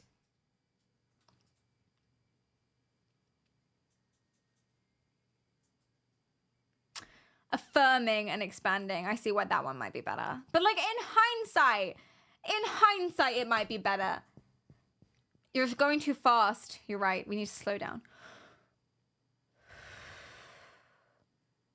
Perceiving, affirming, and expanding the client's potential. So same mastery as before. Perceiving, affirming, expanding. Has a long-term positive effect because it's based on the client's capabilities, strengths, talents, using successes to build more success. That sounds like the similar answer. It allows the coach to push the client. No. It prevents the client from suffering. No. It's A. Honey, honey, honey pie. Honey, honey, honey pie. I'm so locked in now. It's only the last few questions and I don't know what percent we're at. It's 70% to pass. And I have so much at stake. Which of the following, if used by the coach, can lead to greater confusion for a client? Which of the following, if used, can lead to great confusion? Greater. Paraphrasing, because it puts words in the client's mouth? No. Sharing an observed pattern of behavior because it encourages the client to keep doing the same thing over and over? No. Judgment, because it keeps the coach from listening fully to the client's point of view? Open-ended questions. Judgment. Honey, honey pie, honey, honey, honey pie. Ooh, girl, what's it? What set of potential outcomes might a certifier see as a result of a coach's effective use of processing in the present? So this is about mindfulness and shit. Potential outcomes, effective use. Discernment and focus, clarification and direction, increased awareness and certainty, judgment and full body processing. Fuck.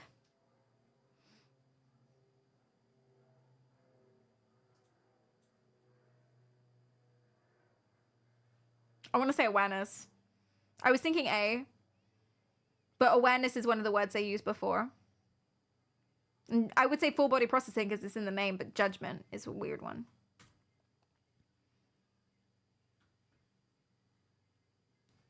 Oh, stop!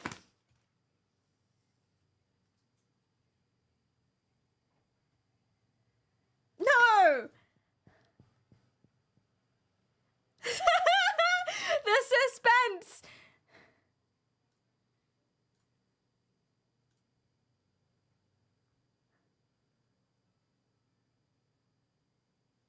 No! What? Fuck!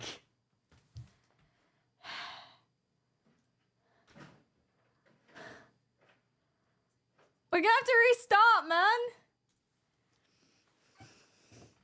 I remember the answers we used. You're gonna have to help me remember the answers we actually put down and not the answers that that was actually the right answer. You're gonna have to help me remember what I did because we need to get this good. We should just be able to bam bam bam through it, hopefully. Okay, let's try again. That's so upsetting. I was so invested. Love you, even though I try not to. I can't help but want you. I know that I die without you.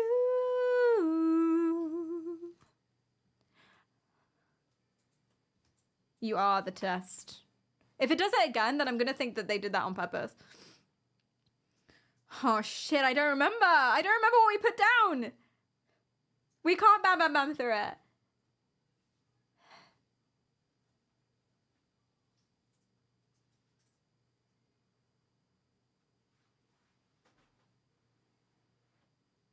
But now it's biased. Okay, does anyone remember how many I got wrong?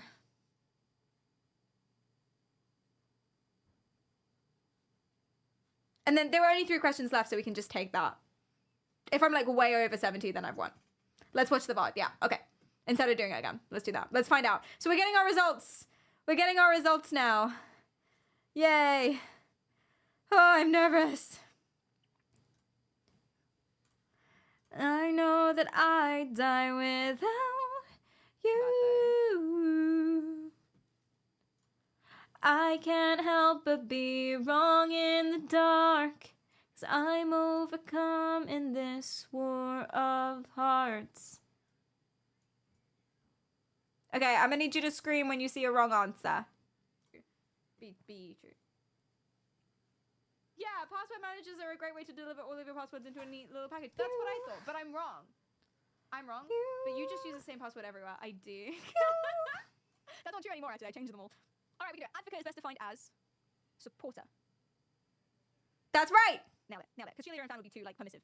An opponent is clear. Ding, ding, ding. The benefits of creating an environment of trust are all the following, except the benefits of creating. I'm gonna mute it actually. Is able to share deepest fears without fear of judgment. Yes. And we can talk about other things while she's doing it. And if you see red, scream, and then I'll tally it down. Woo! Double parry all the way. Let's go. Dramatic music, because this is our results. We're tallying it up. We're tallying. Ba da ba da ba. Parry in stereo. hey, that lady in the video looks just like you. I'm reacting to my own stream in the same stream of the same stream. Yeah. Come on, Perry. Shut the fuck. We've already done. Hurry up, bitch. Ooh, ooh. Oh, I got this one wrong. I remember. Okay, okay. So that's one. I thought about it for a long time and still got it wrong. It was a stupid question. I remember. I got it wrong. I remember. Yeah. Incorrect. We need 4 times per speed parry. We do. I doubt there is one. Bow. Check, check, bow. Bow. Check, check, bow. Bow. Check, check, bow. Bow. Check, check, bow. Bow. Check, check, bow. Bow. Check, check, bow. Bow.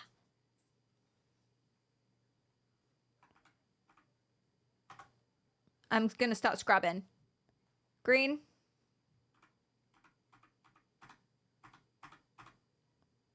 Green.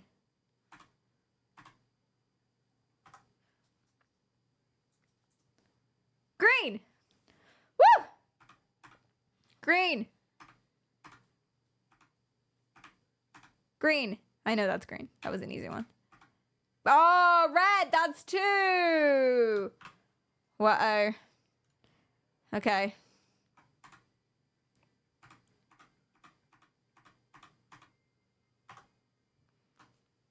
Green. Green. Green. Green. Green. Sorry. Green.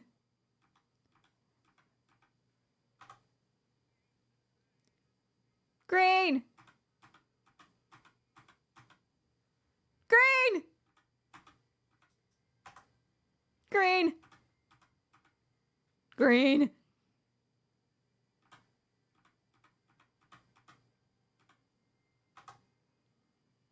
Green. Oh, I'm so tense. Green. Green. Green. Green. Oh, I've definitely passed. Come on, man. This is insane. I am green. Red. That's 3.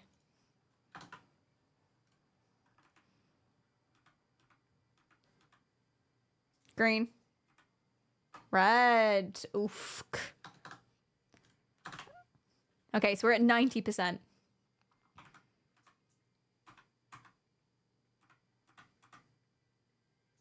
Green. Green. Green.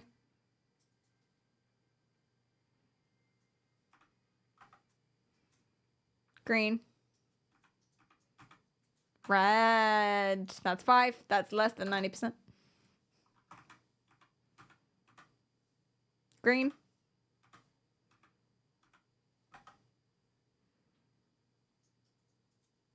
Green.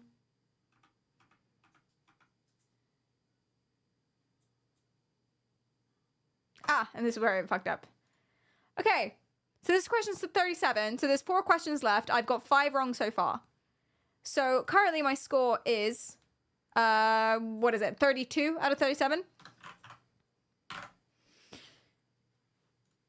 Therefore, assuming I got all of them wrong, 32 over 40 times 100. 80%. Assuming I got all of the next 4 questions wrong, that's 80%. I needed 70% to pass. I passed! I passed! Yay! Let's go! No studying!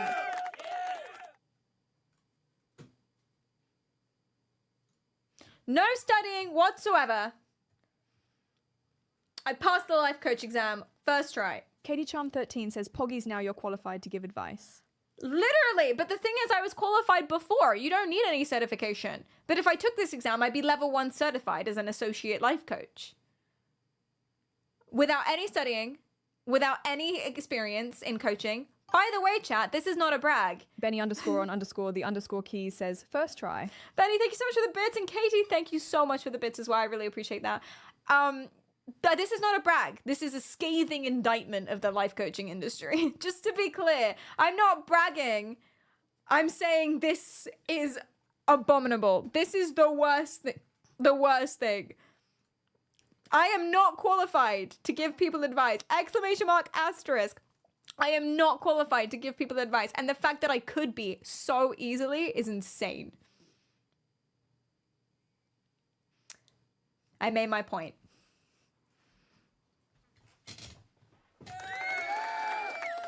Thank you. Made my point. That's right. Ow, my knee, man. I haven't stood up in like 4 hours. Ow. Ow, I'm old. Snap, snap, snap. Drops the mic. Wait, I need something to drop. I have a hairbrush. I do sing with hairbrush, so it's basically a mic. Bang! And I'm out of here. Drop that one too. Woo! So, my knees hurt. Hey, Cletum. I would.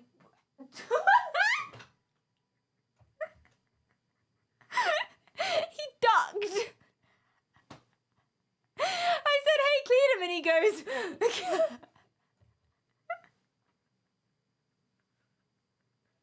What have I done to you? I need to stop throwing things at dyspraxics.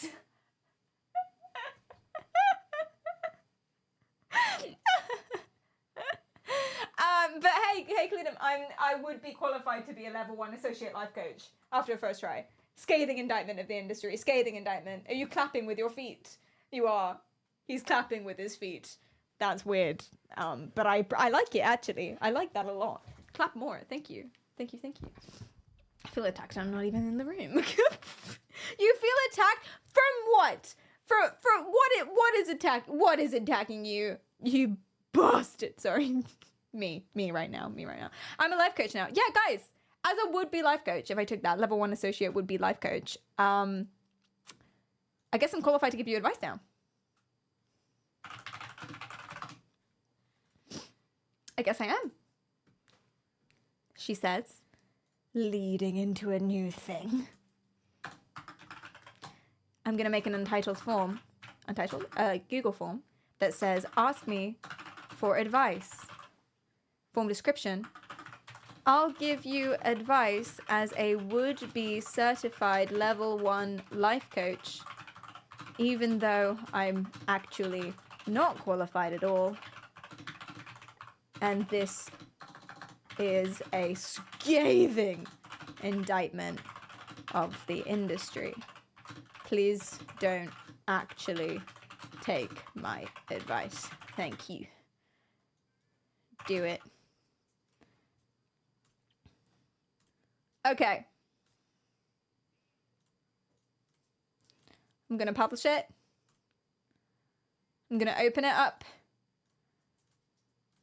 And here is the URL.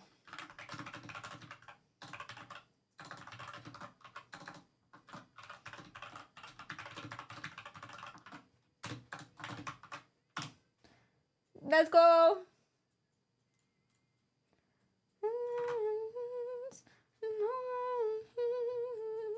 Should this be a chat on the Discord? No. It's now only because I'm seriously very much not qualified to give you advice. like very, very, very bad, very bad. Okay. All right. Do it! It's anonymous, by the way. It's totally anonymous, so I won't know who you are. Do it. As a qualified life coach. Let's go.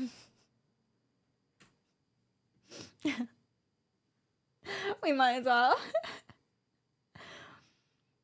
A functional printer is all that's needed. You don't even need that is the thing. Oh, we've already got 3 responses. Let's go, let's do it. Let's jump right in. No fucking around. Okay.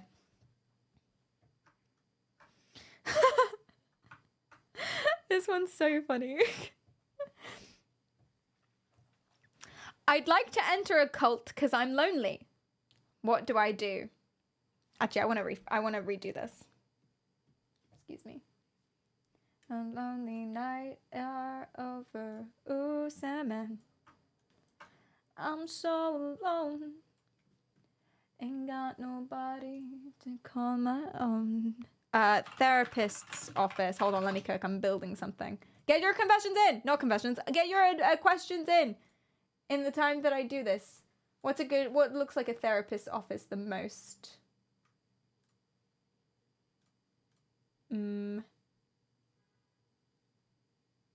I want like the long chair. The lying down chair.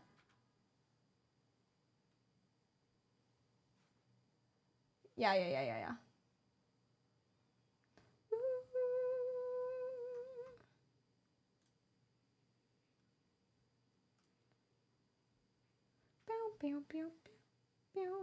Oh, great. I got one with Freud in it. Perfect.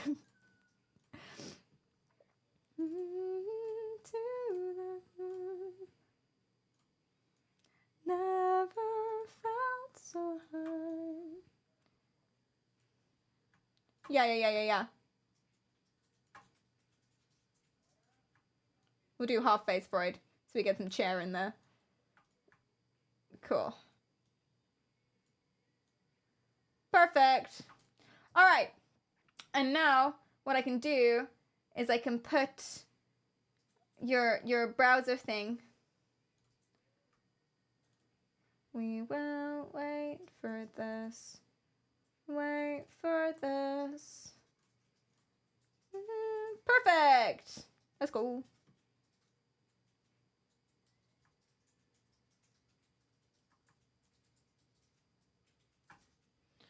Awesome.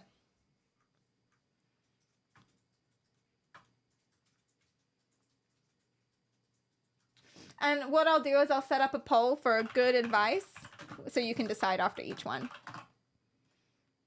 Yes, no. Cool. All right, first one. I'd like to enter a cult because I'm lonely. What do I do? Well, as your new life coach, I would say that if you're lonely, a cult is a fantastic way to make new friends. You get the community of it. You also get inspired by someone who's just as qualified as I am to give you life advice, the cult leader. And who doesn't love a charismatic little chappy? I say go for it, frankly. Wait, do you know what we're going to need throughout the entire thing? This one. This. Okay. Chad, is that good advice?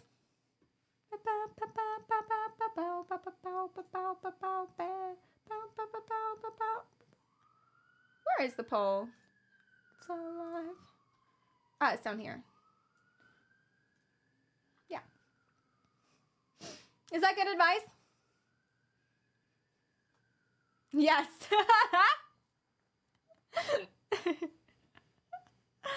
Cool.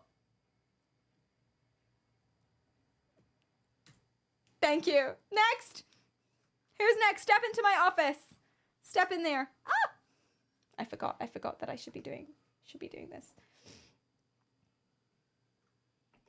Should I quit studying to become a famous streamer? I average 0 viewers.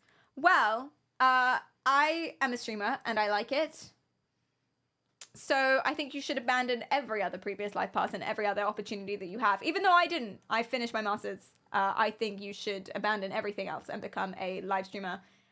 Even though you average 0 viewers. You might, even though it might not be working. Follow your dreams. This is good advice, chat.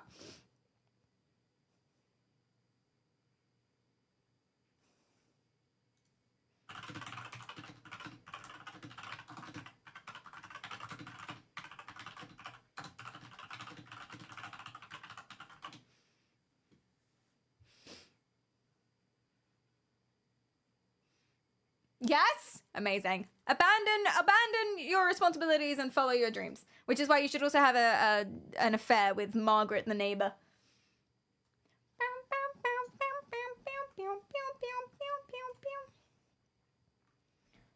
Is flying on Boeing airplanes safe nowadays? No, you will die. Avoid planes. Completely.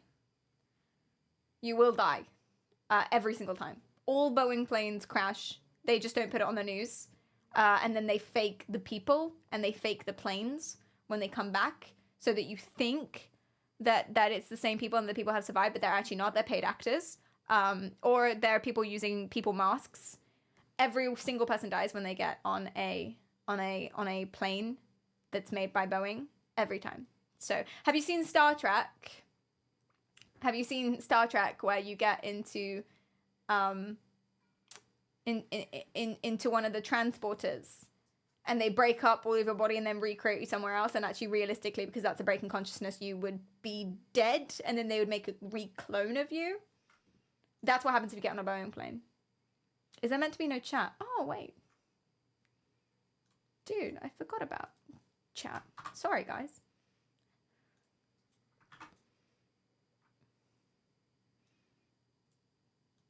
There you go.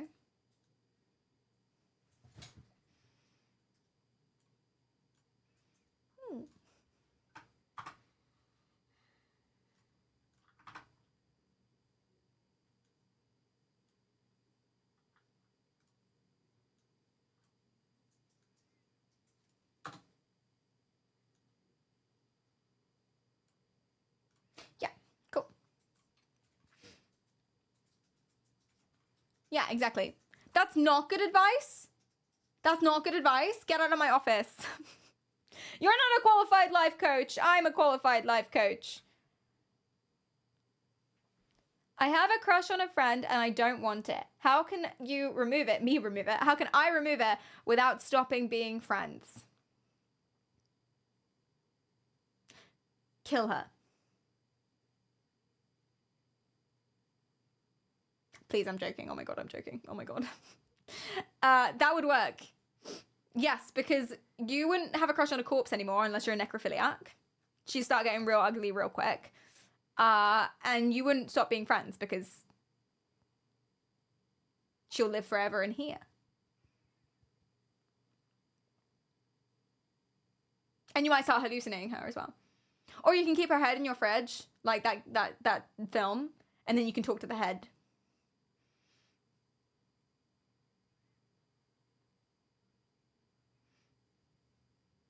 Solid plan. In Minecraft. Not actual Vice, please don't do that. In Minecraft. Perry, the banner stopped! Oh no! We need the disclaimer banner again. Alright, there it is. Why this music? Oh my god, I forgot about the music. I'm sorry. I completely stopped hearing the music. I forgot. It had a purpose when we were in something dramatic, and it's just been going on this whole time. Ooh, girl, don't you stop. Don't you stop. Loop the banner. Oh, should we have it just going forever? That might actually be a good idea.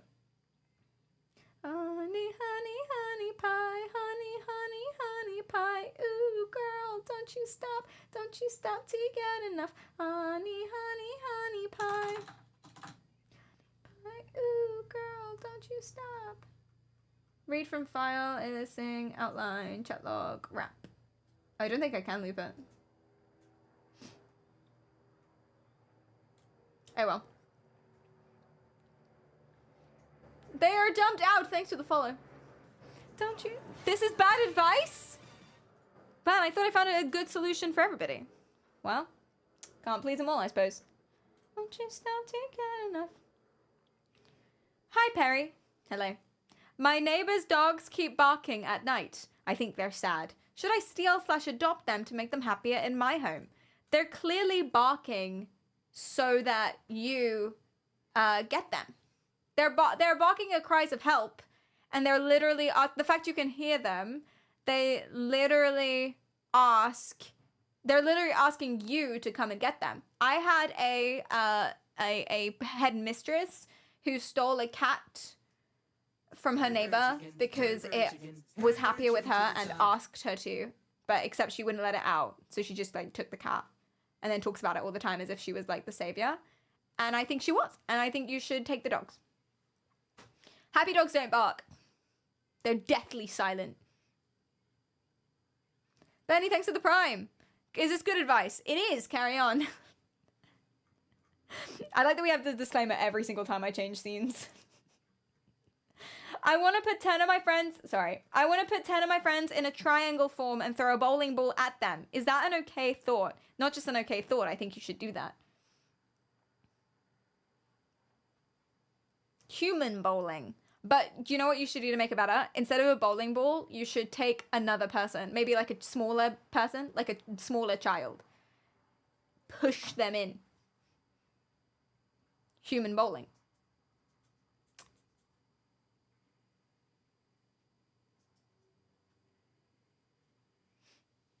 It's not just okay, it's an expression of awesome. It's also a power move, so they'll respect you more.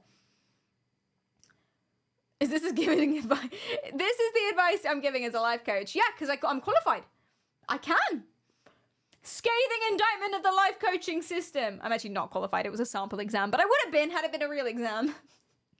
Also, you can. I am qualified as a life coach because you don't actually need any qualifications to be a life coach at all. So actually, we all are. Currently, we're all qualified as life coach. Isn't that so bad? This is the point that I'm making. I don't think I need to make this point. I think you agree with me. But yeah, that's good advice. Yeah, human bowling. That's fun. I actually had a friend who used to do that.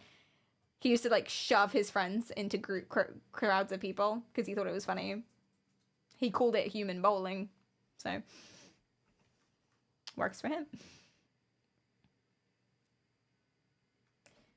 I've got this pimple on my behind. It's grown big and red and splotchy and now has a ring of black spreading it from it. What do I do?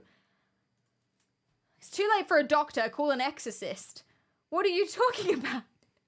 What? Have you seen the show Embarrassing Bodies? See if you can get on there. Because there's a really sexy doctor that will look at it and touch, and he'll touch your ass in this case. Ignore it. It'll go away. I'm sure it's fine. Demon. Demon. Put some lavender oil on it. See, I'm giving you options. Put some lavender oil on it. Cures up anything. Cure it right out. Cut off your entire ass. Jesus fucking Christ. Okay, seriously, go to the doctor. Thank you. Okay. That's good advice. Thank you. Let's go. Why does hair only grow on one side of my chest? Can I just say, chat, these have all been gold so far. Thank you so much. What? One of your parents was clearly a werewolf and the other one wasn't. That means one of your parents is a bestiality boy. So what you should do, if I'm giving you advice, is call the police. Whoever shagged a dog or a wolf or something needs to go to prison. Oh, that's a good question, actually. Let's rule out other possibilities. Do you live in Chernobyl? Good question, Bulk. She laughed. That's like a Mastery 3. Damn it, Azul, you're right. Dad's a furry. Confirmed. Good advice. Should look into whether you get any special abilities. That's true. If you have, like, claws on one hand. Super strong one arm. Not strong the other arm. Like Popeye. Is that what happened with Popeye? Don't remember. Like that episode of Rick and Morty. Does your leg shake when you scratch your ear? Do you just pee on walls all the time? Like you're in the bathroom and you're trying to pee in the toilet, but it just goes on the walls. You can't help it. Like that guy on the plane movie, on Airplane, where you couldn't drink the water. Like that, but for peeing. Only one side of you is alpha male, unfortunately. So if you want to give like a life advice, you got to talk only out of one side of your mouth. Like this. The alpha side. Because this side, I actually don't think I can do it the other way. Why can't I do it the other way? There we go. There, yeah, I did it. That's so weird. Good advice. Thank you. Moving on. I don't even know why I'm polling that. I only give good advice. I just want validation. How can I lose more weight? Amphetamines? Just lots and lots and lots of ketamine.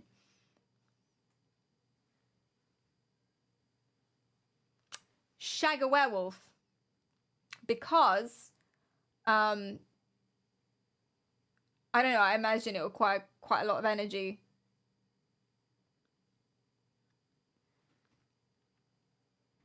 Please don't take amphetamines to lose weight. Again, just like PSA. Thank you so much. I'm being sarcastic. Cut off your legs, that's like half your weight. That's true. That's true. That's true. Cut off all your hair, cut off your legs. You don't need them. Yeah. Eat cotton. Oh, good God. Have you seen how dangerous that is? Very bad. People are genuinely doing that, though. Good advice. So fucking... I feel like I'm going to stray away from the medical ones.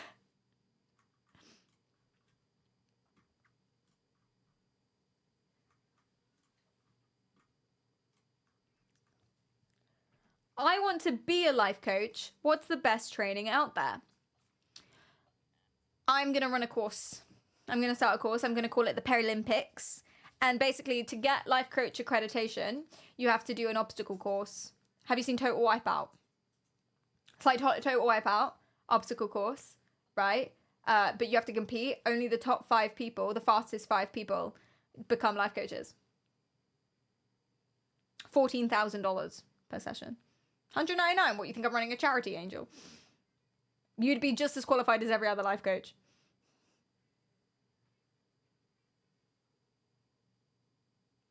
You should charge $15,000, but on sale for $25. Yes, yes, limited time only. But the timer just resets. Top 5, don't worry, there'll only be like 4 people per session. Have you seen Squid Game? I won't say anymore.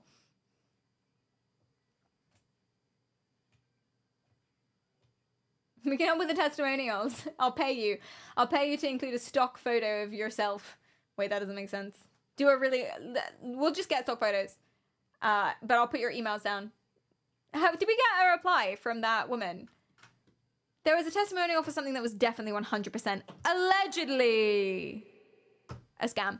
And in the testimonial section, they included the emails of the people of the testimonials that definitely weren't true. And I was like, why would they include their emails? That's so fucking weird. Clearly, they're also like employees of the company. But I never checked if she replied. Obviously, yeah, I emailed in, of course, because I wanted to see what was up with that. Shit, I got so many replies.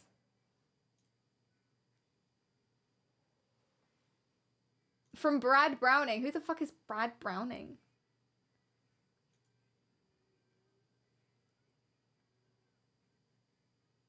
What the fuck? I am pure energy. Why are these people emailing me? I didn't get a reply. Not from Stephanie. Damn. Damn. Okay. Let's go.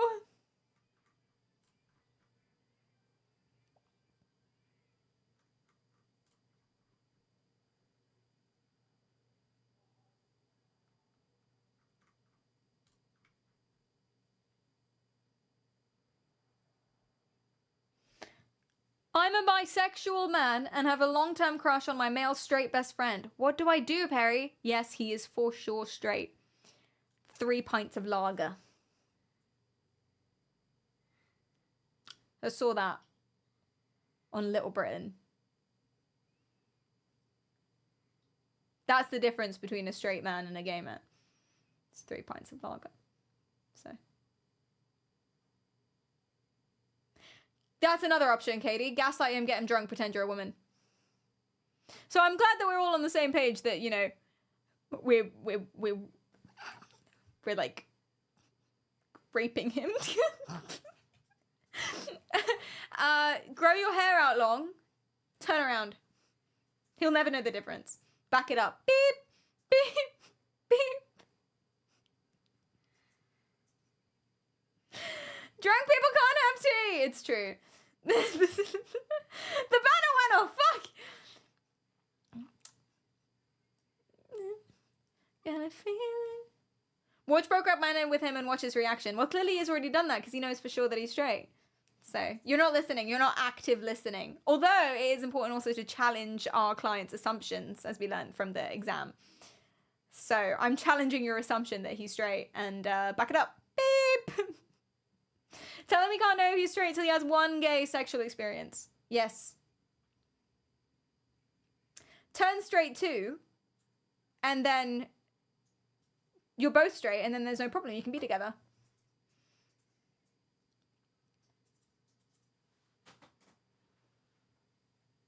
Genius.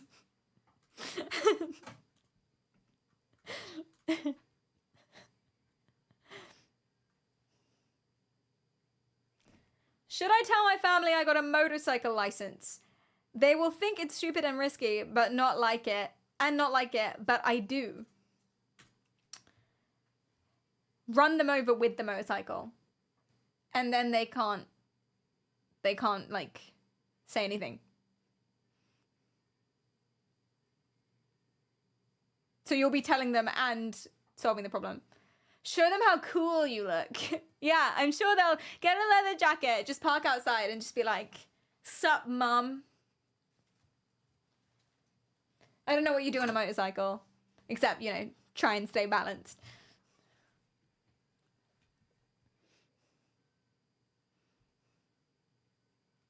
If you can dodge a motorcycle, you can dodge a ball. That's so good. That's so funny. Give him a bro spanking. Oh, that's for the previous one. I was going to be like, to your family? Show your family the cool, dangerous tricks with the motorcycle to change their minds. Evel Knievel style. That'll do it. That'll do it. And, oh, tell them just really bad news first and then drop the motorcycle thing. Mom, I got a girl pregnant and then I killed her. Also, I ride a motorcycle. They're not going to care about the motorcycle thing. But you have to make it believable, so you actually have to do the crime to begin with. But that's okay. That's like one weekend. Please don't kill anyone. Thank you so much. Okay. Next. Step into my office.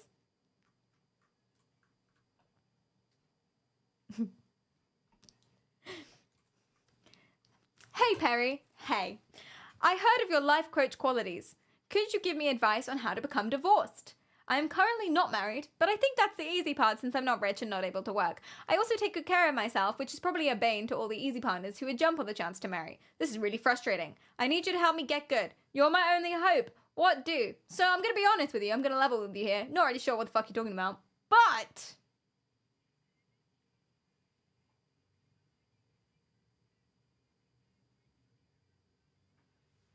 I mean, I don't really know what to say. Get married, get divorced, man. You could just skip straight to the divorce. Anyone can draft a legal document. I'll marry you, I guess, and then we end it. It says Mr. Deadport. There you go. Mr. Deadport will marry you. Green cards as well. You have to make sure you're securing a good match for you and your family. So green cards are usually a good way to go. Like, you're going to marry someone on home turf. You don't get any citizenship out of that. What's the point? You know, every British king married someone Spanish for that reason, okay? You got to prevent the war. Otherwise, it's selfish. It's a waste of a good marriage. And this is just facts, okay? Now I'm giving you marriage advice, which was the opposite of the question. I don't know if I can help here, man. I'm going to have to turn you down. Nah. My employee is cutting 10% of people. I am not, employer is cutting 10% of people. I am not in the list. How do I talk to my colleagues tomorrow? You get a cake that says, sucks to be you. You smash it in their faces and you go, na na na na. Then you sprint away. Set their desks on fire.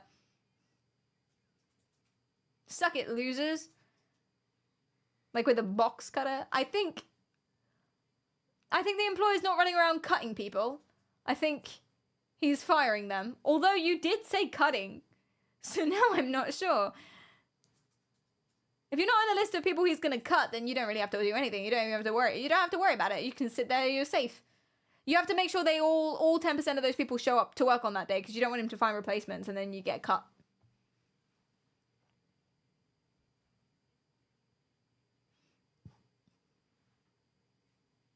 How do you know the list? That's a good question as well. Oh yeah, how do you know the list? He drafted the list. All of his enemies. Again, plan 1. Na na na na. Tee-hee. That's what you do. Easy.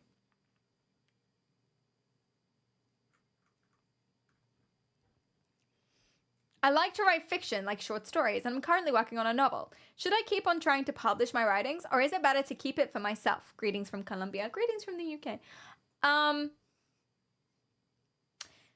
You need to draw attention to it if you're going to keep publishing. You should keep publishing your writings. I hope you're not writing in English, lol. Sorry.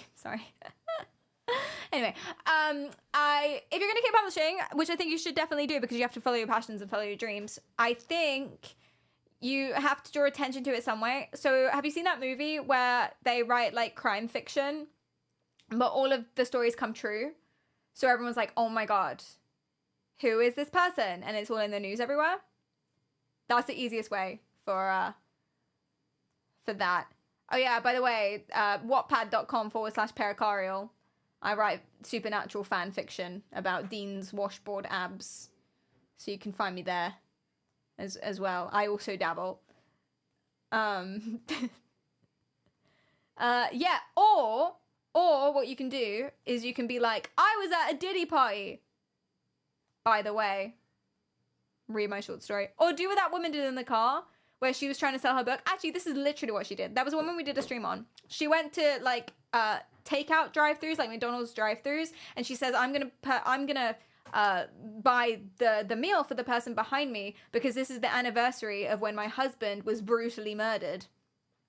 And then she starts crying, and then she like, you know, gives a note to people and blah, blah, blah. And she just keeps doing that, make TikToks out of it. And then does that for like 2 years and then sells her book at the end of it. And then it turns out that she wasn't even married to that. So you don't even need to be married to the guy. She wasn't even married to the guy, and their family thinks that she's really weird and asking them to leave her alone. So she's basically saying my husband was brutally murdered when they weren't even married. And, you know, he was brutally murdered though, like, but like still. So you just have to find someone who was recently murdered, make a TikTok account, pay for McDonald's meals behind you, and then after about a year or so, you can market your book.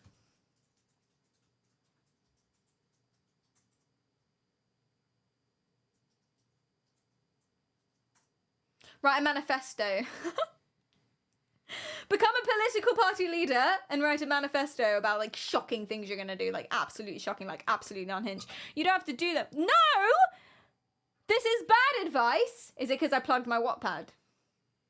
It's good. Washboard abs. Whatever, chat. Whatever. You're not qualified. I killed 4 people. Where should I hide the bodies? McDonald's. Give them to the previous guy. Give the bodies to the previous dude so he can write about them. And then they found the bodies and they're like, oh my God, it was all real. See, that way you don't even have to murder anyone. You can just find the bodies. Or give them to McDonald's. What do you think are in the burgers? Exactly, Grace. That's disgusting. That's so... Sorry, I have to draw the line there. That's disgusting. That's really good. Keep them or double and pass them on. That's amazing. That's so funny. I think the favorite thing that I ever witnessed was a very, very, very dodgy butcher's, like a really dodgy butcher's. The meat didn't look real, and it looked really, it was like really weird. Like flickering lights and everything. And it was right next door to a pet shop. Just took a little snapshot of that in my mind. I think about it a lot. It's on my tour of Dystopian Nightmares. Oh, I added something to my tour of Dystopian Nightmares the other day. Oh yeah. Okay, this might bum you out though, actually. I'm making a tour of Dystopian Nightmares. So I've got a couple things so far. I've got Michael Jackson stage play. I've got Smart Water being the only thing you can buy at an airport. And filling the shelves exclusively at most WH Smiths. Then I've got... What's the other one? Oh, the Banksy gift shop that you have to, they charge entry. It's a merch store for Banksy. And then also I've added something recently. There was a news article about, oh God, what's her name again? The woman whose husband died recently, the actress. Very sad. Very sad. What's her name? I keep forgetting it. Does anyone know? Aubrey Plaza, yeah. I saw an article about that, and at the bottom, it was reassuring the audience and saying, don't worry, we reached out to Aubrey Plaza and her family for comment, but they haven't got back to us yet. Just a little screenshot of that. My dystopian tour of nightmares. And then also the pet shop next to the dodgy butchers. Dystopian tour of nightmares. I'm gonna make enough of these things, and then I'm gonna make like a route around London, and then I can do tours.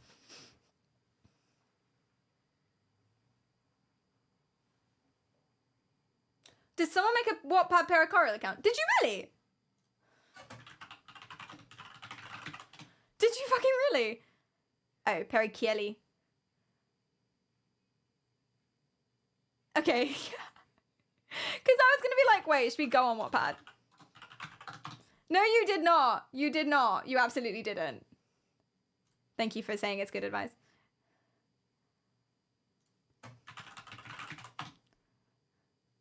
Okay, okay, cool. Because I was gonna say, like, what? Oh my god. Although, what is this? Ah! Ah!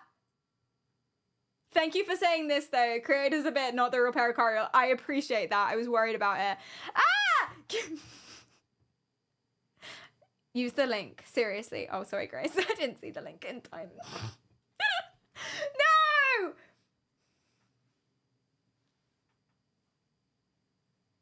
Can you sign my kidney while on tour? See, that should be the thing, actually. That should be on the Dystopian Tour of Nightmares, but I can't do that. It's not in London. If you know, whoever made this account, if you want to write or ask other people to write super graphic supernatural fan fiction, that would be really funny. Refresh the page. Oh, sweet Jesus. What? What's supposed to be there?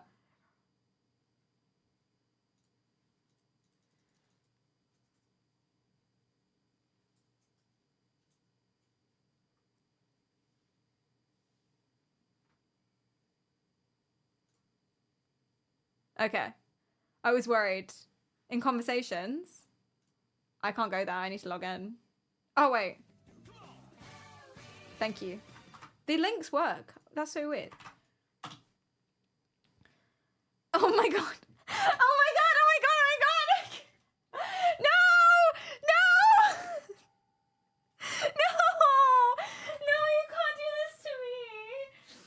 The Impala rumbled to a stop on the edge of a deserted dirt road, the last glow of sunlight fading beneath a blood-orange sky.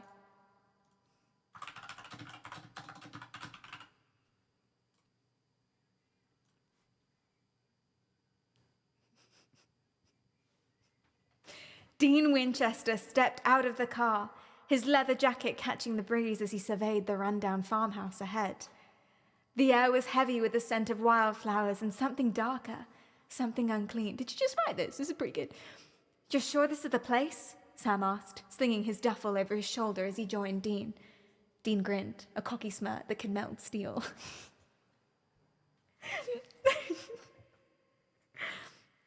I'd bet baby's paint job on it. He popped the trunk, revealing the arsenal of weapons they always carried. Silver bullets, holy water, iron crowbars, the essentials for a Winchester-style hunting trip.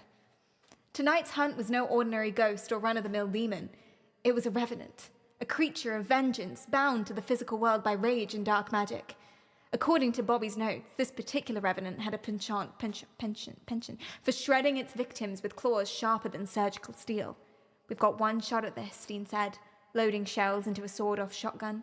His t-shirt clung to his chest. I was waiting for it. His t-shirt clung to his chest, damp with sweat from the day's heat. When he turned, the fabric stretched taut across his torso, and Sam couldn't help but roll his eyes. I'm intrigued and engrossed. Please don't make them love interest, okay? They're brothers. They're brothers, all right? Obviously, it's all about Dean and Kaz, and I'm not going to hear any other ship, okay? Anyway, let's... Saving that to my poem page. Jesus fucking Christ. Thank you. Thank you so much. Thank you.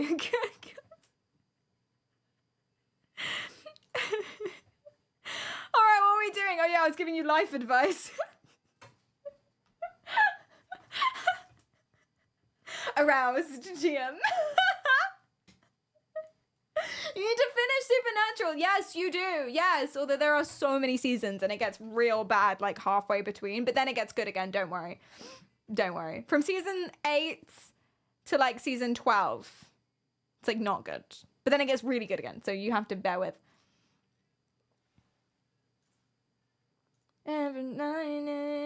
Bow, bow. Okay. Yeah, I think we handled this one. I killed 4 bodies. I think we nailed that. I think we did. I think that's okay. My back hurt. What should I do? Play with better Valorant teammates. Haha. Born to be your lover, cursed to be your brother. Stop!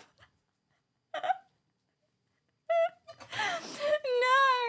It's only okay if they're cousins. Who are you, Kleist? Sorry.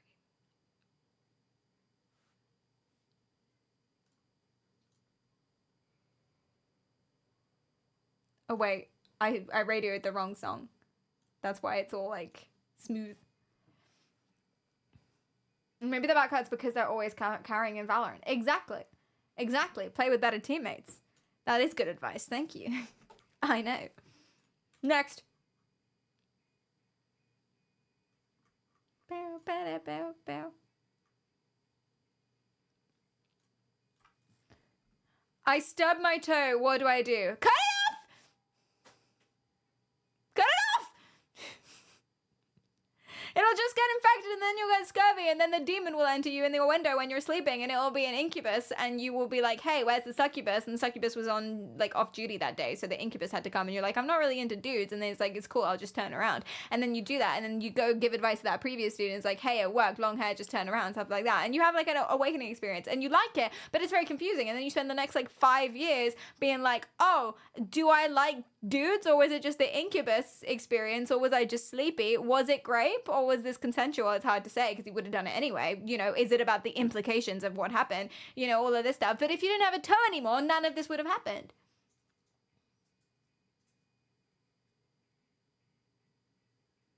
Cut it off like a light switch. What? Yeah, you gotta think about, listen, as a life coach, I can say this to you. You have to think about the long-term ramifications of stuff that you do. Long-term. So there you go. There you go. Tangent. It was very much to the point, thank you. Should I move to Canada? What with their beady eyes and their flapping mouths? Ah, no! I'm joking, I'm Canadian, I quite like it. Can you drive? I can't drive. So, wouldn't really work for me. But, Canada's nice, I think. Cost of living crisis, but there is one everywhere. So. 50-50 on the 70-30. Alright. You don't love the advice, but that's just, listen, 30% of the vote were fucking Canadian, so what do they know? So I'm sorry. Sorry.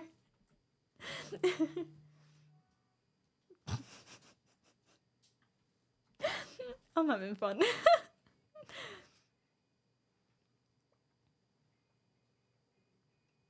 All right. Slow your roll. My friend was with his ex for 4 years before she broke it off by just ghosting him for months. An entire year later, she messages him and he's immediately just friends with her and fell for her again. Aww, well, little shrimpy. He doesn't blame her for the pain she caused him, and so they're on their way to getting back together. No! Without processing what they went through. How can I help? I've already pointed out to him that she hurt him for months. You don't have to be angry at her, but you shouldn't forgive her immediately. Oh my god. Okay, here's what you need to do. Have you seen the end of Hot Fuzz? Not Hot Fuzz. Shaun of the Dead. Chain her up. Him or her? Him. Chain him up in like your garden shed. Okay? And just every day splash him with water every time he says something nice about his ex.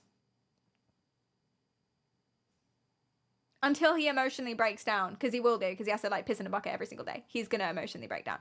Until he has a breakdown, and then what you do is you just like feed him chocolate. And then eventually he'll process the thing. You gotta break him down before you build him back up. It's rule 1 of life coaching.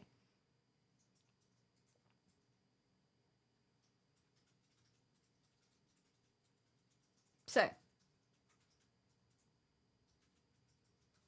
But this is sad though. He's just too in love to realize that she did a bad thing. She needs some consequences, man. Oh, do you know what? Do you know why this is bad? It's because she needs some consequences. So maybe you can do the consequences. Chain her up in your garden shed. force her to piss in a bucket for a few weeks until she has a breakdown, and then present that to the friend and be like, there you go. Did it for you. You're welcome, friend. And then they can get back together. Because she has to know the consequences of breaking up with someone. Which is a very shady thing to say, actually. Consequences of breaking up with someone. The consequences. Good advice? Cool. Moving on. Who keeps putting no? You're never going to have a better life than you do currently if you keep saying no to all my advice. It's gold. It's gold. Turn your friend gay. Problem solved. Oh, yeah. That's that one, too.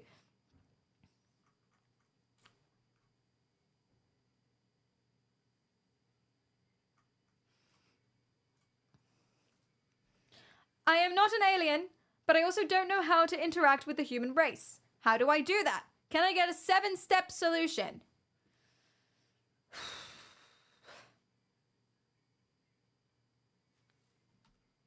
Okay. Now, you're not asking the best person for this because I have just a brush of the tism. But here we go. Okay, you don't even know what the advice is yet! But thank you for being supportive. You don't even know. All right, but listen. Okay, step 1. Meet a human. Step 2. Offer them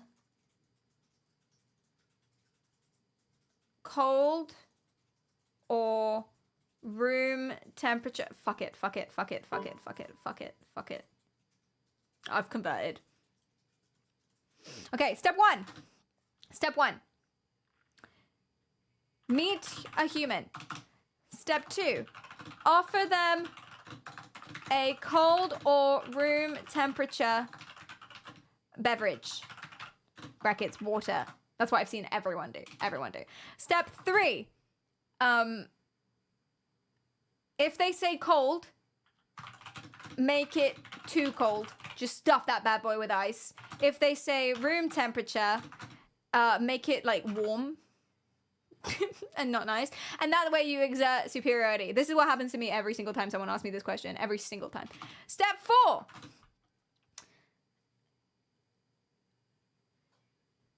If they say no, they don't want one. Turn up the heat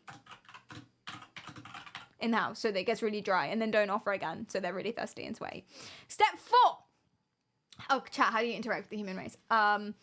Ask about their significant other. 5. Demean their sig oth, because who likes the old ball and chain? Am I right? Step 6, handshake. Essential. Step 7, final step. Oh yeah. Control your autonomic functions until they leave. So that's, make sure you blink enough, but not too much. Make sure that you don't keep swallowing. Don't lick your lips. Swallow, though, before you speak so you're not phlegmy. Make sure that you move every so often because people don't sit perfectly still. You have to, like, keep shuffling and stuff. Eye contact is important, but not too much eye contact. But if you look away every single time you talk, they know you're autistic. So you have to look at them when you're talking, but then look away and then look at them again. You can't just stare at the ground or stare at the ceiling because then they'll know. They'll know. Yeah.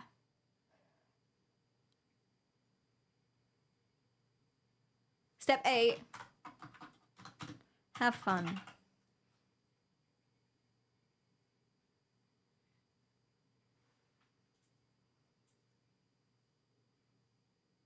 I like that, actually. Step 9, profit. Chat, what do you think?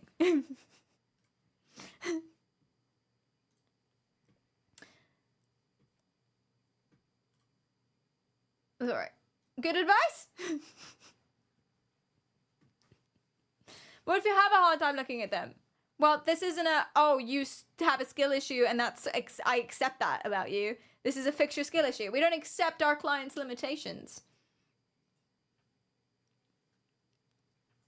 I think humans would like that, but what do I know? I really don't know. I struggle with eye contact. I've realized. I thought I didn't. I'm fine when someone else is talking. I can look at them and then I look away the appropriate. I mean, I am thinking about it a lot. Like, oh, I've been looking at them for quite a while. I should probably look away now. And then I look back and then they're looking at me. And then I think about it because it's like they're staring at me while they talk. They're like not looking away at all. And I'm like, that's weird. You should be looking away. And so I look away and I'm like, but is it rude if I'm looking away and they're looking at me still? And are they thinking that I'm looking away too much? Like I don't want to look at them while they're speaking. But then the thing is when I start speaking, I'm staring at the ground. But then I'm fine. I'm not fine. But they're looking at me. And then if they keep looking away when they speak, I'm like, should I keep looking at them? Because it's like looking at them without them knowing it. Do you know what I mean? It feels unconsensual. It's unconsensual looking. I'm looking at them, but they don't know I'm looking at them because they're not looking at me. But if they are looking at me, it's like it feels rude to look away. But then the thing is, if I look away when they look away, then they won't know I've looked away. So it doesn't make a difference. So, and then from their perspective, I would be always looking at them because they won't know that I've looked away when they look away. So I don't know what to do. I don't know what to do. I don't get it. I don't understand. So like what I'll do is I'll look at them and then every now and then, only while they're looking at me, I'll like throw off to the side a little bit with a nod and then look back. And that's very effective. I think, I assume.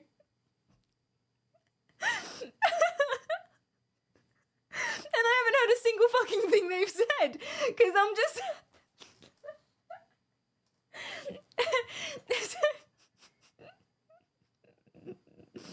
I notice I'm often looking at someone's mouth when they're talking. That's pervy. You should stop doing that.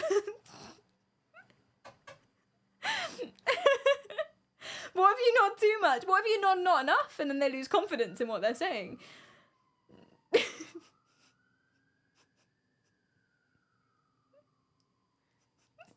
Thanks for helping me feel more normal. Well, that's not the goal. That's not what I'm not normal. If you relate to that, then rip.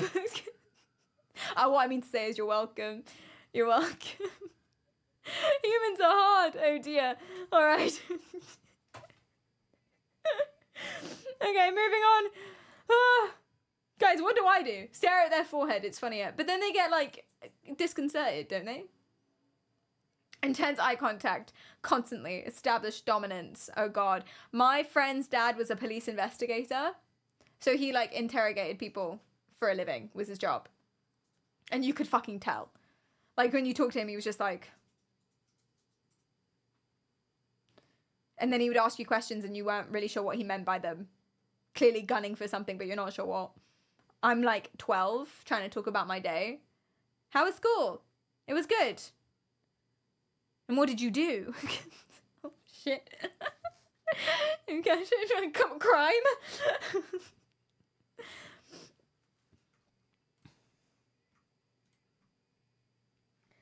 I've been diagnosed with ligma. What do? Cut off your balls. And your tongue. And your amygdala. And stop playing Fortnite. Probably. It's doing bad things. Doing very, very bad things for you, I would say at this point. Yeah, get rid of that amygdala. You don't need it. You don't need it. You clearly have no survival skills anyway. It's not going to help. Cool.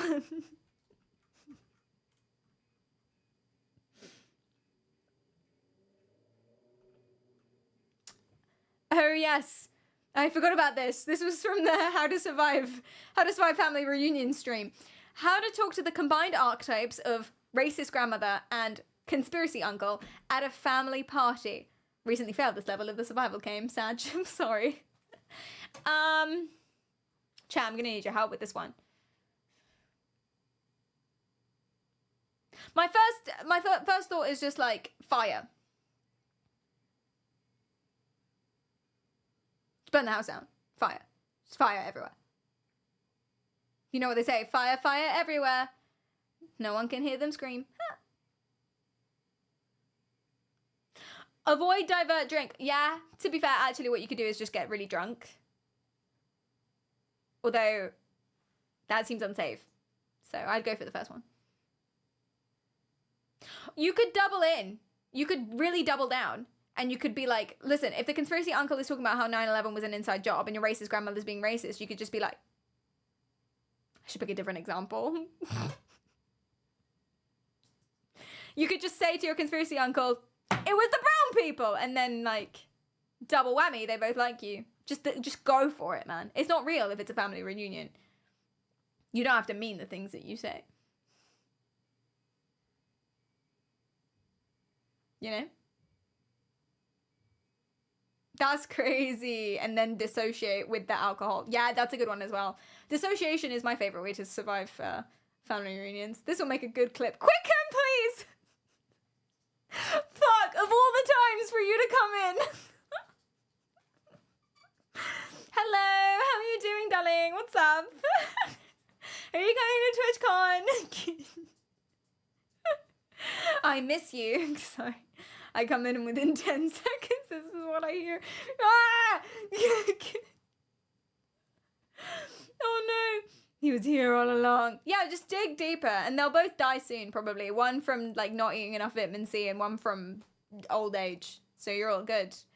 It's okay. Just really go for it. Make them like you. It's like dialogue options in really poorly planned story games where you're trying to like build like Persona games, right? When you're trying to like build up relationships and they give you dialogue options and you're just supposed to abandon all your principles and say what you think the other person wants to hear. I get really annoyed. There's like a student council in a Persona game and you're trying to make friends with the head of the student council, but he's such a fucking nerd. He keeps being like, oh, couples shouldn't make out in the library. And you're just like, sorry, virgin alert. Like, what do you mean? Like, and I have to be like, yeah, it's atrocious. I don't think that. I don't believe this. But if I don't, then he doesn't like me. And I don't get all the perks. It's just like real life. I wore black tights at my school instead of navy ones. Because I'm a rebel. Happy New Year's! Happy New Year's! How are you doing? You could pit them against each other. Ooh, like you could come up with a conspiracy theory that's very much anti-white people. Oh, Trump is not white people, but Trump is a lizard person as part of the Illuminati.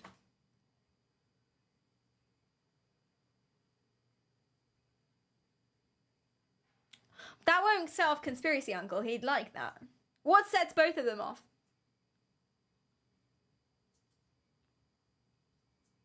The Anunnaki aliens are taking our jobs. That's really good. They both love that. That's fantastic. But we want to pit them against each other. Rain, thanks for the follow. How are you doing? Why are you asking about TwitchCon already? Are we planning this soon? It's just like the next time I think I'll see you in person. So it pops in my head. You know it's in May, right? It's not even that far. Oh my god, it's only January. Oh my god, my social life is so dry that's the thing I'm planning for. That's like 3 whole months. 4 whole months. What is wrong? Dude, you're right. You've awakened my eyes. I need to do more things. More things. Oh no. May? I know, it's earlier this year. It's weird. It's usually July, which means we're going to Rotterdam in May, which means it's just going to be raining and cold and miserable. Which means I can wear my new fuzzy jumpers. I'm going to wear an Udi to TwitchCon, guaranteed. Cleedum, write it down. Cleedum! I'm going to wear an Udi to TwitchCon, write it down. I'm going to be Marshmallow. Marshmallow Perry! It's really big. It's like really big. It goes down to my feet. Marshmallow. Beep boop. I'm just going to run around and put the hood up, put little like ears on it, right? Put a little screen on my stomach, and then I'm just like some weird, fuzzy, furry Teletubby. I'm a Teletubby if the Teletubby was a furry.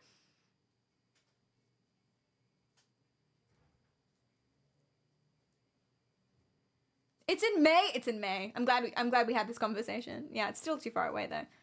You're a furry? I've been found out. Only if they're Dean Winchester from Supernatural. And also like a penguin or something. I don't really get how furries work.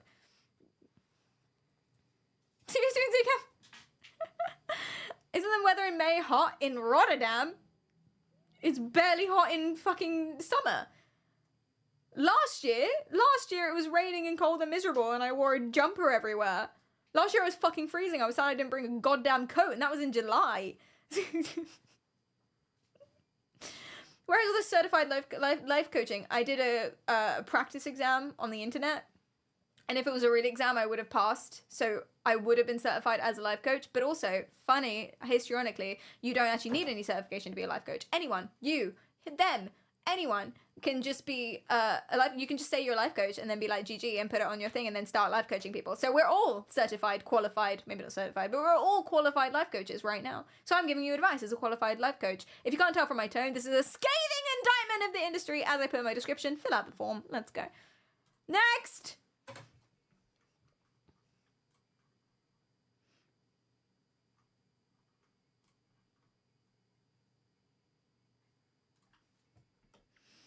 I would like to start a cult Charles Manson style. Please give me some tips on how to gaslight some followers into giving me all their money. We can do a 70-30 split on the scam money. 60-40 final offer. You down? 60-40, I'm down.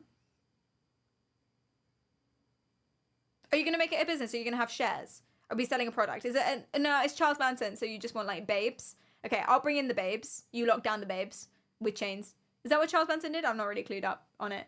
Right. Okay, so for Stockholm Syndrome to kick in, it really occurs in like 1 every 8%. Not 1 in every 8%. It occurs 8% of the time, I think. Stockholm Syndrome, 8% of the time. So that means you need to kidnap 18 people for one of them to develop Stockholm Syndrome. So it depends how many babes you want. We need to kidnap, like, let's say 100 people. You get 5 babes on average. Throw away the rest. Lock up the babes so the Stockholm Syndrome intensifies. Then they'll give you their money. Maybe we should sell a product to get started. Make it Christian. Christian Bible selling. Door to door. University campuses so they're fresh and new and scared. Can you take me through that math? You know, I'm not even sure that I could. So 8% of the time, someone develops Stockholm Syndrome. That's almost 10%. So that's like... So it'd be like, you need 10 babes for one of them to fall in love. But it's not 10, it's 8. I don't even think it's 8. Is it 6? Let's say it's 6%. If it's 6%, that's almost 5%. So you need 20 babes for one of them to fall in love. But it's not quite 5%, so 18. That's my maths. I think it's 6, not 8. 7? Let's go 7. Yes? And then if you kidnap 100 people, that's like 5 18s. So 5 babes will fall in love with you.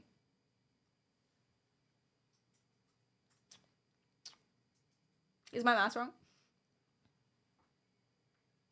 Pretty poor return on investment. Yeah, kidnapping's quite tough, actually. That's why we need a better way to draw them in. That's why I'm saying we should sell Bibles to university freshmen. Babe maths. And you should teach this in school. And yeah, and then like pull them in and be like, oh, do you want to come party at Sigma Luau Coachella or something? And then, yeah. You want to join my Bible group? You want to come across the country and go to my fashion show? Hashtag that South Korean cult that we looked at that one time. JBS or something. JLS.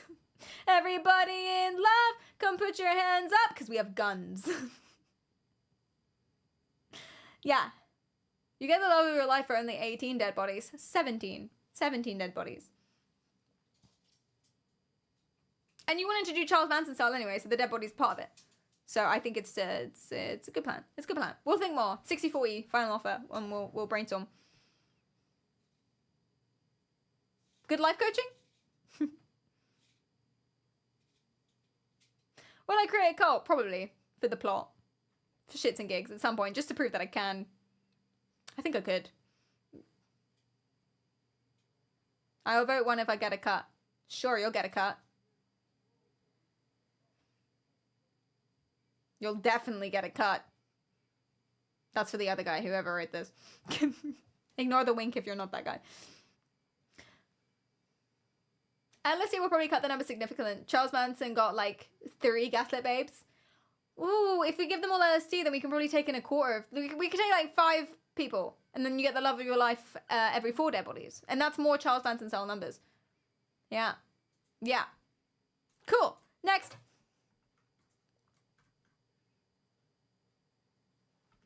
I want to know if the British people want to colonize America still and if I can stop it.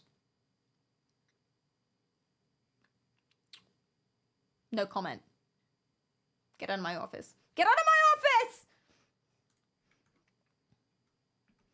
How do I talk to women as a girl? I have 0 riz. Touch their hair. Unconsensually. Give it a sniff. From behind. Pull that ponytail. That doesn't work. Jaeger bombs. Everyone likes Jaeger bombs. And they get drunk.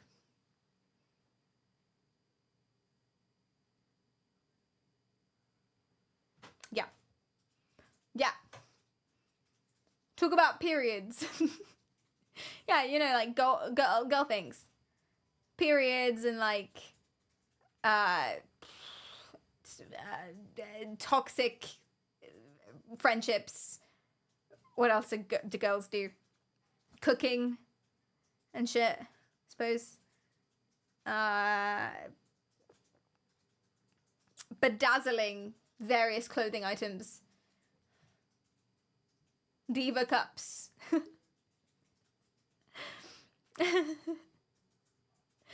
You can compare vaginas. Done that before, actually. I have done that before. Not with a new person. Not with a new person. Did that with my friend. It was weird. It was weird. Kind of wish I didn't. But that was after like 6 Jaeger bombs. So, you know, shit happens. This is what I'm saying. This is what I'm saying. Don't underestimate the power of a Jaeger bomb. Seriously, don't.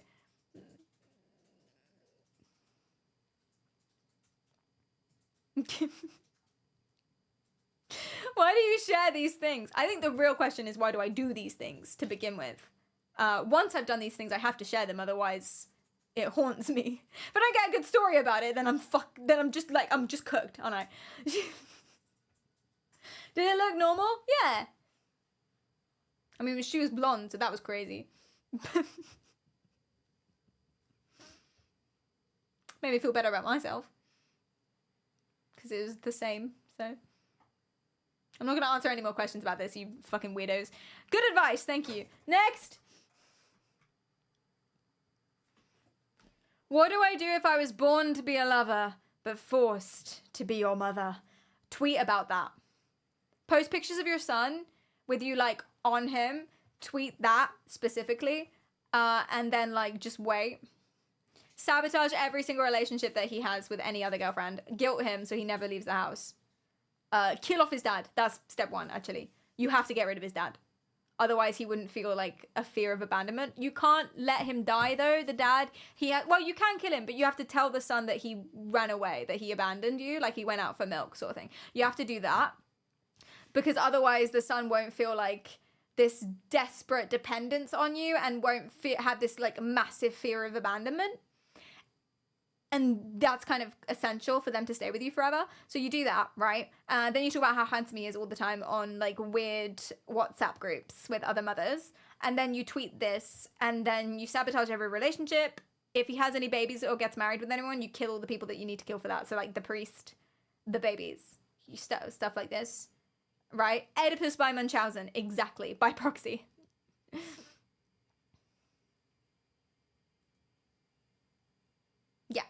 Oh yeah, all the gaslighting, no one cares about you like me, no one's gonna know you, I'm the most important person in your life, I'm the most important woman, I'm the only woman in your life. All of that. Yeah.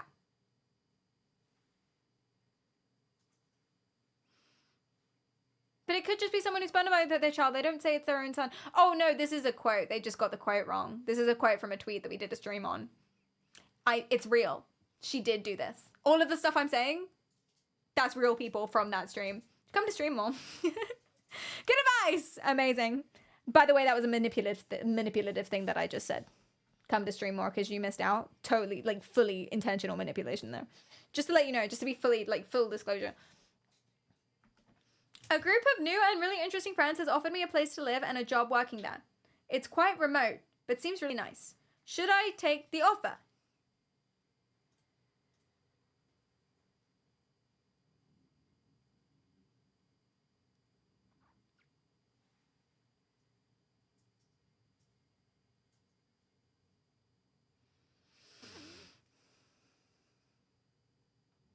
I think you need to ask more questions. I think you need to ask some questions. Have you guys seen that new film, The Watchers, where they're in a forest and they can't leave the forest lest they be watched and killed? Remote, like, no contact with the outside. Are they hot? That's a good question. Yeah, come back to us with the answers to the questions such as, are they hot? Is their money good? / if it's free rent and board, then GG, commune. Woo! That's everyone's goal. How remote? What are the perks? Do they have a dog? Can you drive? Are you hallucinating your friends? Because I think it's unlikely that any of us have any friends. So this is already suspicious. Are you sure they're real and not ghosts? If it's good enough comedy, you don't even need money. Exactly, exactly. Next. How to get more money? Well, any of the things we've just described, really. Any of them. So you could become a famous author by following through on the crimes that are in your books, and then everyone's going to be like, wow, how did they predict the future? There's that.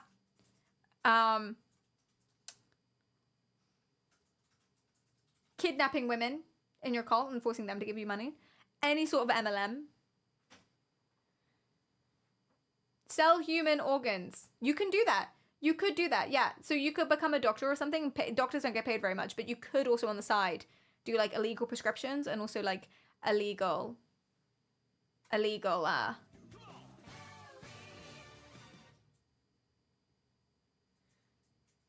organ donation. Sell humans. Humans themselves.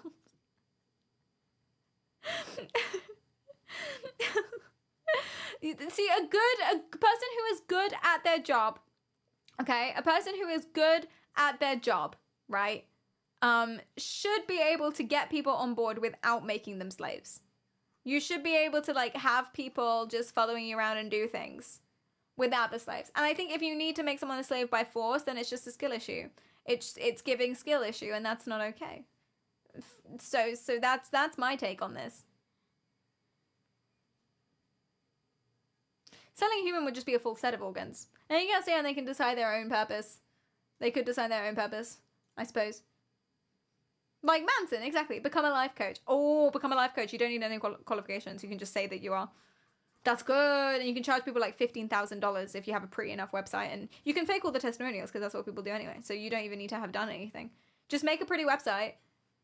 Fake a testimonial. Write a book. Doesn't have to be good. Delete all the bad reviews of your book. Because you can do that. Pretty easy. Pretty easy as far as things go. So, become a life coach. You can sell them a bundle on various things.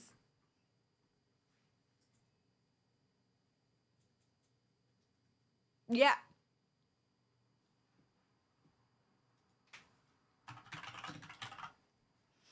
Yeah.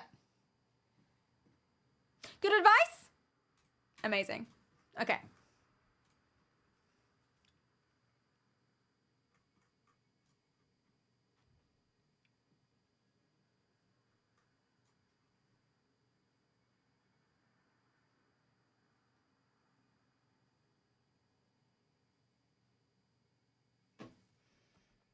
All right.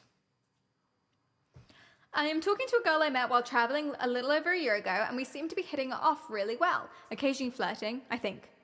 I'm dense as a brick. By sending kiss heart emojis with our messages and throwing out lots of gross wholesomeness. It is still very much reserved though, and nothing overtly romantic. She lives 1,700 kilometers away, and I've spent a week with her in her city. She's coming to mine in the spring, hopefully, if her, for all intents and purposes, uni allows.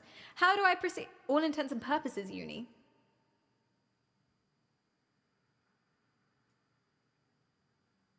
Her mindfulness course by Guru Zulu out in the Amazon. Sorry. How do I proceed? I very much like her and think she likes me too. Though as she is a very reserved person, it's hard to tell. Can I ask you a question? Are you sure she's not AI? I mean, I know you spent a week with her, but are you sure, like... Are you sure that's what's going on here? Just a little bit. Are you sure you're actually flirting? Well, I guess no, you're not. That's interesting. How should you proceed? Well, Stockholm Syndrome. You have to kidnap her. But then it's only one. Okay, so before she comes, then you have to kidnap 17 other people. And make sure that none of them develop Stockholm Syndrome. And if one does, you have to kidnap another one to make up for them. Until you have 17 women that have not developed Stockholm Syndrome. And then when you kidnap the girlfriend, they'll have to develop Stockholm Syndrome because that's how statistics work.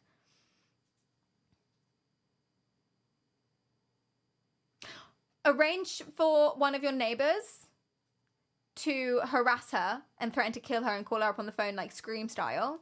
And then you swoop in and save her. I'll sort it out, baby.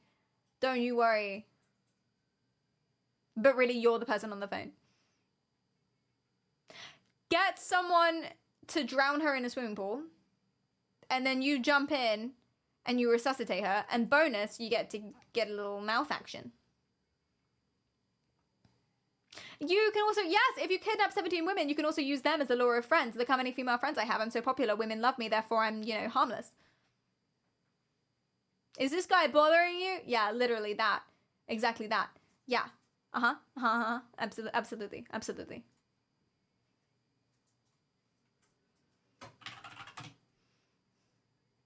This advice is definitely certified. I am a certified life coach. Maybe not certified. I am a fully qualified life coach. Fully qualified. Because you don't need any qualifications to be a life coach. And I think I fucking proved my point. Thank you so much. All of this is qualified life coach advice. I could run a website. I could have an official room. I could sit you down and I could give you this advice. And I'm qualified to do so. And I can tell you that I'm qualified to do so. And that's how bad this is. That's how bad this is. Oh my gosh.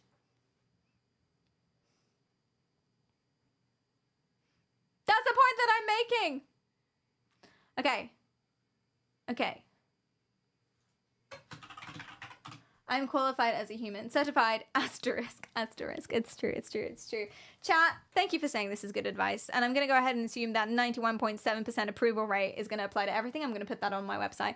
Thank you so much for saying that's good advice. And Chatterinos, thank you so much for the stream today. If you like what you see, remember to follow. If you don't, do it anyway. Twitter for announcements, Instagram for pictures, and Discord for everything else. Go to TikTok, YouTube, and Twitch, and I post regularly, so make sure to subscribe. And the next stream is tomorrow. Is it tomorrow? Is it tomorrow? What day is it? No, it's not tomorrow. It's Thursday at 1 p.m. British time. Be nice to Alex because she's very, very, very cool. She's a friend of mine, and hopefully I'll see her soon. And thank you so much. Found that right. See you tomorrow. Not tomorrow, Thursday at 1 p.m. British time. And thank you. This is also like good therapy advice. This person that they're talking about suffering from addiction, but we hate the bitch. You found a therapist online. I'm glad you pay to waste his time. Thank God it's no longer mine. It's no longer mine.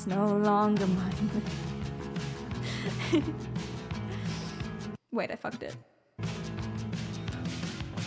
Fuck that, shut that mouth. You're always talking, talk back, walk back, act like you're not up to something. Fuck that, come back, look me in the eye and say I'm wrong. Oh, I'm not wrong. Yeah! Fuck therapy. Be nice to Alex, I'll see you Thursday. Ba-da-ba-da-ba. Don't bother putting me in one of your 12 steps. Ba-da-da-da-da.